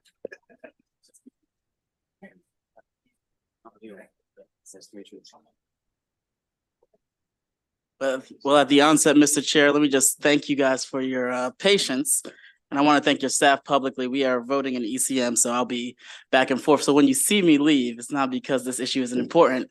It's because CT Wilson is my chair. And I want to make sure that I'm there to vote. Mr. Chair, Madam Vice Chair, members of the Environment and Transportation Committee, for the record, Delegate Adrian Boafo here to present HB 1279, the Better Buildings Act of 2024. I want to start with the big picture. Almost everybody understands that the Earth is in a climate crisis. The past 10 years have been the hottest years in recorded history. In Maryland, we have a personal stake in how we tackle the climate crisis, as we have the biggest ratio of coastline to area of any state. And we can be proud that through the work of this committee, that we have set ambitious goals to slow down the warming of the earth and reach net zero greenhouse gas emissions by 2045. The Better Buildings Act is a crucial step that we need to take to reach this goal. HB 1279 would require the construction of all new buildings and certain renovations meet space and water heating needs without the use of fossil fuel. As this committee knows, buildings that use fossil fuels and for heat and water are the source of about 14% of our greenhouse gas emissions. The Better Building Act requires buildings that provide parking to be EV capable or EV ready. Larger buildings over 20,000 square feet will be required to be solar ready. As many of you remember during the debate during Climate Solutions Now, provisions of this bill were in the original Senate version. There was a great concern about the future of the grid. So this legislature amended the bill to study what electrification would mean for Marylanders and our grid. This year, in a joint briefing hosted by this committee and ECM, we were briefed by the Public Service Commission on their December report that showed positive news. It showed that we can electrify buildings and transportation and still be well within our historical ranges of growth. Some opponents of this bill will question whether we have the necessary supply for electrifying new buildings and if they exist yet. You will hear from building architects and engineers who actively are doing this work in Maryland. And let me just remind you that some jurisdictions such as Montgomery and Howard counties have already moved to this model. But members of this committee, there's also an economic reason why we should do this. You have this information in your floor system, but I want to point it out really quickly for you. There are several reports, including a report from MDE, that shows that it costs less in the long run to have all electric buildings. In addition, you'll hear from the Office of the People's Counsel, the ratepayers lawyer, who have done extensive analysis showing that a continued investment in gas lines is not a good long-term investment for the ratepayers and our constituents in Maryland. The Better Buildings Act will save Marylanders more money. I want to end on this note. The goals we have set in this state are no longer aspirational. They are law. And we will never achieve them unless we take bold steps to reduce greenhouse gas emission. And as I said at the onset, I apologize for the lengthy testimony that you're going to hear from here today. You're going to hear from architects, you're going to hear from engineers, you're going to hear from climate activists, some of the best in this state, some of the brightest minds on this topic. But I want to point your attention to some of the young folks you'll hear from, some who aren't even able to vote yet. But they uniquely recognize that they are the first generation that is severely impacted by climate change, and unfortunately will be the last generation able to do something about it.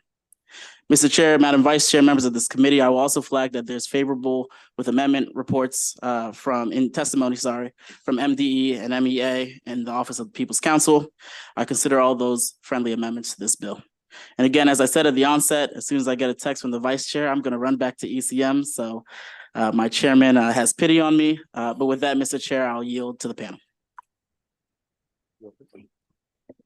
All right, then. Chair Corman and the other delegates of the Environment and Transportation Committee, good afternoon. My name is Neil Gatteri, and I'm a junior at River Hill High School in Howard County. I'm a founder of the youth group Electrify Our Future, which advocates for policies on sustainable development that will have ripple effects that span multiple generations, right? So let me start off by saying this.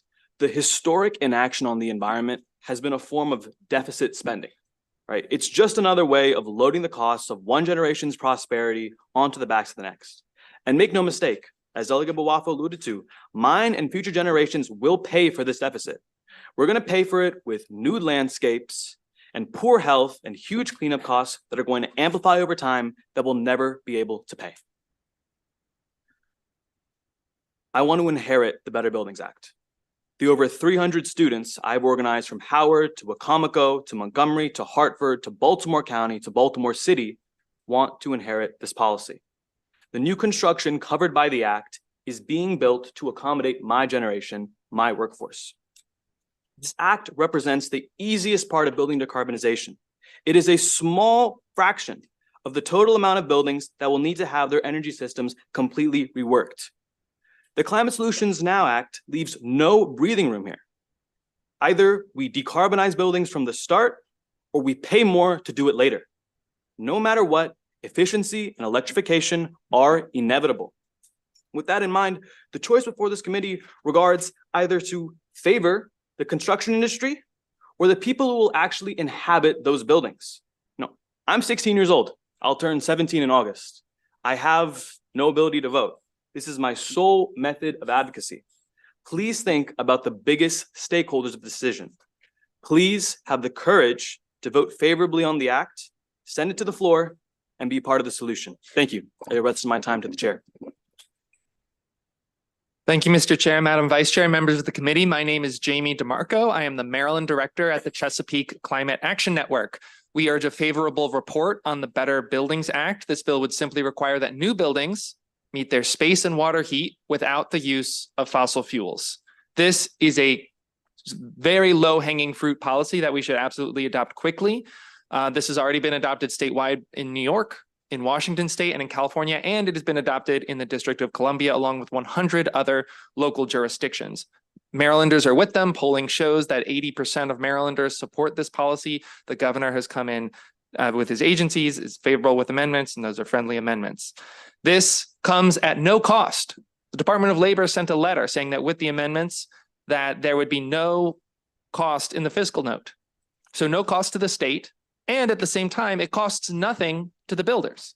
As the sponsor alluded to, the Maryland Department of the Environment under the Hogan administration studied this and found that it is cheaper to build a new building that is all electric than a building that has electricity and gas, not just over the long term, but immediately on year one. So this policy would reduce the cost on private industry and the cost of new buildings and housing.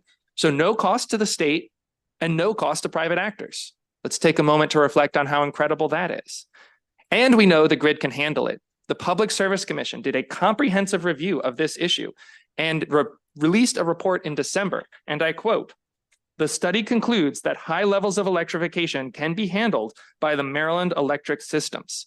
That is referring not just to new buildings, but to all buildings, and not just to all buildings, but all buildings and transportation. So our grid can handle it. It costs nothing. It is popular. It is being done elsewhere. We have strong support for it here, and we think that it should pass. We urge a favorable report. Thank you.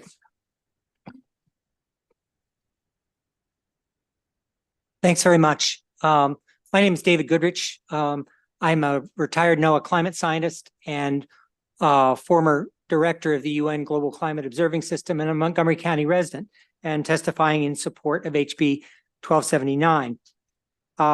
I read statements from members of home builders associations that start with, "I'm not going to get into a debate on climate change," which is good because there's nothing to debate. If you inhaled the smoke from the Canadian wildfires last summer, that's climate change. If you watch the water inching up the Annapolis waterfront and watch land disappearing from Oyster County, that's climate change. If you watch stretches of the coast get obliterated from increasingly intense hurricanes, that's climate change. It's here now. It's not something just for our grandkids, and it's driven by greenhouse gas emissions. We can't keep locking in those emissions from buildings for decades to come. I know that building electrification can be done because I've done it. We've installed a heat pump, electric hot water heater, solar panels for my 1969 house. I gas up my car from my roof now.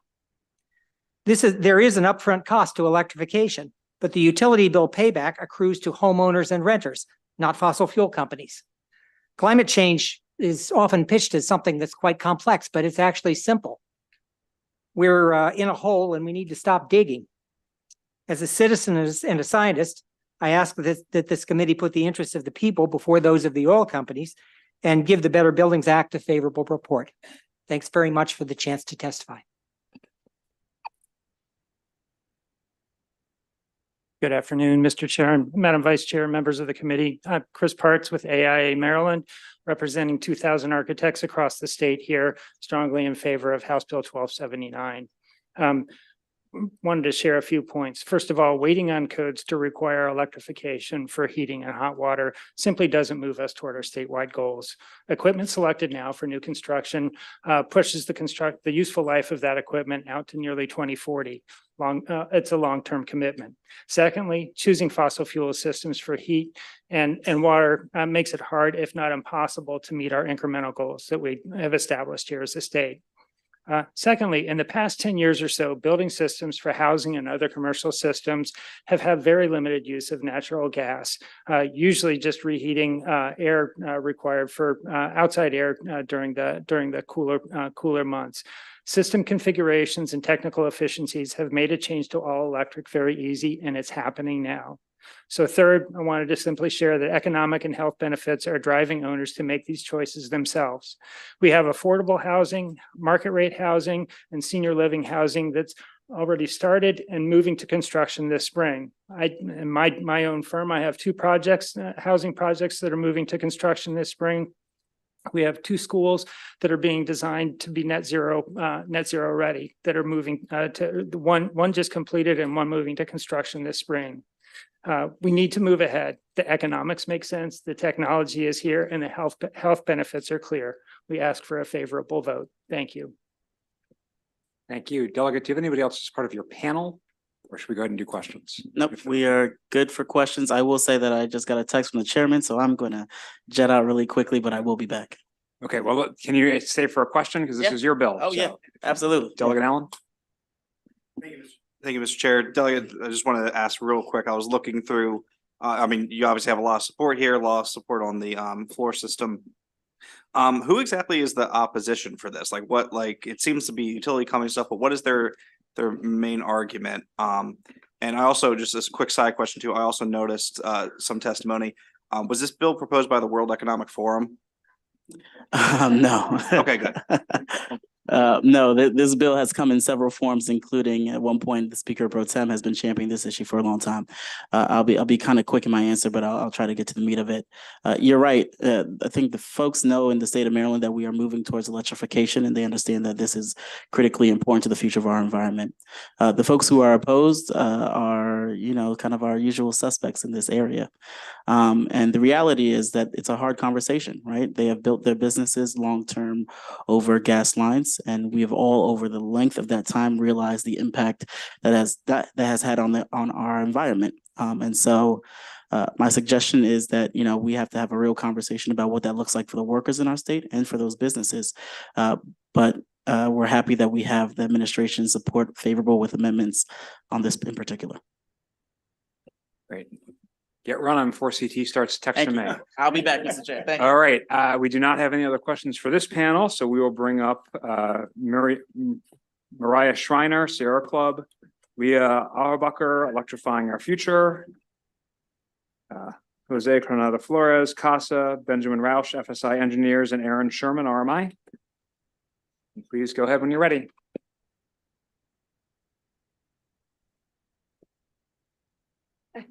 Good afternoon, Chair Corman, Vice Chair Boyce, and members of the committee. My name is Mariah Schreiner, and I am the Climate Campaign Representative at the Maryland chapter of the Sierra Club. On behalf of our 70,000 members and supporters in the state of Maryland, we urge a favorable report on HB 1279. The Better Buildings Act is consistent with and will help advance Maryland's climate goals, including our goals of 60% emissions reductions by 2031 and net zero by 2045. With 16% of greenhouse gas emissions in Maryland coming from burning fossil fuels in buildings, we cannot achieve our climate goals without including building electrification as part of the solution. The legislature now has the opportunity with the Better Buildings Act to establish a clear pathway to building electrification by eliminating fossil fuel consumption for heat and hot water in new buildings. Marylanders around the state are ready and excited to electrify. In conversations I've had with our members and supporters statewide, the momentum is palpable.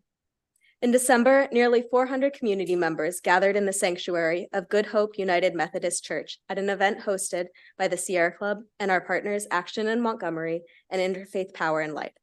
The crowd was energized and excited to lift up their voices in support of electrification and energy efficiency. Marylanders want to live in clean and healthy homes, and they recognize that building electrification is a crucial way to achieve this. The science is clear.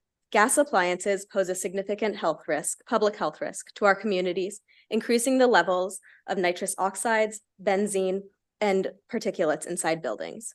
One study has showed that children in homes with gas stoves have a 42% higher risk of developing asthma. Our communities understand the harms of gas burning because we have measured the pollution ourselves and seen the impacts on people's lives. For all of these reasons, the Sierra Club urges a favorable report. Thank you. Good afternoon, Mr. Chair, Madam Vice Chair, and committee members. My name is Leo Abubakar, and I'm a junior at Towson High School in Baltimore County. I serve as a co-founder of Electrify Our Future, a student-led coalition working alongside CCAN to promote sustainable development across Maryland. I'm honored to have the opportunity to explain the necessity of HB 1279 with you all today. As a student, this bill speaks to me as it will directly shape the world that I will live in. It is well known that climate change and its effects are getting worse by the year. And frankly, it is terrifying to not know how much of a world there will be left for me to grow up in. The data we see is alarming. As my colleague from Sierra Club mentioned, an Oxford study that reported that children in homes with gas systems have a 42% increased risk of having asthma. I have friends that have asthma, and to think that this lifelong condition could have had anything to do with the gas in our homes is terrible. HB 1279 will change that. By phasing out gas systems in buildings, this bill will help my generation and future generations to come. Delegates, I implore you, when you're casting your vote, think of your sons and your daughters, your nephews and your nieces, and know that your decision today to electrify Maryland will make their futures brighter. As my colleagues have demonstrated, the data are there. The precedent is set, and with the Baltimore County Student Councils representing over 110,000 students on board, the support is clear. If you take nothing else away from these 120 seconds, take this away. The youth of Maryland are asking for a chance at a better future, a future that HB 1279 will provide. Thank you for your time, and I hope you vote favorable for HB 1279. Good afternoon, Chair Corman, Vice Chair Boyce, and members of the committee. Jose Coronado with CASA, here to urge a favorable report, and considering the long witness list, I'll just echo me too. Thank you. Hard to follow that. Thank you. My name is Erin Sherman. I'm speaking on behalf of RMI, a nonpartisan organization that works to transform global energy systems. We request a favorable report on the Better Buildings Act, or BBA. My testimony today focuses on affordability. The BBA will help Maryland families save money. It would not only reduce energy bills, it would also keep a lid on housing costs. Multiple studies, including the Maryland Commission on Climate Change's 2021 Building Decarbonization Study, recent RMI analysis, and the New Buildings Institute's Decarbonization Cost Study all agree that all electric codes will save on construction costs compared to alternatives. Federal tax incentives will further support the efficient homes of Maryland's future. Without the BBA, the cost of inaction would fall heaviest on low-income Marylanders. Renters with no control over their home's equipment may be trapped on fossil fuel service with rising fixed costs and a shrinking customer base as other households are more able to electrify. Maryland should not leave its most vulnerable residents with the bill for fossil fuel systems today, knowing they could still be paying it for decades to come. The BBA will also be affordable for the state because the federal government can help pay for updated energy codes. The Building Codes Administration, or BCA, has already applied for federal funding, but just in case, the U.S. Department of Energy opened another $90 million in grants to support energy code updates this week. Plus, the 2024 National Model Code would make this easy. This code, including its all-electric appendix, is on track to meet almost all the BBA's 2026 requirements. This week's BCA report lists assessing the model code as a recommendation that, quote, can be achieved within existing or minimal additional resources, end quote. We urge a favorable report on this bill. Thank you. Thank you very much. Are there any questions for this panel? Okay, we have additional favorable testimony, although I just want to make sure, I think I called Benjamin Roush, FSI Engineers. Did he have a chance to testify? Not here, okay. And Jennifer Mizrahi Family Charitable Fund, and Jamal Lewis, Rewiring America.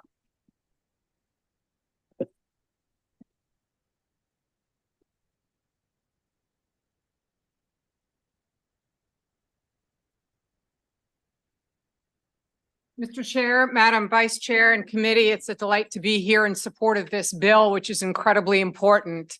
Rather than using my written testimony, I'd like to answer Delegate Allen's question of who's against this. I'm sure the company BlackBerry wasn't thrilled when the iPhone and Androids were developed. Fossil fuels are yesterday's product. Using electric is the wave of the future. I'm a Maryland Climate Commissioner. I'm very proud that our commission recommended this bill. I'm also someone who spent 10 years as the CEO of a disability nonprofit. There are 669,000 people with disabilities in our state. These people, including my daughter who has cerebral palsy and autism, are at extreme risk to climate change. These sorts of policies will help save their lives. It will really help senior citizens who are at extreme risk when there's heat, when there's, power outages. This bill really will help a tremendous number of people. So I really urge you to do it. Again, I'm sure the BlackBerry company was not thrilled when we had iPhones and Androids, but we've got to move towards the future, and the future is electric. Thanks for your consideration. I hope you'll support this bill.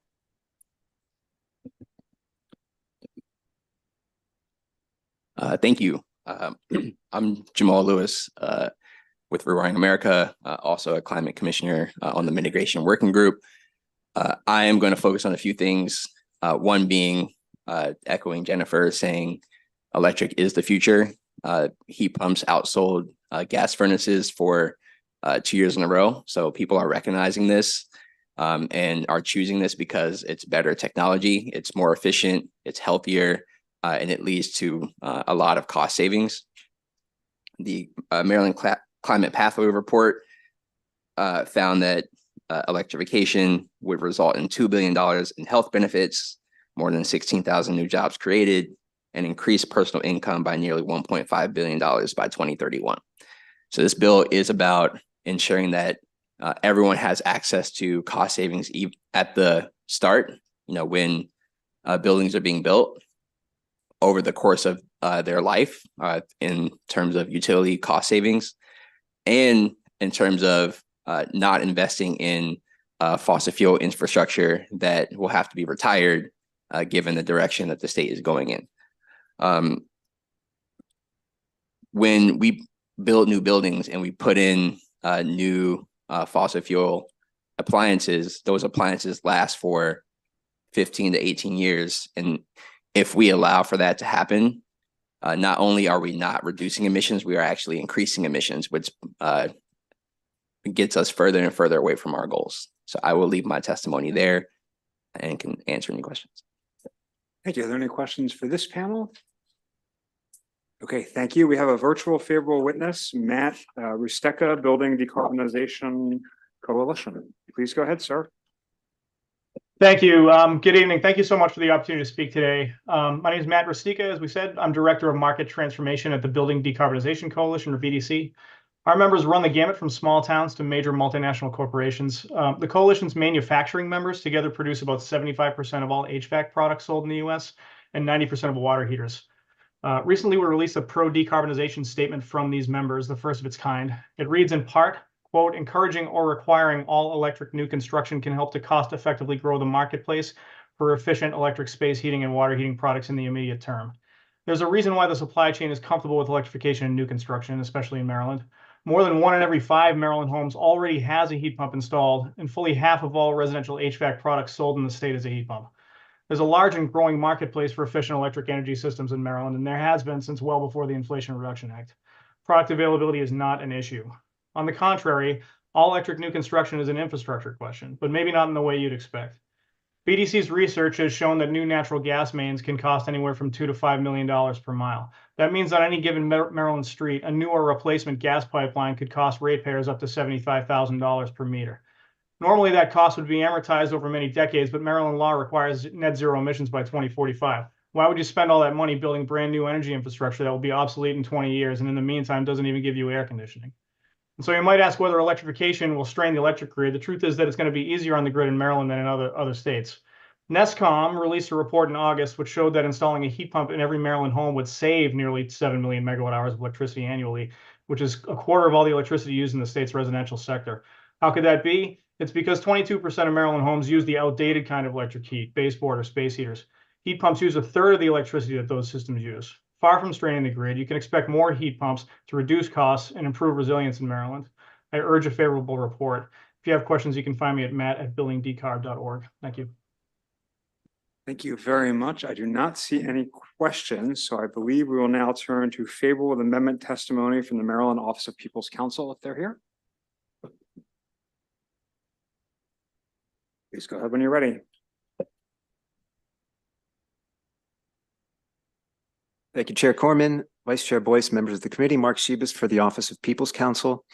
OPC supports this bill with the technical amendment as described on our written testimony because it will save residential utility customers money and help Maryland achieve its greenhouse gas reduction targets. Part of the avoided costs are what Delegate Boafo referred to, in that customers will be spared extremely fast rising gas infrastructure costs. And I'm happy to answer questions about that. But I want to use my time today to emphasize that this bill is about the electrification of new buildings and electrification related to significant improvements of existing buildings. It is not about the electrification of existing buildings in the situation where you're just replacing appliances and doing other work connected to that. And that's an important distinction for two reasons.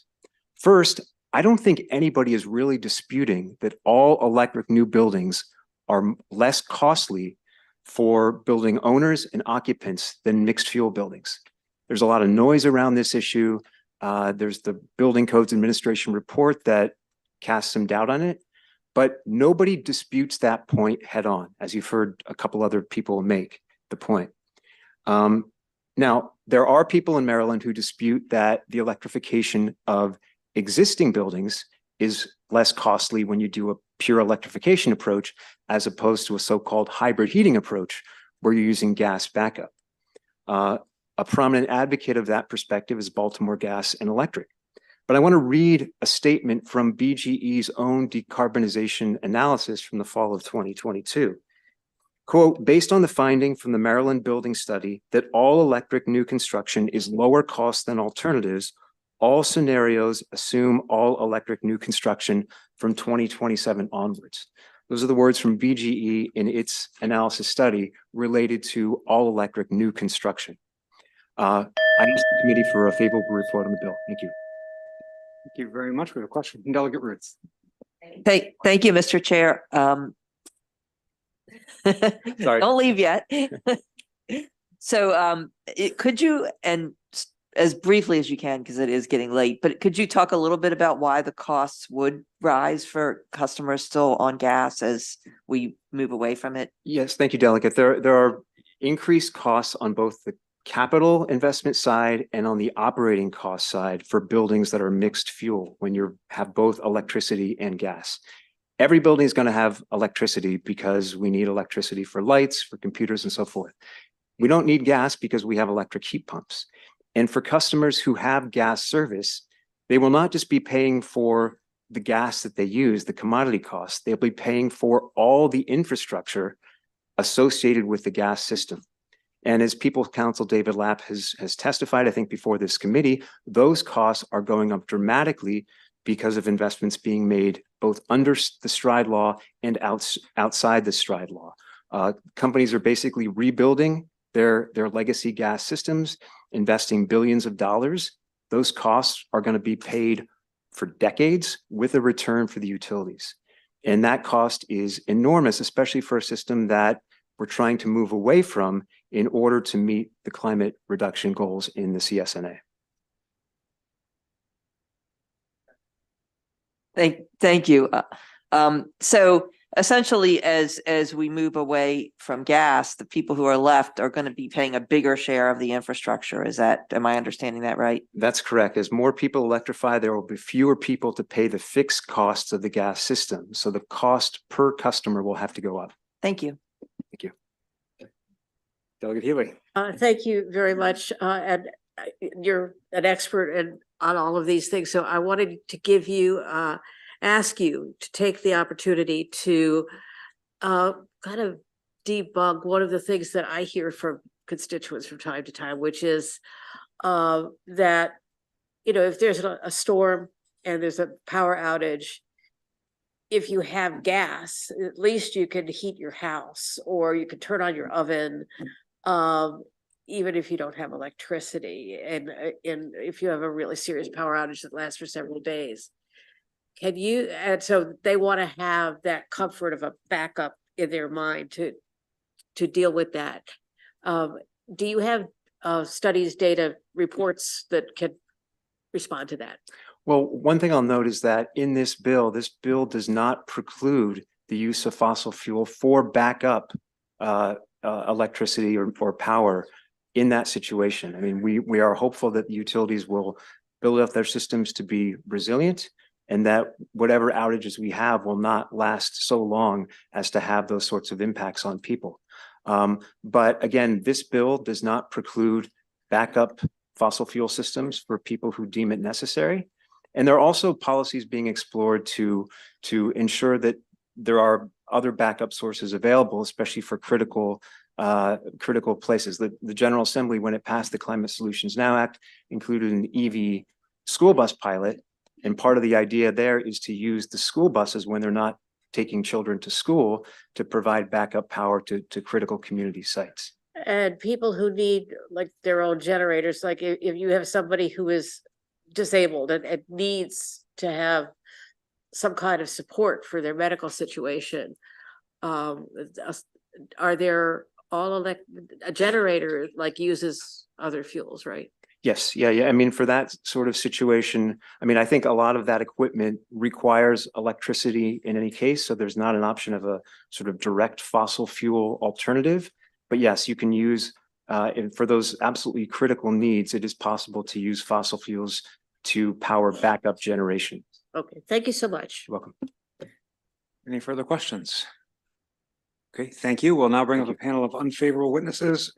Bryson Popham on behalf of BOMA, the firm of Enton and Graff on behalf of MBIA, Michael Hilarion for MAPTA, and Sarah Price from the Maryland Retailers Alliance.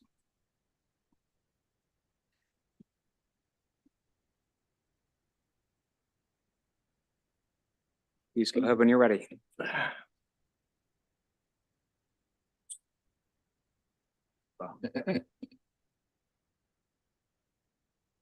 Mr. Chairman, members of the committee, Robert Enton on behalf of the Maryland Building Industry Association.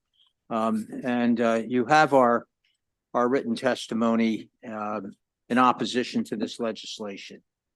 In looking at the fiscal note for the bill, when you turn to page 6, it says that the Climate Solutions Now Act, which came through this committee, requires the Maryland Department of Labor, their Building Codes Administration, to do a study.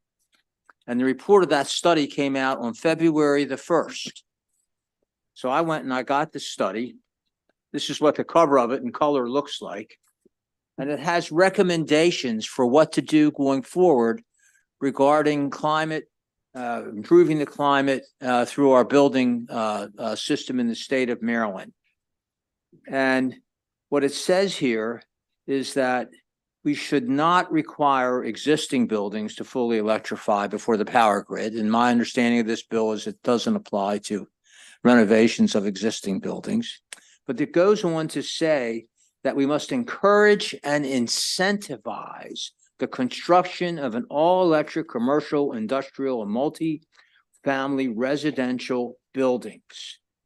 And that's what we need to do. We shouldn't be picking arbitrary dates and to say, you must do this by this date, regardless of anything else that goes on, regardless of the cost, regardless of the economy, regardless of availability. It says also, and these are their recommendations, not ours, says you have to allow time for continued innovations in technology and construction methods. As technology advances, continue to adopt future codes for larger residential and commercial buildings that encourage all electrical systems while allowing certain necessary exemptions that encourage all electrical systems without Thank you, Mr. certain Etten. We'll have ex- someone ask you exemptions. questions So, about more. That's what I have to say. Thank you very much. Madam Thank you. Chairman. Thank you so much. Good evening, Madam Vice Chair, members of the House Environment and Transportation Committee. For the record, my name is Mike O'Halloran, here today representing the Mid-Atlantic Petroleum Distributors and Mid-Atlantic Propane Gas Associations. You know, our members distribute an energy source that is critical for our residents, our businesses, our institutions, our schools, healthcare facilities, not just as a backup source, but also as a primary source. Because believe it or not, there are many, many areas in Maryland that are frankly hard, if not impossible, to electrify. So we believe very, very strongly that when it comes to the state's energy portfolio, it must remain diverse. The idea of a single source energy policy, which is to say electrification is not only expensive, but it is incredibly risky to our residents and to our businesses, because our members are the ones who are there providing critical energy when the lights go out, when there is a storm that comes through and knocks out electricity. You know, the Senate's Energy Committee heard at the beginning of the session from PJM saying that while yes, the projects for the renewable energy are through the queue, the problem here is that there is no generation capabilities. So that is why these other energy sources, aside from electrification, are so critical to the state's energy portfolio. And that is why we respectfully request an unfavorable committee report for HB 1279. Thank you. Thank you, Madam Chair, members of the committee. Bryson Popham appearing today in opposition to the bill on behalf of the Building Owners and Managers Association of Greater Baltimore. At the very beginning of this hearing, Delegate Allen asked a question of the sponsor: who are the opponents to this bill? And I listened very carefully to his response, and he said the usual suspects. I'm sure he intended absolutely no disrespect, but I want this committee to know who my client is. BOMA represents about 150 businesses, each of which owns and operates a commercial office building in and around the Baltimore area, many in Baltimore, some in District 8, somewhere throughout central Maryland. This is one of the central heartbeats, if you will, of the Maryland state economy. And what do we know about office buildings today? Everywhere, they're half full.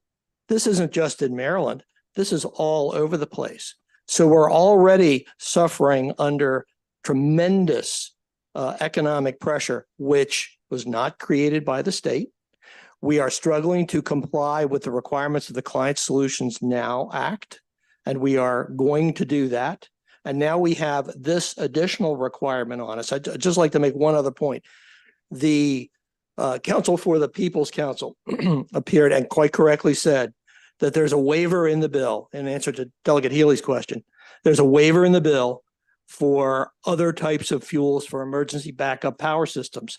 I urge you to take a look at that waiver section, and you will see that also entitled to waivers are commercial food establishments, laboratories, laundromats, hospitals, or a crematorium. I don't understand that list, but if I were asking for an exception, I would say we belong in that list. I'm not here to do that. And lastly, I would say, again, in the fiscal note, always, always, always, please look at the small business effect. It is meaningful. Please take a look at that, because small businesses are also the heart of our state economy. Thank you, Madam Chair. Good afternoon, Madam Chair, members of the committee. Lori Graff, CEO of the Maryland Building Industry Association, also in respectful opposition to this bill. We need to find balance. We've been talking about a lot about housing. Over the last several years, we have passed a lot of bills, a lot that we've supported and worked on that support the environment. We also need to find ways to create more housing. One of the things I would like you to look at is the Building Codes Administration report that Mr. Enton mentioned. It does talk a lot about the buildings codes process. It is a well-accepted process that we've used for many years. All the stakeholders come together, all the experts, the manufacturers, the housing, environment, they all come together and work on the codes process on a continual basis. And we would ask that you take a look at that. They look at all of the codes and prioritize public health, safety, and welfare. They encourage new technologies. It is important that we work within the codes process to do these types of changes. As we mentioned before, obviously we have a housing shortage. I also want to tell you something that we haven't really talked about, and that's financing. In order to build more housing, we need to be able to get financing, whether it's an affordable housing project or a market rate project. You need to be able to get housing financing from a financier that usually is out of state. One of my members just sent me an email this week. He just went and tried to get some financing on a project. And this is kind of what he reported back. The sentiment for Maryland generally is incredibly poor. It's the poorest I've ever seen. Investing in Maryland is, you look at long time horizons, project pursuits are expensive and risky, and the regulatory environment isn't commensurate with the risk of new projects. Investors who cover the entire country only get a snapshot of what's happening on the ground. While this may not be fair, in reality, the investment community is very concerned about investing in Maryland and talks a lot about Virginia. So just wanted to bring that to everybody's attention. It is important. People are looking at what we're doing. With that, I ask for an unfavorable report. Thank you. Good evening, Mr. Chair and honorable members of the committee. My name is Sarah Price, and I'm here on behalf of the Maryland Retailers Alliance in respectful opposition to this policy. The feedback from our members did highlight specifically the references to significant improvements to buildings and how that would bring buildings under the requirements of this bill. I know that the legislation refers to a building or structure that receives significant improvements, but our members wanted to make sure that personal property improvements would not be included in the calculation for a significant improvement. If the committee decides to work on this bill, we hope that that would be considered. Ultimately, though, I would say me too to the proposals that have already been shared from this panel and would echo the request for an unfavorable vote. Thank you. Thank you. We have a question from Delegate Ruth. Thank you, Mr. Chair. Hello. So, Mr. Anton, you mentioned the report from the Building Codes Administration. Yes. And I just wondered if you could speak to what, like, did they contract out with experts? They're, a small office, and I just wondered, they obviously have expertise in building codes, but I don't know that they have expertise in electrification specifically, and just wondered if you could speak to what expertise they might have contracted. Sure. So the Climate Solutions Now Act required the Maryland Department of Labor, Building Codes Administration to develop recommendations for an all-electric building code. And this is this was the report that came as a result of that study. The report's very lengthy. I kind of skipped through it and went to the recommendations, which begin on page 4 of the report. And they made 10 specific recommendations. Sure, I understand. What expertise did they contract out to develop those recommendations? That I don't know. I'll be happy to look into that. Okay, my understanding is that they did not. So, I'm just interested in finding out how they came to those recommendations if they don't necessarily have expertise in electrification. Thank you. You're welcome. Any additional questions for this panel? Okay, thank you all for being here. That concludes the bill hearing on HB 1279. We'll now turn to Delegate Stein, HB 1320, Bay Restoration Fund Disbursement and Use of Funds. And if you have a panel, please bring them up.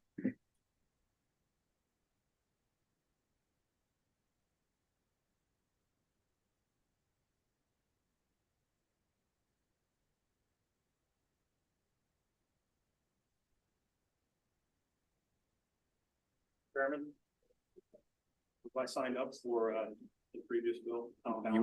I know who you are. You were not on the list. Was not on the list. You were not on the list. Okay, thank you. Sorry. Okay.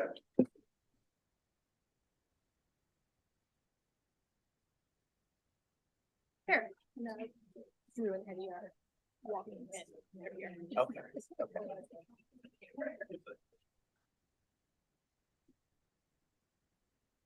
Good evening, Mr. Chairman, Madam Vice Chair, committee members. House Bill 1320 deals with funding under the Bay Restoration Fund to upgrade septic systems.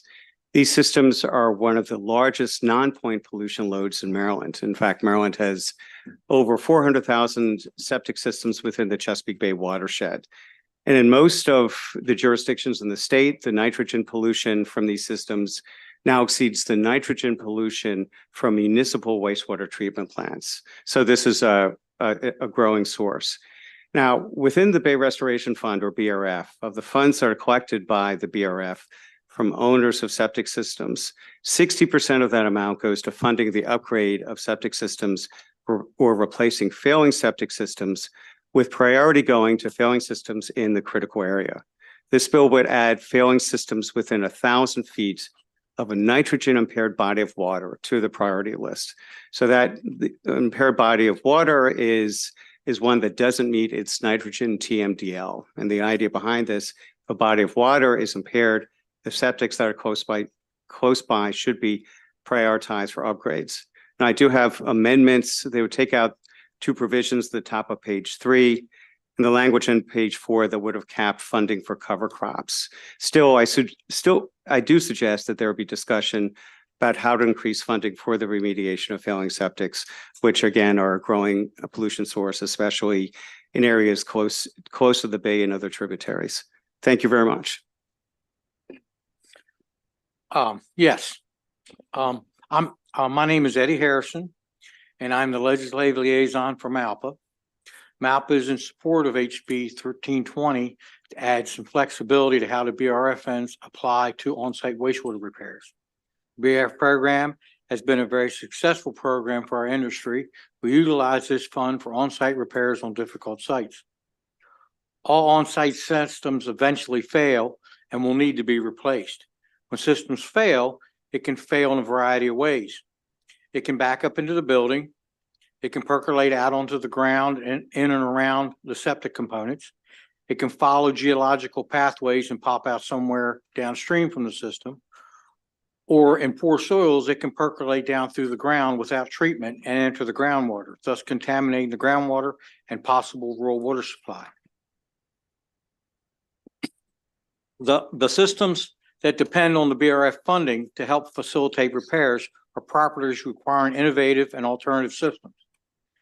Properties developed prior to about 1970 that was not a lot of attention paid to septic system design. Dig a hole, it'll go somewhere. Any perk testing that was done was cursory at best and not taken very seriously. These properties still currently have homes and businesses on them. Many of these properties are occupied by middle to low income families. The lots are small and close to water, streams, shallow groundwater. Allowing flexibility to help pay for the design and the dispersal portion of the cost of these systems will be very helpful. We urge a favorable report. Thank you. Thank you, Chair Corman, members of the committee. My name is Ellie Bassett. I'm your Southwestern Road Riverkeeper for Arundel Rivers Federation, where we advocate for clean water quality everywhere, but specifically work to protect and restore the waterways just south of where we're sitting right now in Anne Arundel County. I want to thank Delegate Stein for bringing forward this really important bill. Basically, the bill expands priority funding for failing septic systems. So currently, the priority funding is for failing systems within the 1,000 feet of tidal water, aka critical area. This takes that same layer and applies it to within 1,000 feet of non-tidal impaired waterways or streams. We feel that this makes the funding more equitable, more accessible, and takes another bite at trying to address nitrogen pollution. As we all know in this committee, pollution flows downstream. I know that everyone here has heard the term Caesar before. I'm going to bring it up again. Caesar report highlights that we need to focus more efforts and more funding to non-point source pollution. As the delegate mentioned, we are now seeing higher amounts of nitrogen pollution coming from septic systems than we are in wastewater treatment plants in 17 counties in our state. That has a bigger impact even looking closer at the tributary level. So for example, in Arundel County, 16% of our nitrogen pollution is coming from septic systems. On the South River, it's probably even higher and having a more significant impact because it's a dense area for septics and there's no wastewater treatment effluent going into that river. So in a time of the post-Caesar effort, when I know that this committee and the legislative body and many groups are working to think more strategically about where we need to prioritize our funding, where we need to focus our efforts, I am asking for a favorable report so that we can focus more funding towards septic systems to address that non-point source pollution source. Thank you. All right, good evening, Chair Corman, members of the committee. I am Emily Ranson with Clean Water Action, here in support of House Bill 1320.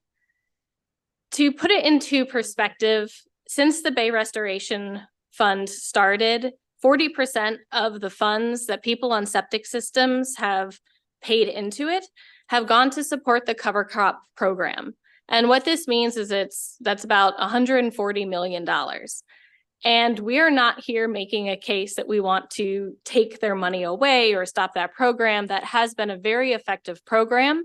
And what's really exciting about it, it is one of the few conservation practices that help and support leasing farmers, which is something that we are very keen to support.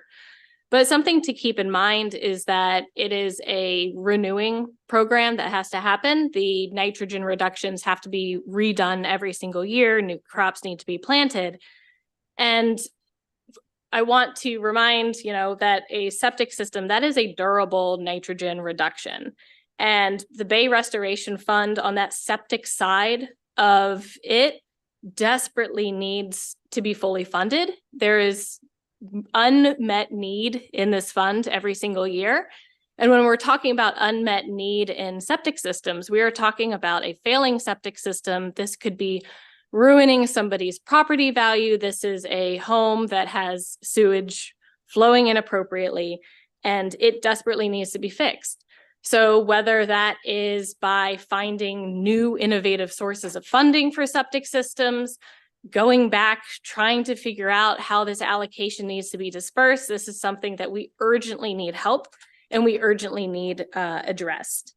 So with that, I appreciate your time and urge a favorable report. Thank you. Good afternoon, Vice Chair, Chair, members of the committee. My name is Drew Schmidt-Perkins, here representing Team Septics. Team Septics is a loose coalition of assorted people who are working to reduce septic pollution in Maryland. We also want to give a shout out to Delegate Stein for being our septic champion. Not everybody has that high honor. So we really appreciate them year after year stepping up and helping us try to figure this problem out. One key point that you're going to hear about is from MDE later is about the problems of actually mapping these septics along the impaired waterways. And I got some good news. We were able to quickly find that the maps of impaired waterways have already been done. You can pull them up online now. We know where they are. So that's great. But then MDE in 2019 also mapped the 1,000-foot buffer around every stream in Maryland. So with a little bit of GIS magic, which I understand is possible and taught early on in GIS classes, I will take the intern's word for this, we can begin to actually have a reliable map to see where these are. And then when somebody comes forward needing funding, it's very easy to look up that address of that septic system and see if it's in that map or not. So reducing septic pollution is urgent. It's growing, it's costly for the homeowner. It can pollute the wells, it can pollute the nearby waterways. It's urgent that we begin to continue to this effort to fix this problem. And Team Septics, as always, is always happy to work with MDE to implement this kind of solution and more moving forward. Thank you. Thanks to our septic champion and his panel. Any questions for Delegate Keighton? Thank you so much, Mr. Chair. And I can only hope to aspire to septic championship at some point during my career here in Annapolis. But I want to thank you for the bill. I know you have actually sat in on some meetings with me before I was on this committee when I had concerns about contamination in the gunpowder, and I've spoken with some of you actually earlier today about that issue. My question to you is, we've heard from our river keepers, right, in my area in Baltimore County, and we did see that horrible graph that showed Baltimore County as one of the worst offenders, and the majority of that is definitely coming from septic systems.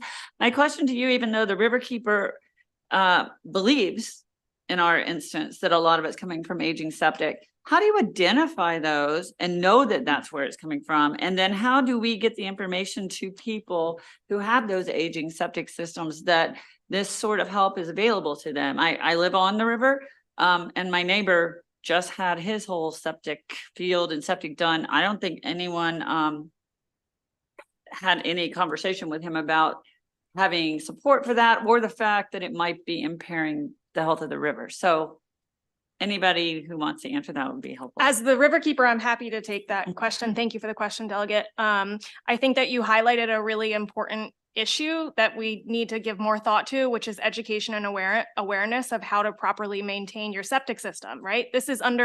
We are under the assumption that a best available technology system is producing 14 pounds per year of nitrogen, but that's only if it's properly maintained and operating correctly. So in an area where you have high density septics, perhaps not a wastewater treatment source in the area, and you're seeing high results of bacteria, I would then assume that one of my sources would be septic pollution. And there are ways to identify that. So for example, we are currently doing eDNA source tracking. So we are looking for the DNA of the bacteria. So who is pooping in the water? And most often, isn't my job fun? Most often it is human DNA, which can indicate that it's coming from septic systems. And so it's public awareness, but also when somebody knows that they have an issue, there's a barrier there for them doing anything if they can't afford the update, which is what we're trying to address here. Thank you. I'd love to maybe talk offline about this more. Thank you. Yeah, appreciate that. Any additional questions? Okay, thank you. I'm going to bring up at the same time the unfavorable and informational testimony from the Department of Environment and Department of Agriculture, if they're still here.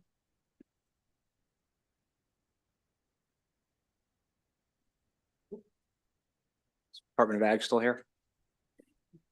I do not believe I believe they're in transit. Okay. I'm able to say one part for them. Please go ahead. Mr. Chair, Madam Vice Chair, members of the committee, good evening. Les Snapp on behalf of the Maryland Department of the Environment, here in opposition of House Bill 1320. Broadly, MDE recognizes and supports the need for additional funding for addressing septic systems, but we do have concerns with specific provisions in this bill as introduced. I think with the offered amendments and a little bit further discussion, we will be able to get to a point where we can drop our opposition. However, on behalf of the Department of Agriculture, I have been asked to thank the sponsor for removing the cover crop cap language that was in the bill. So thank you. Second, MD is also pleased with the removal of the expansion of the BAT system eligibility costs that's being removed. As currently drafted, we estimated that would have reduced the number of households that could have received BRF aid by approximately 50%. Third and finally, MDE does not have an issue with the prioritization of failing and non-conforming septic systems located within 1,000 foot of a nitrogen-impaired body of water. However, we do want to point out that currently there is no statewide maps that currently exist that link up and show nitrogen-impaired waterways, 1,000-foot boundaries for septic systems, and the actual location and addresses of septic systems in a data layer. So this ultimately would have to likely fall back to the county governments and local health departments to make those determinations. If we were asked to address a layer, it would probably cost us about $60,000 to $100,000 to put that GIS data layer together. And we still would not have necessarily the exact location of every septic, as that's typically at the local level. But with that caveat aside, we would be fine with this provision. So thank you. Any questions for the department? Okay, thanks for hanging late with us. That concludes the bill hearing on HB 1320. We'll now turn to HB 1374, Delegate Embry, Environment, Crematory, Setback Requirements and Permits. Thank you, Chair. May I bring up the first panel? Please do. Thank you. And I believe in the waiting room, hopefully, Councilman Mark Conway, Sandy McFadden, Dr. Wilson, and someone from Councilman Mark's office may be there. So if they could be, so, oh, I'm sorry. Thank you.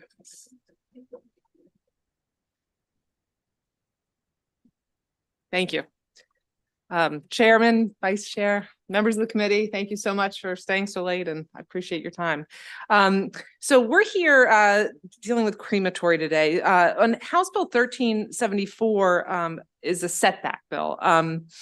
So just as background, pursuant, to the Clean Air Act and Maryland law, crematory incinerators have to be permitted by the Maryland Department of the Environment in order to be constructed and also in order to operate. This bill seeks to include within that permitting process a prohibition on granting a permit if the proposed crematory will be located within 1,000 feet of an assisted living or nursing facility, a property that primarily serves children, including child care centers, preschools, or schools, or a residential property. And this issue was brought to our attention, and I want to thank the co-sponsor, the vice chair. It was brought to our attention when a funeral home in our district in the York Road corridor sought to build and operate a crematory in very close proximity to people's homes, including households with children with asthma, seniors with health concerns, and other issues that would be exacerbated by the emissions of the proposed crematory. I would also like to point out other states have passed setback laws, Nevada, Connecticut, Georgia, Colorado, New Jersey in this country. England and Wales have a setback. Australia does, South Africa. There may be others. Those are the ones that I was able to locate.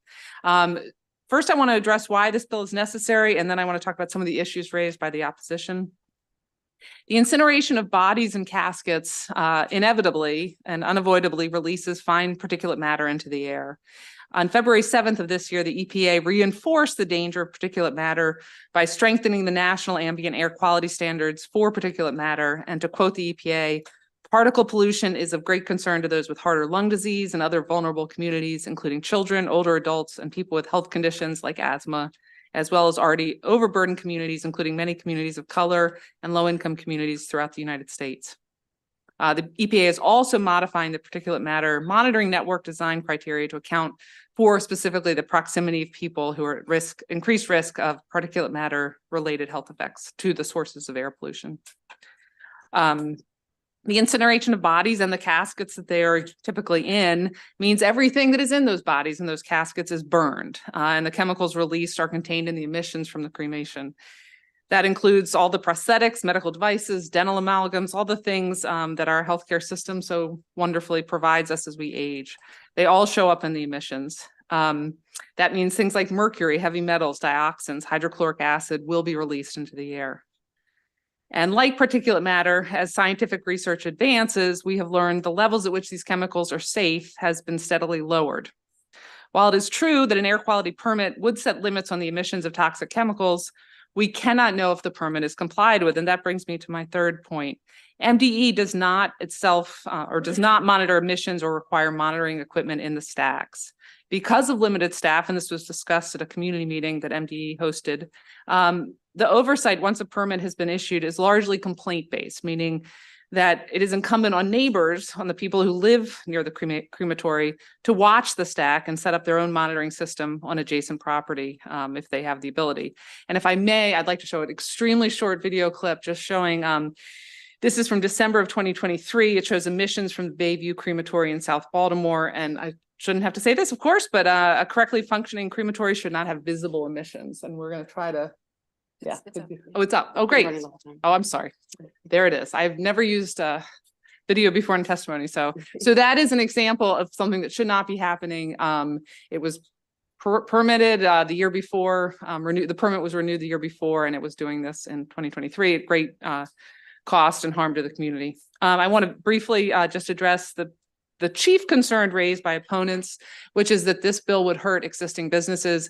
The senator who has the similar bill in the Senate and I absolutely will be submitting an amendment so that this does not apply to any currently operating crematory. So it would not apply to permit renewals, or if they wanted to upgrade their equipment and seek a new permit, it would not apply to them. This would just be for people, crematories seeking to locate that do not currently exist. There's also an issue raised by MDE that there's a lack of clarity. Of course, I would be happy to engage with MDE and add any clarity they think is necessary. And also it directs MDE to promulgate regulations that could also do that. So with that, I just want to say we recognize the importance of cremation to the citizens of Maryland, and we do not want to harm that option, but we believe it should not be in proximity to children or any residential property or to people with health issues. So thank you for your time, and I'll turn it over to my panel. All right, thank you, Delegate Corman, Delegate Boyce, and committee. My name is Lisa Polyak, and I urge favorable, obviously, for HB 1374. I'm an environmental engineer and a public health scientist, and for the last 35 years, I've worked for the Army and DoD evaluating environmental exposures for service members, but I'm here in a private capacity today on behalf of the York Road Partnership. I want to make several points about why this bill is good science and good policy, but Delegate Embry already did it for me. The bill corrects a regulatory gap that MDE hasn't addressed yet. The gap exists because of the twin effects of rise in demand for cremation, which relies on incinerators, and the increasing presence of synthetic medical devices in the human body. Crematory incinerators weren't designed to destroy the kinds of materials that are now committed to cremation. Things like defibrillators, joints, cosmetic implants, and dental fillings. The industry even reports that things like casket handles and jewelry show up in the crematory ash, which means the partially burned remnants of these things go right up the stack and out into the air surrounding the funeral home. Because funeral homes are situated in residential neighborhoods often, this means that stack exhaust with partially burned metals and plastics ends up in the backyard and the windows of adjacent homes. There are no federal air regulations right now governing crematoriums, and MDE's regulations haven't been updated in 30 years. Nevertheless, MDE has issued close to 116 permits right now for crematories across Maryland. Crematories have no emission controls, they have no monitors. The only optional device they have is a smoke detector, like the kind you have in your kitchen, to tell you whether or not the smoke is too dark or too dense. This bill ensures the continued availability of cremation services while protecting the health of residents and nearby vulnerable populations. It's good policy and it's good science, and I urge a favorable report. Thank you so much. Thank you. Are your other panelists the virtual ones? Yes. Okay, I don't have a list of who's on your panel, and I know you've said it, but you just want to tell me? Of course, Sandy McFadden, yes, Great. and then, yeah. Okay, we'll start with Sandy McFadden. Great, thank you. Please go ahead. Unmute. Delegate Corman, Delegate Boyce, thank you for the opportunity to testify. My name is Sandy McFadden, and I support House Bill 1374. I have lived in the Gwynns community for nearly 30 years, and currently I am the community school coordinator for Gwynns Elementary School, where I serve as a liaison between the school, the neighborhood, the community, and the city. A foundational principle of community schools is that there must be connection and coordination among the many community elements that affect the welfare of our children and their families. Our community has worked very long and hard with city and state authorities to bring investment for revitalization, public safety, greening, and commercial activity into neighborhoods that have suffered from redlining and disinvestment for many years. These efforts have led to a 39% decrease in vacant homes, 2 new 21st century schools, and most recently, a healthy neighborhoods designation. Current environmental regulations will allow a crematory incinerator to be placed in the heart of our neighborhood, less than 200 feet away from homes, prioritizing the interest of a single business owner over decades and decades of coordinated effort to restore our community. This crematory will create a health burden as well as a disincentive to prospective homeowners or businesses. No one wants an incinerator in their backyard. Creating a 1,000-foot buffer with crematories is a no-cost, common-sense solution. It permits crematory businesses to exist, and it protects the health of the community, and it preserves the hard-earned revitalization of our neighborhoods. Thank you. Thank you. And do we have Councilman Conway? Thank you. Please go ahead, sir. Yes. Thank you, Chair Corman. Good to see you again. You've seen a lot of me this session. Once again, my name is Councilman Mark Conway. I represent the 4th District in North Baltimore, and I'm here in strong support of this bill to do a 1,000-foot setback for crematoriums from homes, schools, and daycares.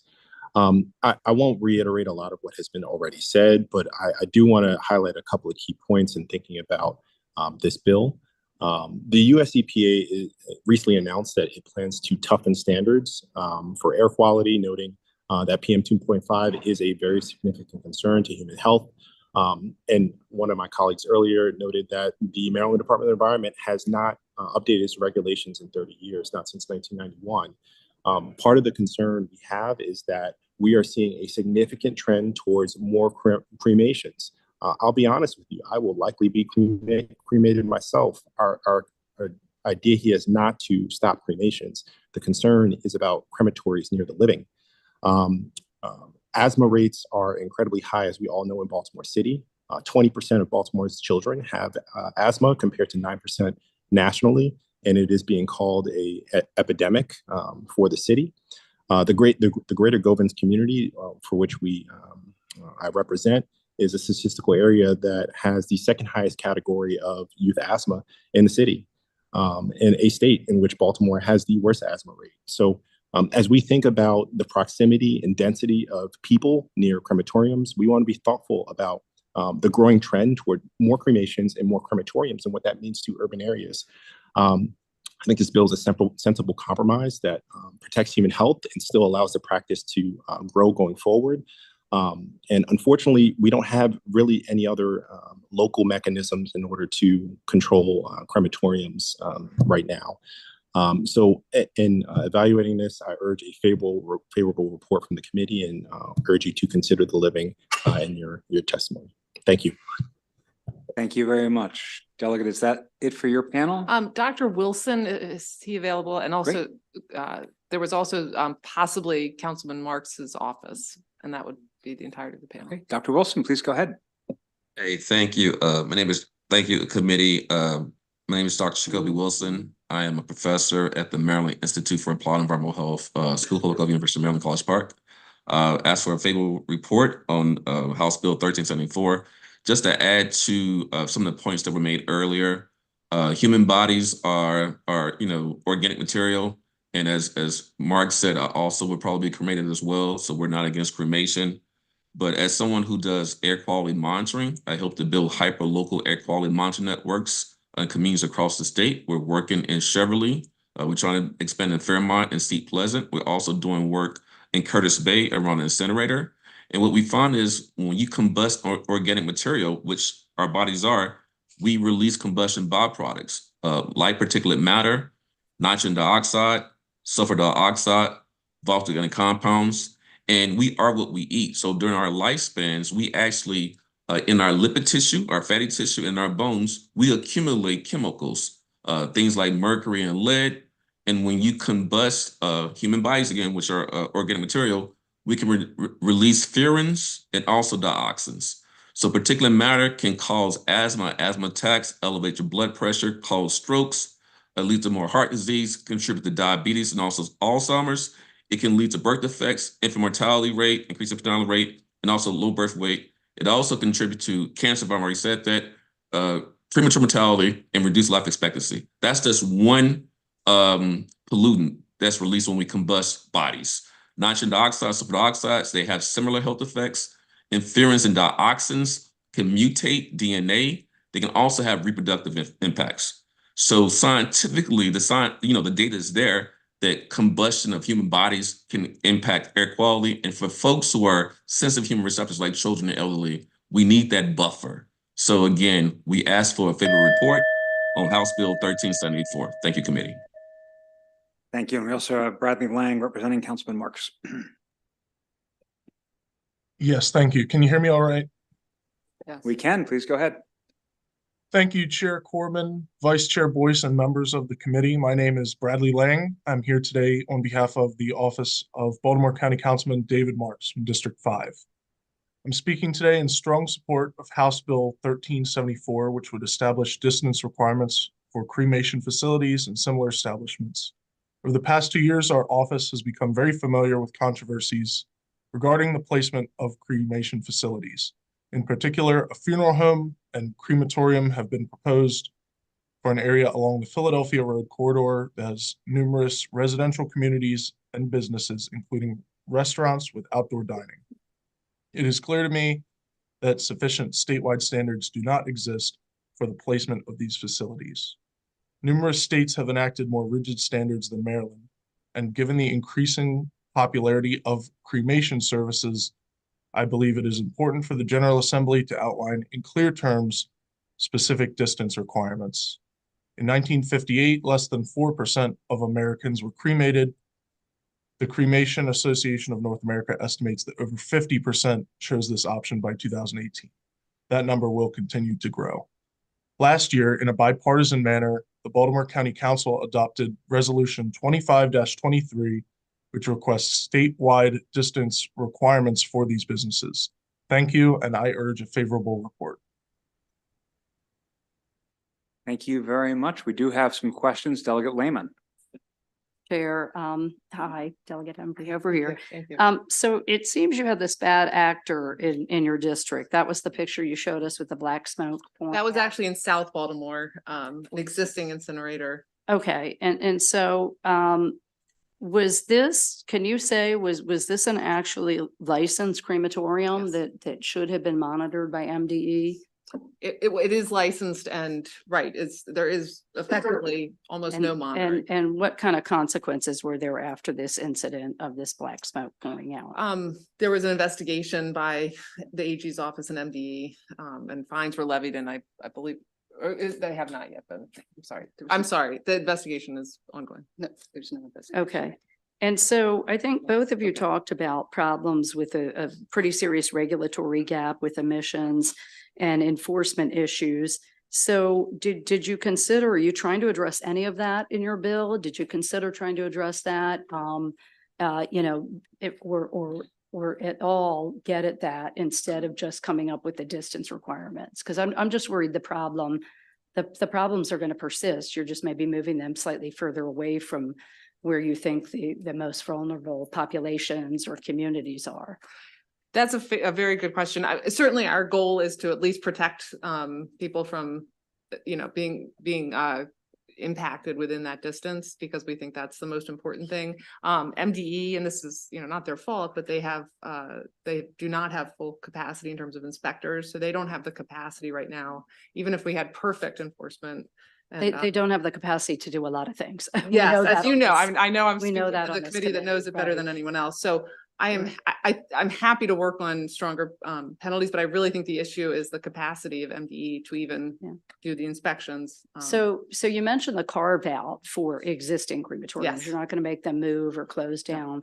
But what about someone I had a visit from a longtime constituent that has plans, literally plans, engineering plans, has already invested money in a crematorium, you know, on the same property as a funeral home that's existed for decades. How would you treat a situation like that? Are there timelines in the bill for when somebody, you know, might have a permit, or how would you treat a situation that's like in the pipeline?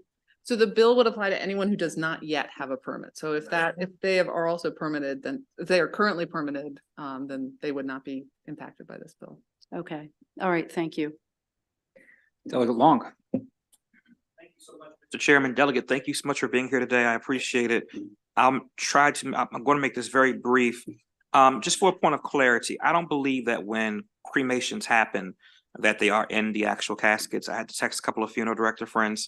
I think that they're actually placed in boxes or on trays, just for a point of clarity. But I guess my question is, where is the science around this 1,000 feet buffer, just to kind of oppose that? And then secondly, just looking at the position from MDE, when they have to offer a renewal permit, it would effectively, basically, it would put existing crematories out of business. And, you know, I think cremation is one of the most affordable means for a family to be able to, in a dignified way, dispose of their loved one. Excuse me. Not just that, too, we take into account for families who have left loved ones unclaimed, or people who have just been left and forgotten about, and the ones who take care of them. Eventually, those bodies are cremated as well, too. So I just think, you know, this could effectively eliminate one of the most affordable options that people have to take care of their loved ones. So those are my concerns. Okay, I'll try to remember all of them. I'll start with the last. So as I said, we'll be amending the bill, and I've communicated that to those funeral homes that have reached out to me, including the lobbyists. We will be carving out anyone who is existing, who operates a crematory currently. So that should resolve that completely, because I agree with you. We want people to have the option of cremation. That is not the goal of this bill. So quick caskets, that varies. I mean, some families do require it. I can't speak for every funeral home, but that seems to be some bodies are put in boxes, some are not. I don't know. Funeral homes who speak next can probably give better data on exactly how many and who and what kind of containers are used. The issue of the science. So there's limited science, period. But what we do know is we have data on incinerators, and there's other people on this panel who can speak much more intelligently about the science. We have data on the impact of incineration, right? Large scale incinerators, the particulate matter, it has been shown to contribute to asthma and other related health impacts. That is true. We also know that the things that are released by cremation, that what has been discussed, mercury, et cetera, dioxins, furans, we know that they have a negative impact. We also know that EPA has over time said, both with regard to fine particulate matter and with things like mercury, heavy metals, and others, they keep reducing the safe amount. The levels that are safe have only been brought down as more research is done. So in order to protect our most vulnerable neighbors, we would like, again, we think this is a compromise, or not a compromise, but a common sense measure that will still allow cremation to happen. So the business we want it to thrive. We want people to have that option, but we'll protect people who need our protection. Thank you. And I would be curious to know if someone could be able to answer eventually, is it already in law or statute if a casket is actually cremated in that process or burned in that process? Yes, I will turn that over to an expert. So Delegate, so our awareness of the fact that caskets are actually put into the crematory came from a report prepared by the Cremation Association of North America. It was submitted in opposition testimony from I believe the Pumphrey funeral home, and they did a screenshot of a report that was done by the Cremation Association of North America, where they revealed that in crematory ash, they found casket handles and jewelry and prosthetic devices. So our awareness of the fact that caskets are being put into crematories came from them. Thank you. I guess we have to look at that in Maryland, perhaps, but I just don't think that we can use that as a basis to say that it's being done all over. Well, I know right now that MDE has no prohibitions on doing so. Like even in the permits that they issue, there's no prohibitions on the kind of things that can go into the crematory, short of things like hazardous waste and waste that is not related to the crematory process itself. But things like the crematory or the casket itself, jewelry, personal effects, the removal of those things is at the discretion of the funeral home owner. Thank you, Mr. Chair. Delegate Naraki. Mr. Chair. Delegate, it's good to see you. First of all, I want to thank you for your work on this bill. I think it's important work, and I think this is an important discussion that we're having. I do have a very specific question, though. It's something that I've been interested in. So I've done a lot of research on this project, because I have a facility in my district, potential facility in my district. One of the things that I've come across in this process is something called alkaline hydrolysis. Are you familiar with that process? It's often called flameless cremation. Some call it the most sort of green way that you may be able to dispose of remains. I'm curious how this might apply to that in the future if this bill were passed.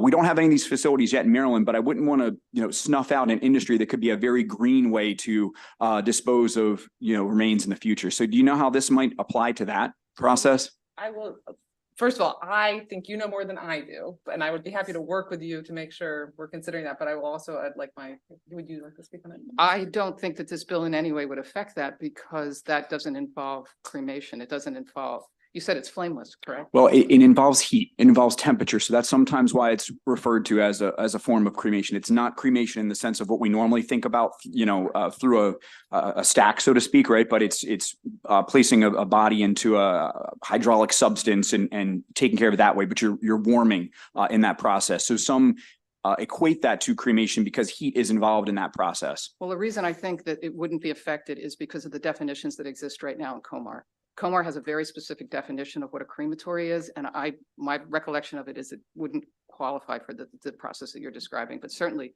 we wouldn't want to interfere with that. Okay, maybe we could have a further discussion offline about that process. I would love that. Thank you. Thank you, Delegate. Delegate Baker. Thank you, Chair. Mr. Long did mention or talk about one of my questions. That was going to be human bodies and caskets going into the crematory. That doesn't even sound good to me. Cremation doesn't sound good to me. So, but my question is, we're talking about crematory. So would that also include for dogs, cats, animals type crematory? Yes. So, well, to the extent they receive an air quality permit under this, if they were doing both, I mean, is that possible that they could be doing both? They could. So I believe the bill that, of course, I'm thinking of the Senate bill, maybe I'm not speaking out of turn for the House bill, only addresses human crematories. So they would all, okay, I apologize. No, We have two I can versions, see but that. I will double check and Okay. let you know. Sorry. Good, Delegate Baker. Thank you. Thank you. Delegate Guyton. Mr. Chair, I appreciate it. And I appreciate you bringing this bill and also to our vice chair. So all due respect to both of you, but it does seem like you're trying to solve some very specific problems in your district. And I just want to say, I understand how frightened people can become when they hear that this is coming to your area, because I have recently gone through that in my district. There were a lot of people who were afraid of it. And, I hear another Baltimore County councilman and some folks in Baltimore County who might be worried about that now. And I can tell you that in reality, though, you can't even tell that it's there. And it is in the middle of the neighborhood. And the reason that it's not movable, right, is because it's not only the crematorium there, it's a memorial garden, it's a cemetery. Like, you can't pick up and move those things to another place to have your crematorium. And I think what we're seeing from you are real problems, right? And science that may or may not indicate that a properly functioning crematorium is bad for the environment or bad for people. So I would hope that before we did something that was this extreme, that we would actually try to look at that science and test the smoke, if it's coming out of a properly functioning crematorium, to see, has that happened to your knowledge? Yeah. So the question of the science, and when I learned of this issue, which isn't not at the beginning of the process, as some people have been involved from the beginning, but over a year ago, and have started to follow it and have started to read and learn. I think the health issues are real, although the science is not conclusive. But I think the risks are high enough that it is worth taking a step. Again, many states have done this, other countries have done it. This is not a unique action. MDE is in fact going through the process of consulting with other states because they have not updated their standards in 30 years, and science has changed in this issue. So I think the risk is enough that we should take action, but I understand your point, and that is one of the reasons we are not applying. We would in balancing the equities, we certainly do not want to disrupt an existing operating crematory. I agree. These are valuable businesses in the community. We don't want to touch that. But we want to protect people going forward. And again, we're trying to find a compromise that Right. I respect of understand the industry, but Yeah, yeah. thank you. Thank you for that. Because I always first want to protect children. I know. Always for me. And the one that I'm mentioning is actually right near a school as well. And we Yeah. haven't had any complaints for that. Would you consider at all making a study out of this to see whether there are real problems there outside of what you're I trying to think do? from our perspective, given what's going on Mhm. in Baltimore City and Baltimore County, I think we would not be able to do that just given the time. Okay, and well, I what appreciate we're you facing, standing but up for your appreciate- constituency because that's what we're here to do. Yeah. Thank you. Thank you. Delegate Liberty. Thank you, Mr. Chairman. Obviously, this topic applies to all of us sooner or later. Well, I Let's would hope later. emphasize later, definitely later. Okay, to the point. Do you have a handle on how many crematoria exist in the state of Maryland? we do actually. I believe it's Lisa has the numbers in her head. I will let So her the answer. number of permits right now, air permits that have been issued by MDE is 116. And of 116? those, 80 are human crematories And throughout the state. throughout the state, do you have any handle on whether or not there's feedback from the community that exists around these crematoria? In other words, negative or positive or nothing? I don't know. I do know, which is why I played. We have the South Baltimore crematory has been a source of substantial complaint from the community in South Baltimore, but I do not know if existing crematory have complaints. Okay, thank you. Thank you, Mr. Chairman. Thank you. Delegate Addison.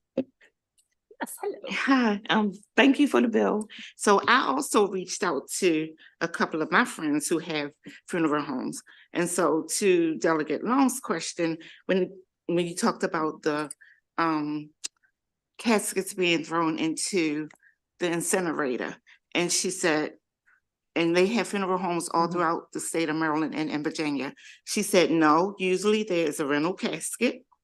And she said, and if it's an all wood casket, it can be burned. Yeah, Thank you. you're welcome. Delegate from the 43rd District, Delegate Boyce. Thank you. I just want to say, isn't it so that the vice chair has a bill to have study death care practices? It is so, and it is a brilliant bill. Thank you. Thank you so much. To answer Delegate Guyton's question. Any further questions for the sponsor or this panel? Okay, thank you, Thank Delegate you so Embry. We much. have a number of other witnesses. We'll start with the in-person, Andy Dudek. Leah Purpura and Cindy Camp. Those are the in-person favorable that I have on my list. And please go ahead when you're ready.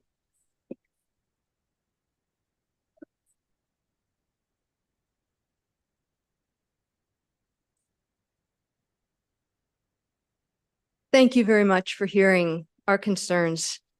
My name is Leah Purpura, and I'm speaking in favor of HB 1374. I live in one of the neighborhoods affected by the proposed crematorium. Two of my immediate neighbors have moved in the past 3 years, citing the crematorium as a key reason. And multiple neighbors on the east side of York Road said they would move away if they could.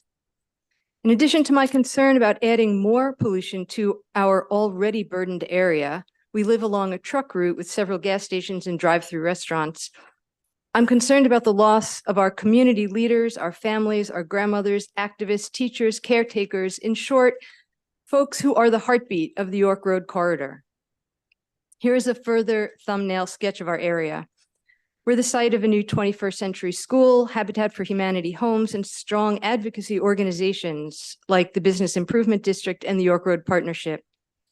Many neighbors have been working for decades to cross the divide we've inherited from the practices of redlining and blockbusting. In fact, over 150 people, both East and West Siders, showed up for a recent meeting with MDA to voice their concerns about the crematorium. Many neighbors also suffer high instances of asthma, lung, and cardiac disease, all conditions sure to be worsened by exposure to additional particulates from a crematorium. So we're a highly challenged area, working hard and as one to keep our neighborhood safe, healthy, and thriving. The proposed crematorium flies in the face of an entire community's efforts and desires. It's said that cremation is a lower cost option to burial. It's time now to ask who exactly is paying the price to make that option possible. It's clear that my neighbors who are already suffering from pollution and poverty-borne diseases are the ones picking up the cost. I'm concerned about my family's asthma and diabetes, the health of my neighbors, and about the loss of the precious community we're building in Gwynns if this crematorium ends up in the heart of our neighborhood. Thank you. Good evening, Mr. Chairman and members of the committee. My name is Andy Dudek and I live in White Marsh. I am here to testify in strong favor of House Bill 1374. No new applications for incinerators can be licensed to operate in Baltimore County and most of the surrounding counties, including Baltimore City. The only exception are for crematory incinerators. These crematory incinerators do not have filters and are not required by law. The Maryland Department of the Environment does not test the air quality around the crematoriums. When MDE receives a complaint, they will observe the area, but no air or stack testing is done. If they believe there is a problem, they will contract an environmental company to conduct the test. When MDE approves a crematory permit, they provide a 6-minute limit where heavy black and gray smoke can be emitted from the smokestack and released into the air per each cremation. One funeral home owner and cremation operator informed me that he will call the fire department and make them aware that he is about to start a particular cremation where the heavy black smoke could be released. And if they receive a fire call, it would be related to that action. These are prime examples of this horrible and critical problem, along with all the serious and harmful chemicals released into the air. Our children deserve a safe environment, as does the public at large. These setbacks from House Bill 1374 are necessary and most needed to protect the public health, safety, and welfare of all citizens in the state of Maryland. Thank you. Thank you both. And one more call for Cindy Camp. Is she here? Okay, any questions for this panel? Okay, thank you. We will now turn to some virtual favorable witnesses. We have Michael Thomas. Hello. Please go ahead, sir. All right, fantastic. Good afternoon, or I guess it's almost good evening at this point. Thank you for the opportunity to testify. My name is Michael Thomas. I'm providing testimony regarding the issue HB 1374. I strongly support this bill and its effort to make a common sense setback distance from communities from crematoriums. I live in the Honeygo Ridge community and am the president of our homeowners association.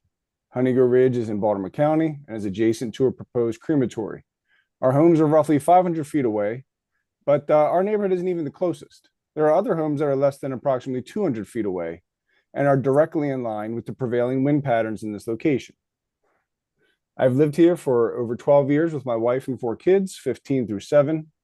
I drive past the site daily on my outings. This issue matters a lot to me, to my family, and to my community.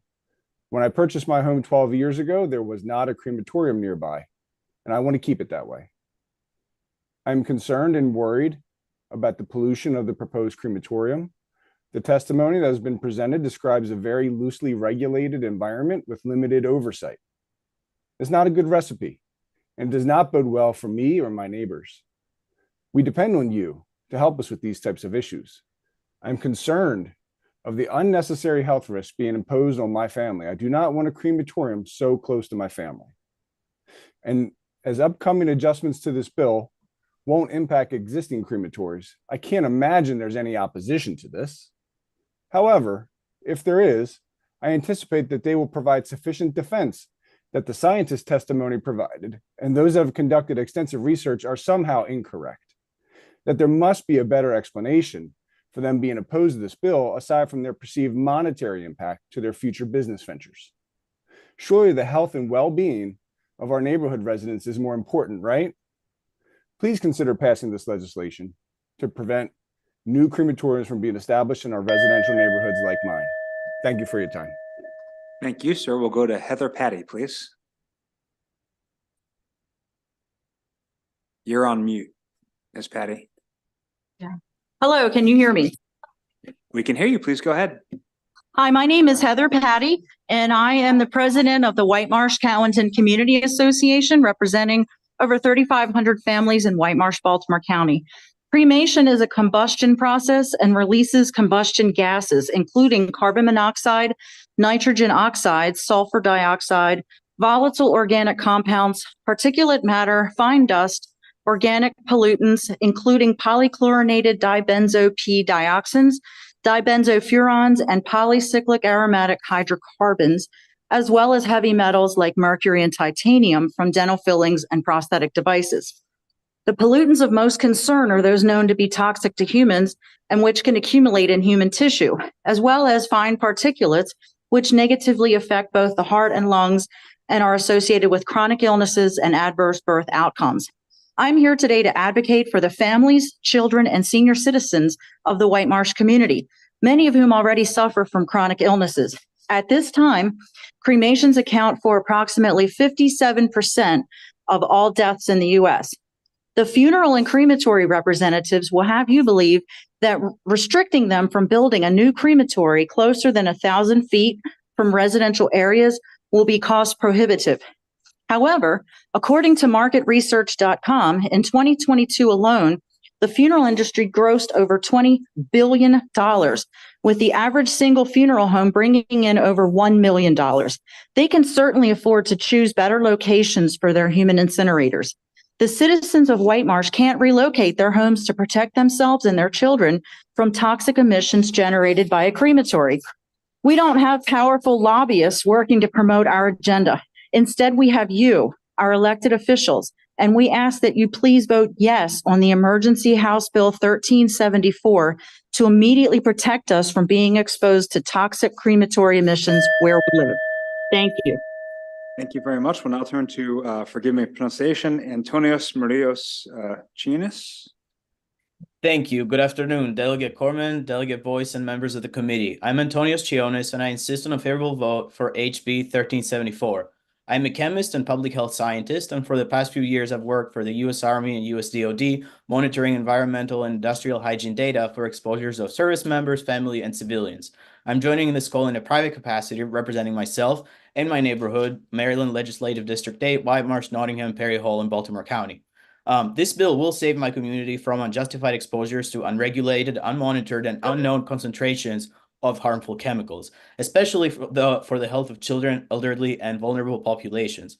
As the demand for cremation services has increased, so do the incinerators, and in consequence, their emissions. So besides the environmental impact of emissions from crematory combustion, such as the carbon oxide, sulfur oxide, there are also many more that are detrimental to health and need to be considered before situating a crematorium near a residential neighborhood, such as the one planned for Philadelphia Road Corridor. So in addition to the mentioned typical products of combustion, others that are harmful to health are generated upon cremation. These could be nitrous oxides, volatile organic compounds, VOCs, carcinogenic chemicals, and particulate matter generated from these cremations, when sometimes clothing, jewelry, keepsakes, implants, dental fillings, crowns, prosthetics, eyeglasses, and even, as we heard, casket handles have been found throughout the cremation process. Now, currently, there are no federal regulations for air quality, just as Ms. Poliak mentioned earlier, and the regulations at the MDE level are obsolete. So to no surprise, without emission regulations, there are really no emission controls, monitors, or quantification. Therefore, these harmful chemicals are released in the air and people are unjustly exposed to them without even their own knowledge. So crematories often state only carbon dioxide and water are their combustion products, but just as we saw in the video, this statement is false, as we saw, the dark smoke coming out of the stacks. So in conclusion, HB 1374 will protect the health of people living in communities where cremation services are available. I highly urge a favorable vote. Thank you. Thank you very much, sir. We will now turn to Miriam Garrity.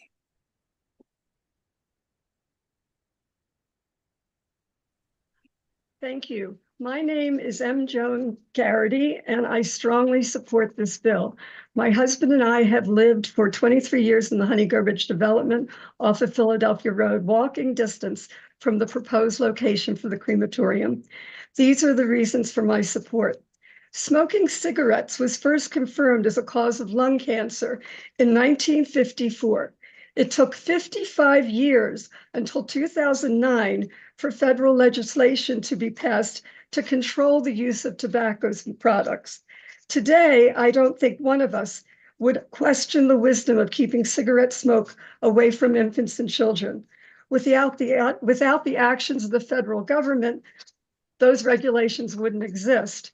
I'm not going to repeat what's been said about what we know of the carcinogens and other harmful items that can come out of those stacks. But even in light of all of this evidence, there are no EPA standards for local inspectors to use to assess potential health impacts of the emissions. Why is that? Because of the power of the lobbyists of the $20 billion a year funeral home industry, as Ms. Petty referred to.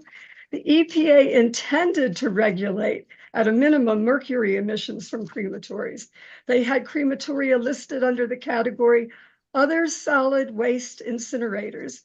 But because of intense lobbying from that group, it was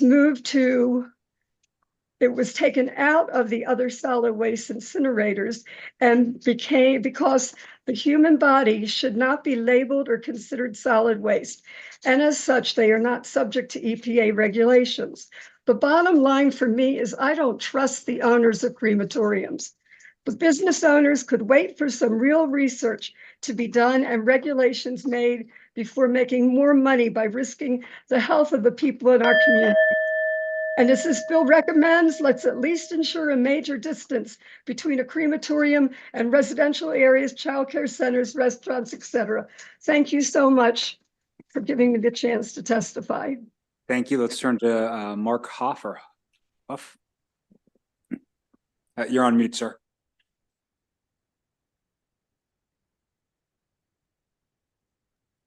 My apologies. No worries. Okay.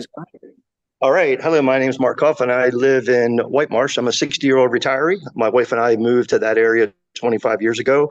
We raised 2 children there, and I represent 34 families in the Saddlebrook community, which is less than a quarter mile from the proposed crematorium in White Marsh. We support Bill HB 1374, and we'd like to thank all the people that have proposed and helped with this bill in the Senate and House, including Delegates Embry and Boyce. I won't be discussing science today or talking about science, statistic data, or even money. What I would prefer to do is talk about common sense legislation. Let's face it, none of us are going to support a medical waste incinerator next to a daycare center, a trash incinerator next to a retirees community. Why a human incinerator next to these places? One proposed location, like I mentioned, is across the street from a daycare center, restaurants, a bakery, and literally in the backyard of many homes. This area is also extremely close to the Days Cove reclamation area, the Honey Grove reclamation area. So the air quality, that area is already overburdened with pollutants. Well, air like this just don't make sense. And that's all I'm asking you. I'm asking every one of you, let's forget about the money. Let's forget about everything and do something that just makes absolute sense, is to just give 1,000 feet for these residents and these businesses and these children, okay? And make sure that we are protecting the vulnerable people in our society. Those in District 5 and those in this area, I want to tell all of you, we're counting on you. Thank you. Thank you. We'll turn to Karen DeCamp. Thank you, Mr. Chairman and Madam Vice Chair, my delegate, members of the committee. My name is Karen DeCamp. I am representing the board of directors of the York Road Partnership in North Baltimore. That's a coalition of 30 neighborhoods, churches, schools, nonprofits, and institutions. And we are uniting neighbors to work together across a very stark racial divide with the goal of improving quality of life for everybody. We support strongly HB 1374 to put that 1,000-foot buffer between a new crematorium and homes and schools, et cetera. This is a very common sense measure. It will ensure the continued availability of cremation while protecting the health of vulnerable people and our neighborhoods. We don't oppose cremation. We don't fear death. I've actually cremated both of my parents and my brother. But we urge you to get ahead of the rapid growth of neighborhood-based crematories. This is a very simple fix to locate these crematories a reasonable distance from homes and schools. And I would say it's not an extreme bill, it's a very reasonable one. Here in North Baltimore, we are united fighting a proposed crematory incinerator here. They're choosing to locate it in a majority Black neighborhood that already has documented high levels of asthma, COPD, and other diseases that are causally related to air pollution. It's perhaps the worst place to put a new crematory. It's within 150 feet of people's homes. Demand for cremation is way, way up. It's cheaper for families. It's a growing profit center for funeral homes. Most alarming is that most of these funeral homes are in neighborhoods. So we're going to see this increase in neighborhood-based crematories.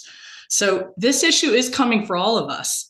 Please get ahead of this growth of neighborhood-based crematoriums, and please give a favorable report to this bill. Thank you. Great, thank you. And thank you to all the proponents of the bill for taking time to share your personal experiences. We have a number of unfavorable witnesses. We'll start with Michelle Cutta, Donald Borgwart, Camille Fesh, James Doyle, and Christopher Boggs. Please begin when you are ready.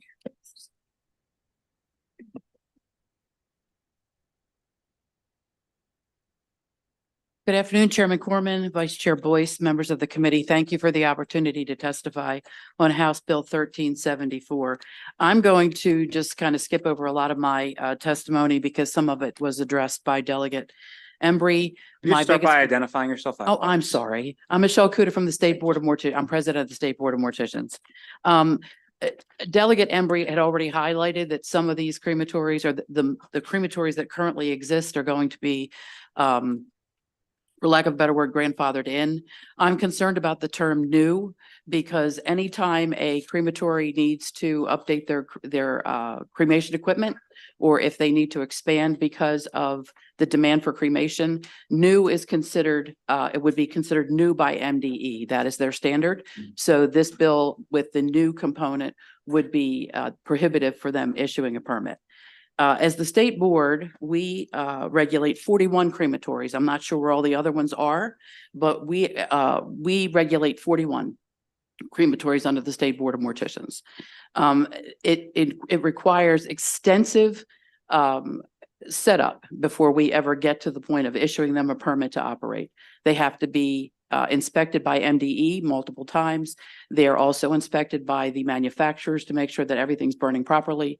And then at that point, when they have all of those documents, they submit those to the board and the board approves their operating permit.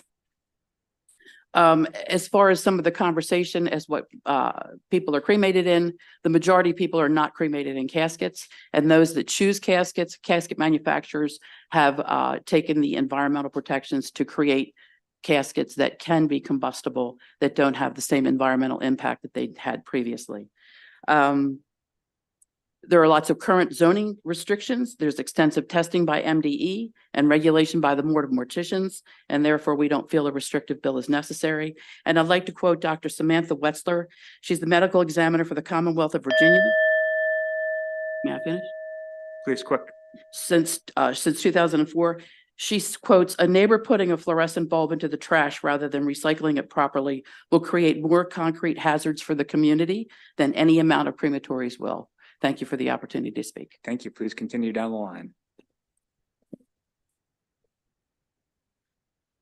Thank you. My name is James Doyle. I am representing the Maryland State Funeral Directors Association in opposition to this very extreme bill, which I note is also opposed by the Maryland Department of the Environment.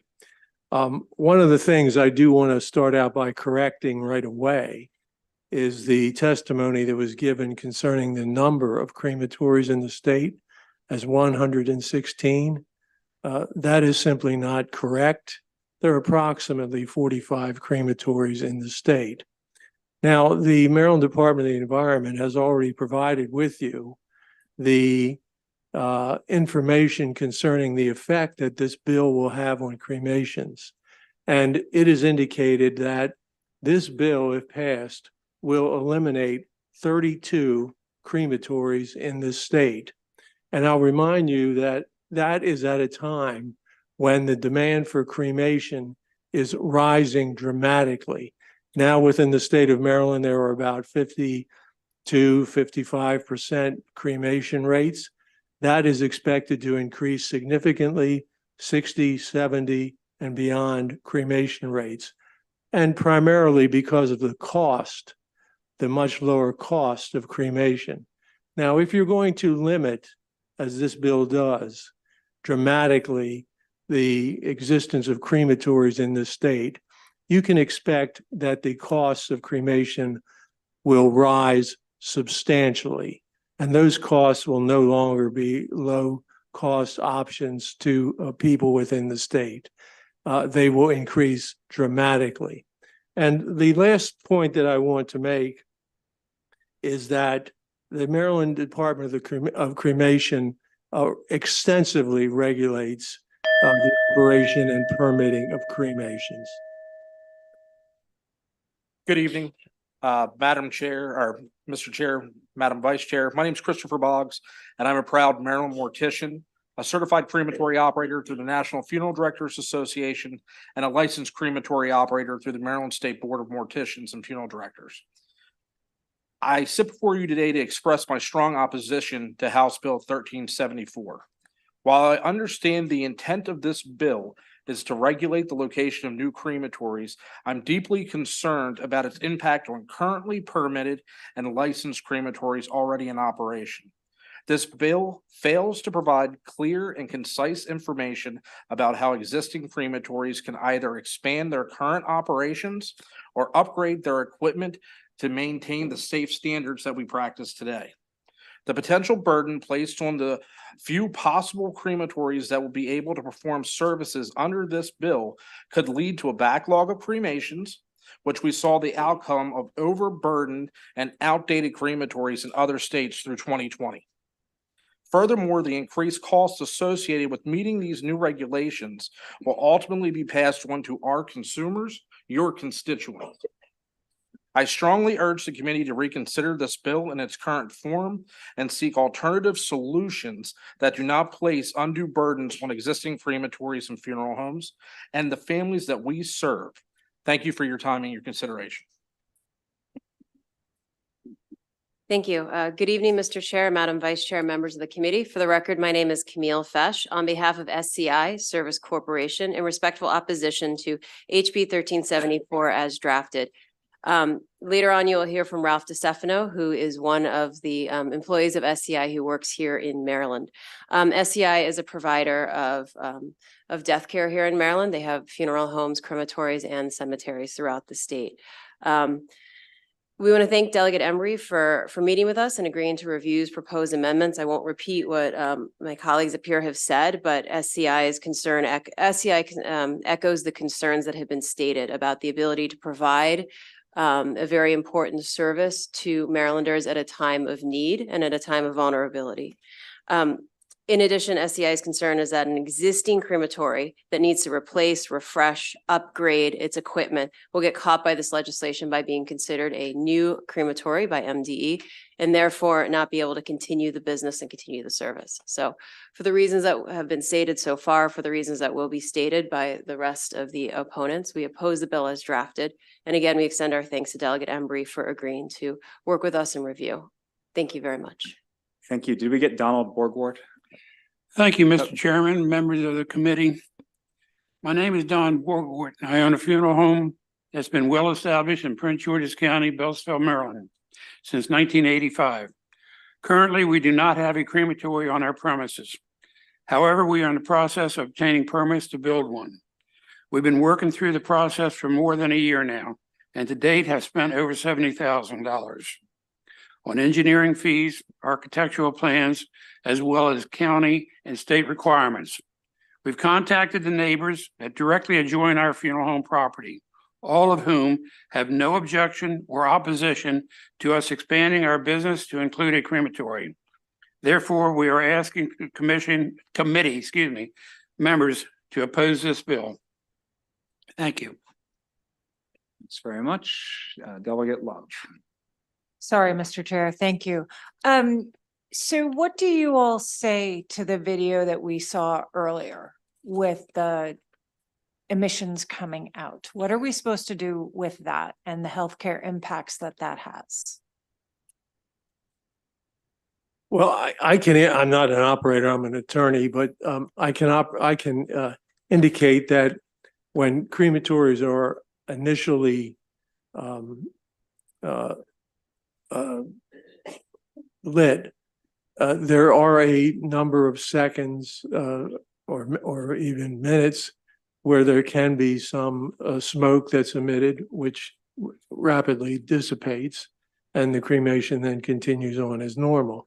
That is not considered to be harmful, and MDE is fully aware of those situations.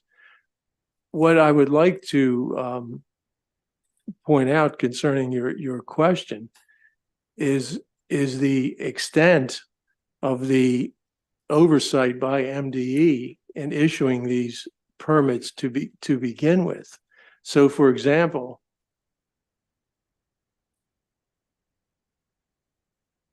here is a permit determination by the Maryland Department of the Environment to issue a single permit. They looked at all sorts of potential contaminants or emissions. They did modeling. They did geographical studies of the area. And after a very extensive review of that material, determined that a permit was issued. Nonetheless, the people that were in opposition to that permit were entitled to go to court, which they did. And a court also did a very thorough and lengthy review of what MDE had done and concluded that MDE acted properly in issuing the permit. And I'll also add one other thing. That's simply for the issuance of the permit. After the permit is issued, there is continued evaluation and inspection by the Maryland Department of the Environment.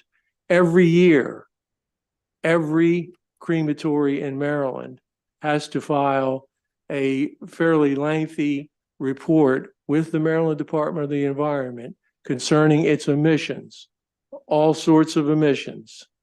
And MDE reviews that material to determine if that crematory is in compliance with those emission requirements.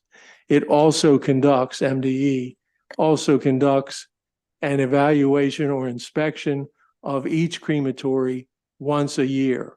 So the idea that MDE simply doesn't have the manpower or the will or whatever to properly evaluate these things. Okay, I think we got it. Thank you. Vice Chair Boyce, you have a question? Respectfully, you didn't answer her question, and it was the direct question is that given that video, which I think may be an animal crematory, what would you say the industry who says they do inspect this say when you see a video with black smoke? Because as cremation is supposed to work, you're not supposed to see black smoke. And so what she's directly asking you is what then happens and what should happen and why is that happening? Thanks so much.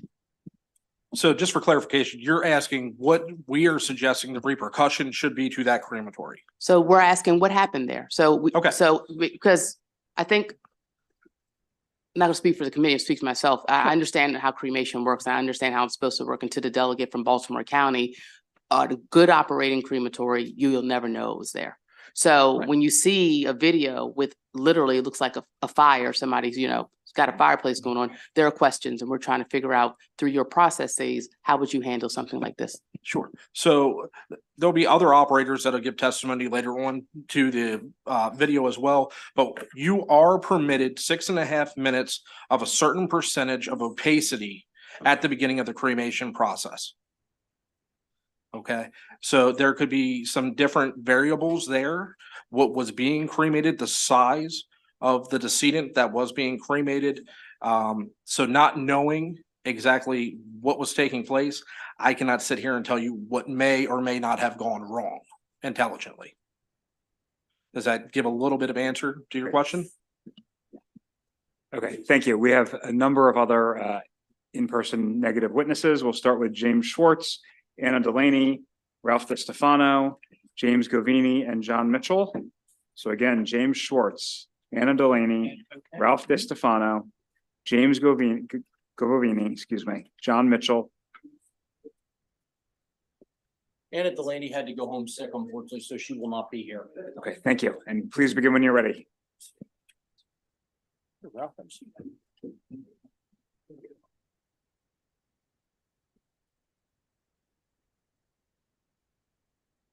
Can I go ahead? Thank you.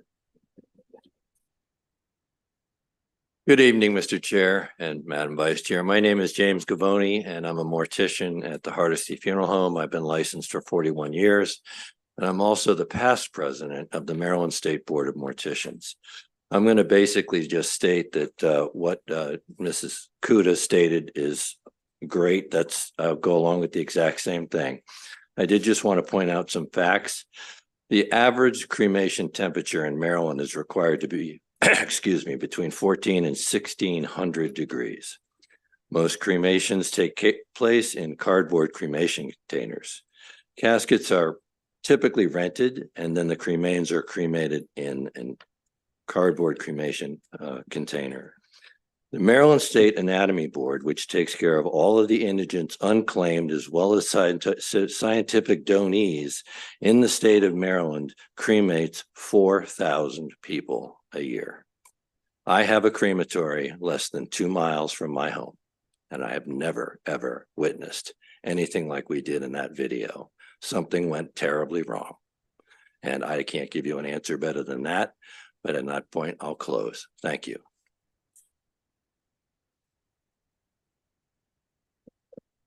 Good evening, Chairman Corman, Vice Chair Boyce, and ladies and gentlemen of the committee. My name is Ralph DeStefano, and I represent SCI Cremation, Funeral, and Cemeteries of Maryland, and I'm here to speak in opposition.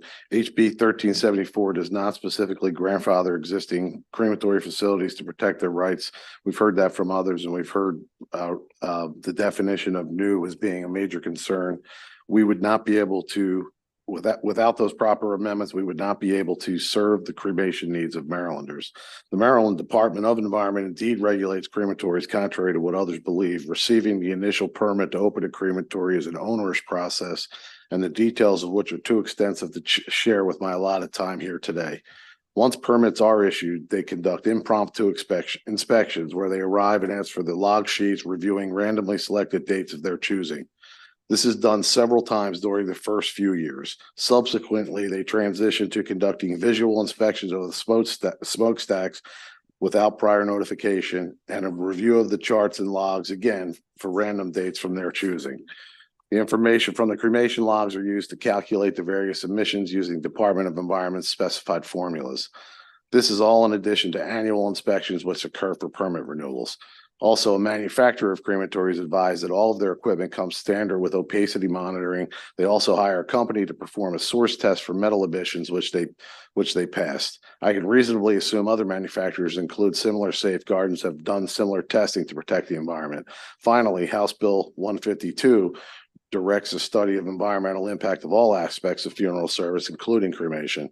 Passing these restrictions on crematories before the environmental impact is studied seems premature.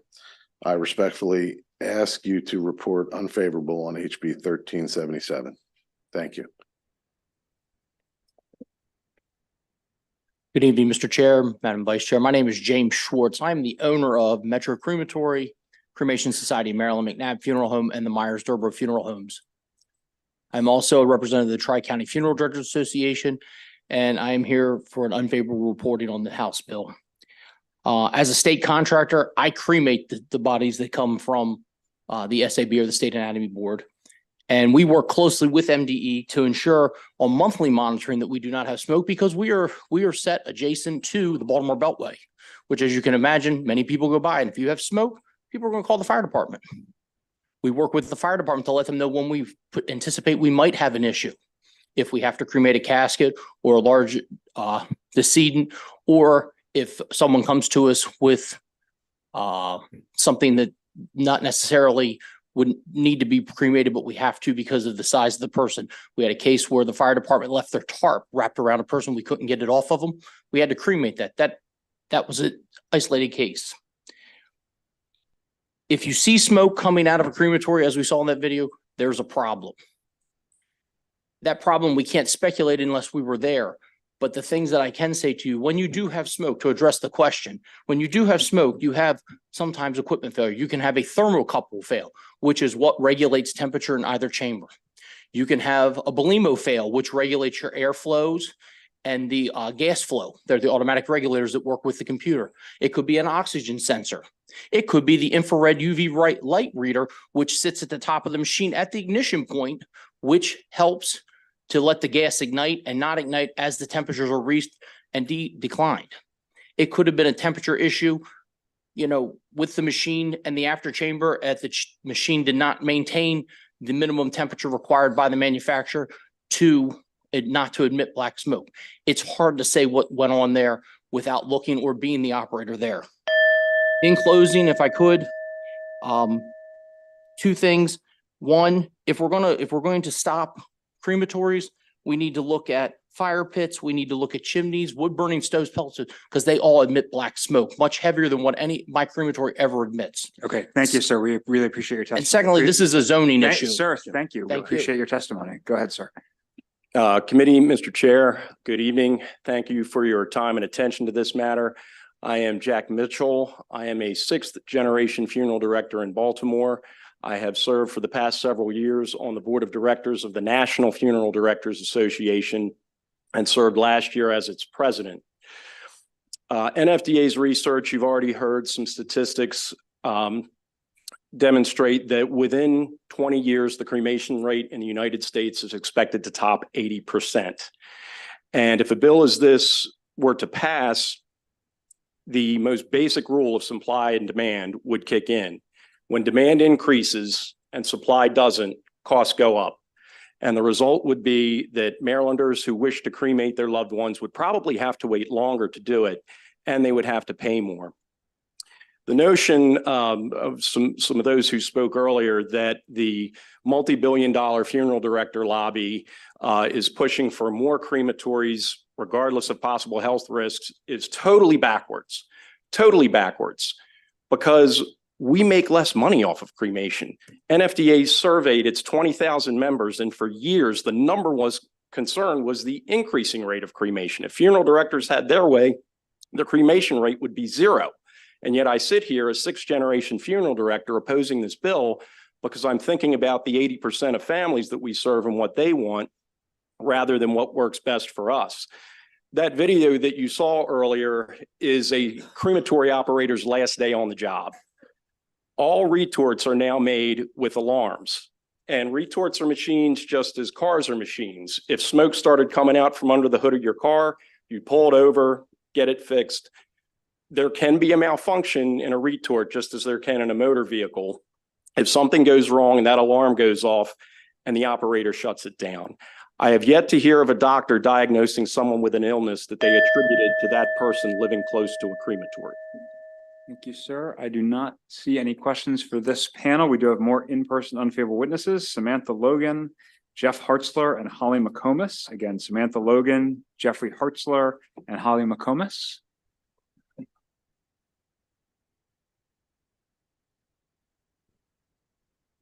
Good evening. Thank you, Chairman. I'm Jeffrey Hartzler. My family has funeral homes in Carroll County and Frederick County, 2 in Carroll and 2 in Frederick. We have our crematory in New Windsor, which services all those. I don't want to repeat what everyone else has said. I oppose the bill. We are regulated by Maryland Department of the Environment. the regulation on my crematory is I can only do 2 cremations within an 8-hour period. So I have nothing else. Thank you. Thank you. Just last call for Samantha Logan or Holly McComas.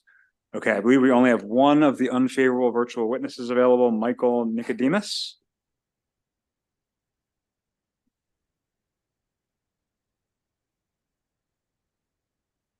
Not responding? Okay, and none of the other virtual witnesses are there, right, Jacob? Okay, that concludes the bill hearing on HB 1374. Subcommittee announcement. I am here. Up. Mike Nicodemus. Just in the nick of time. Go ahead, sir. Okay, good evening, Mr. Chairman, Madam Chair.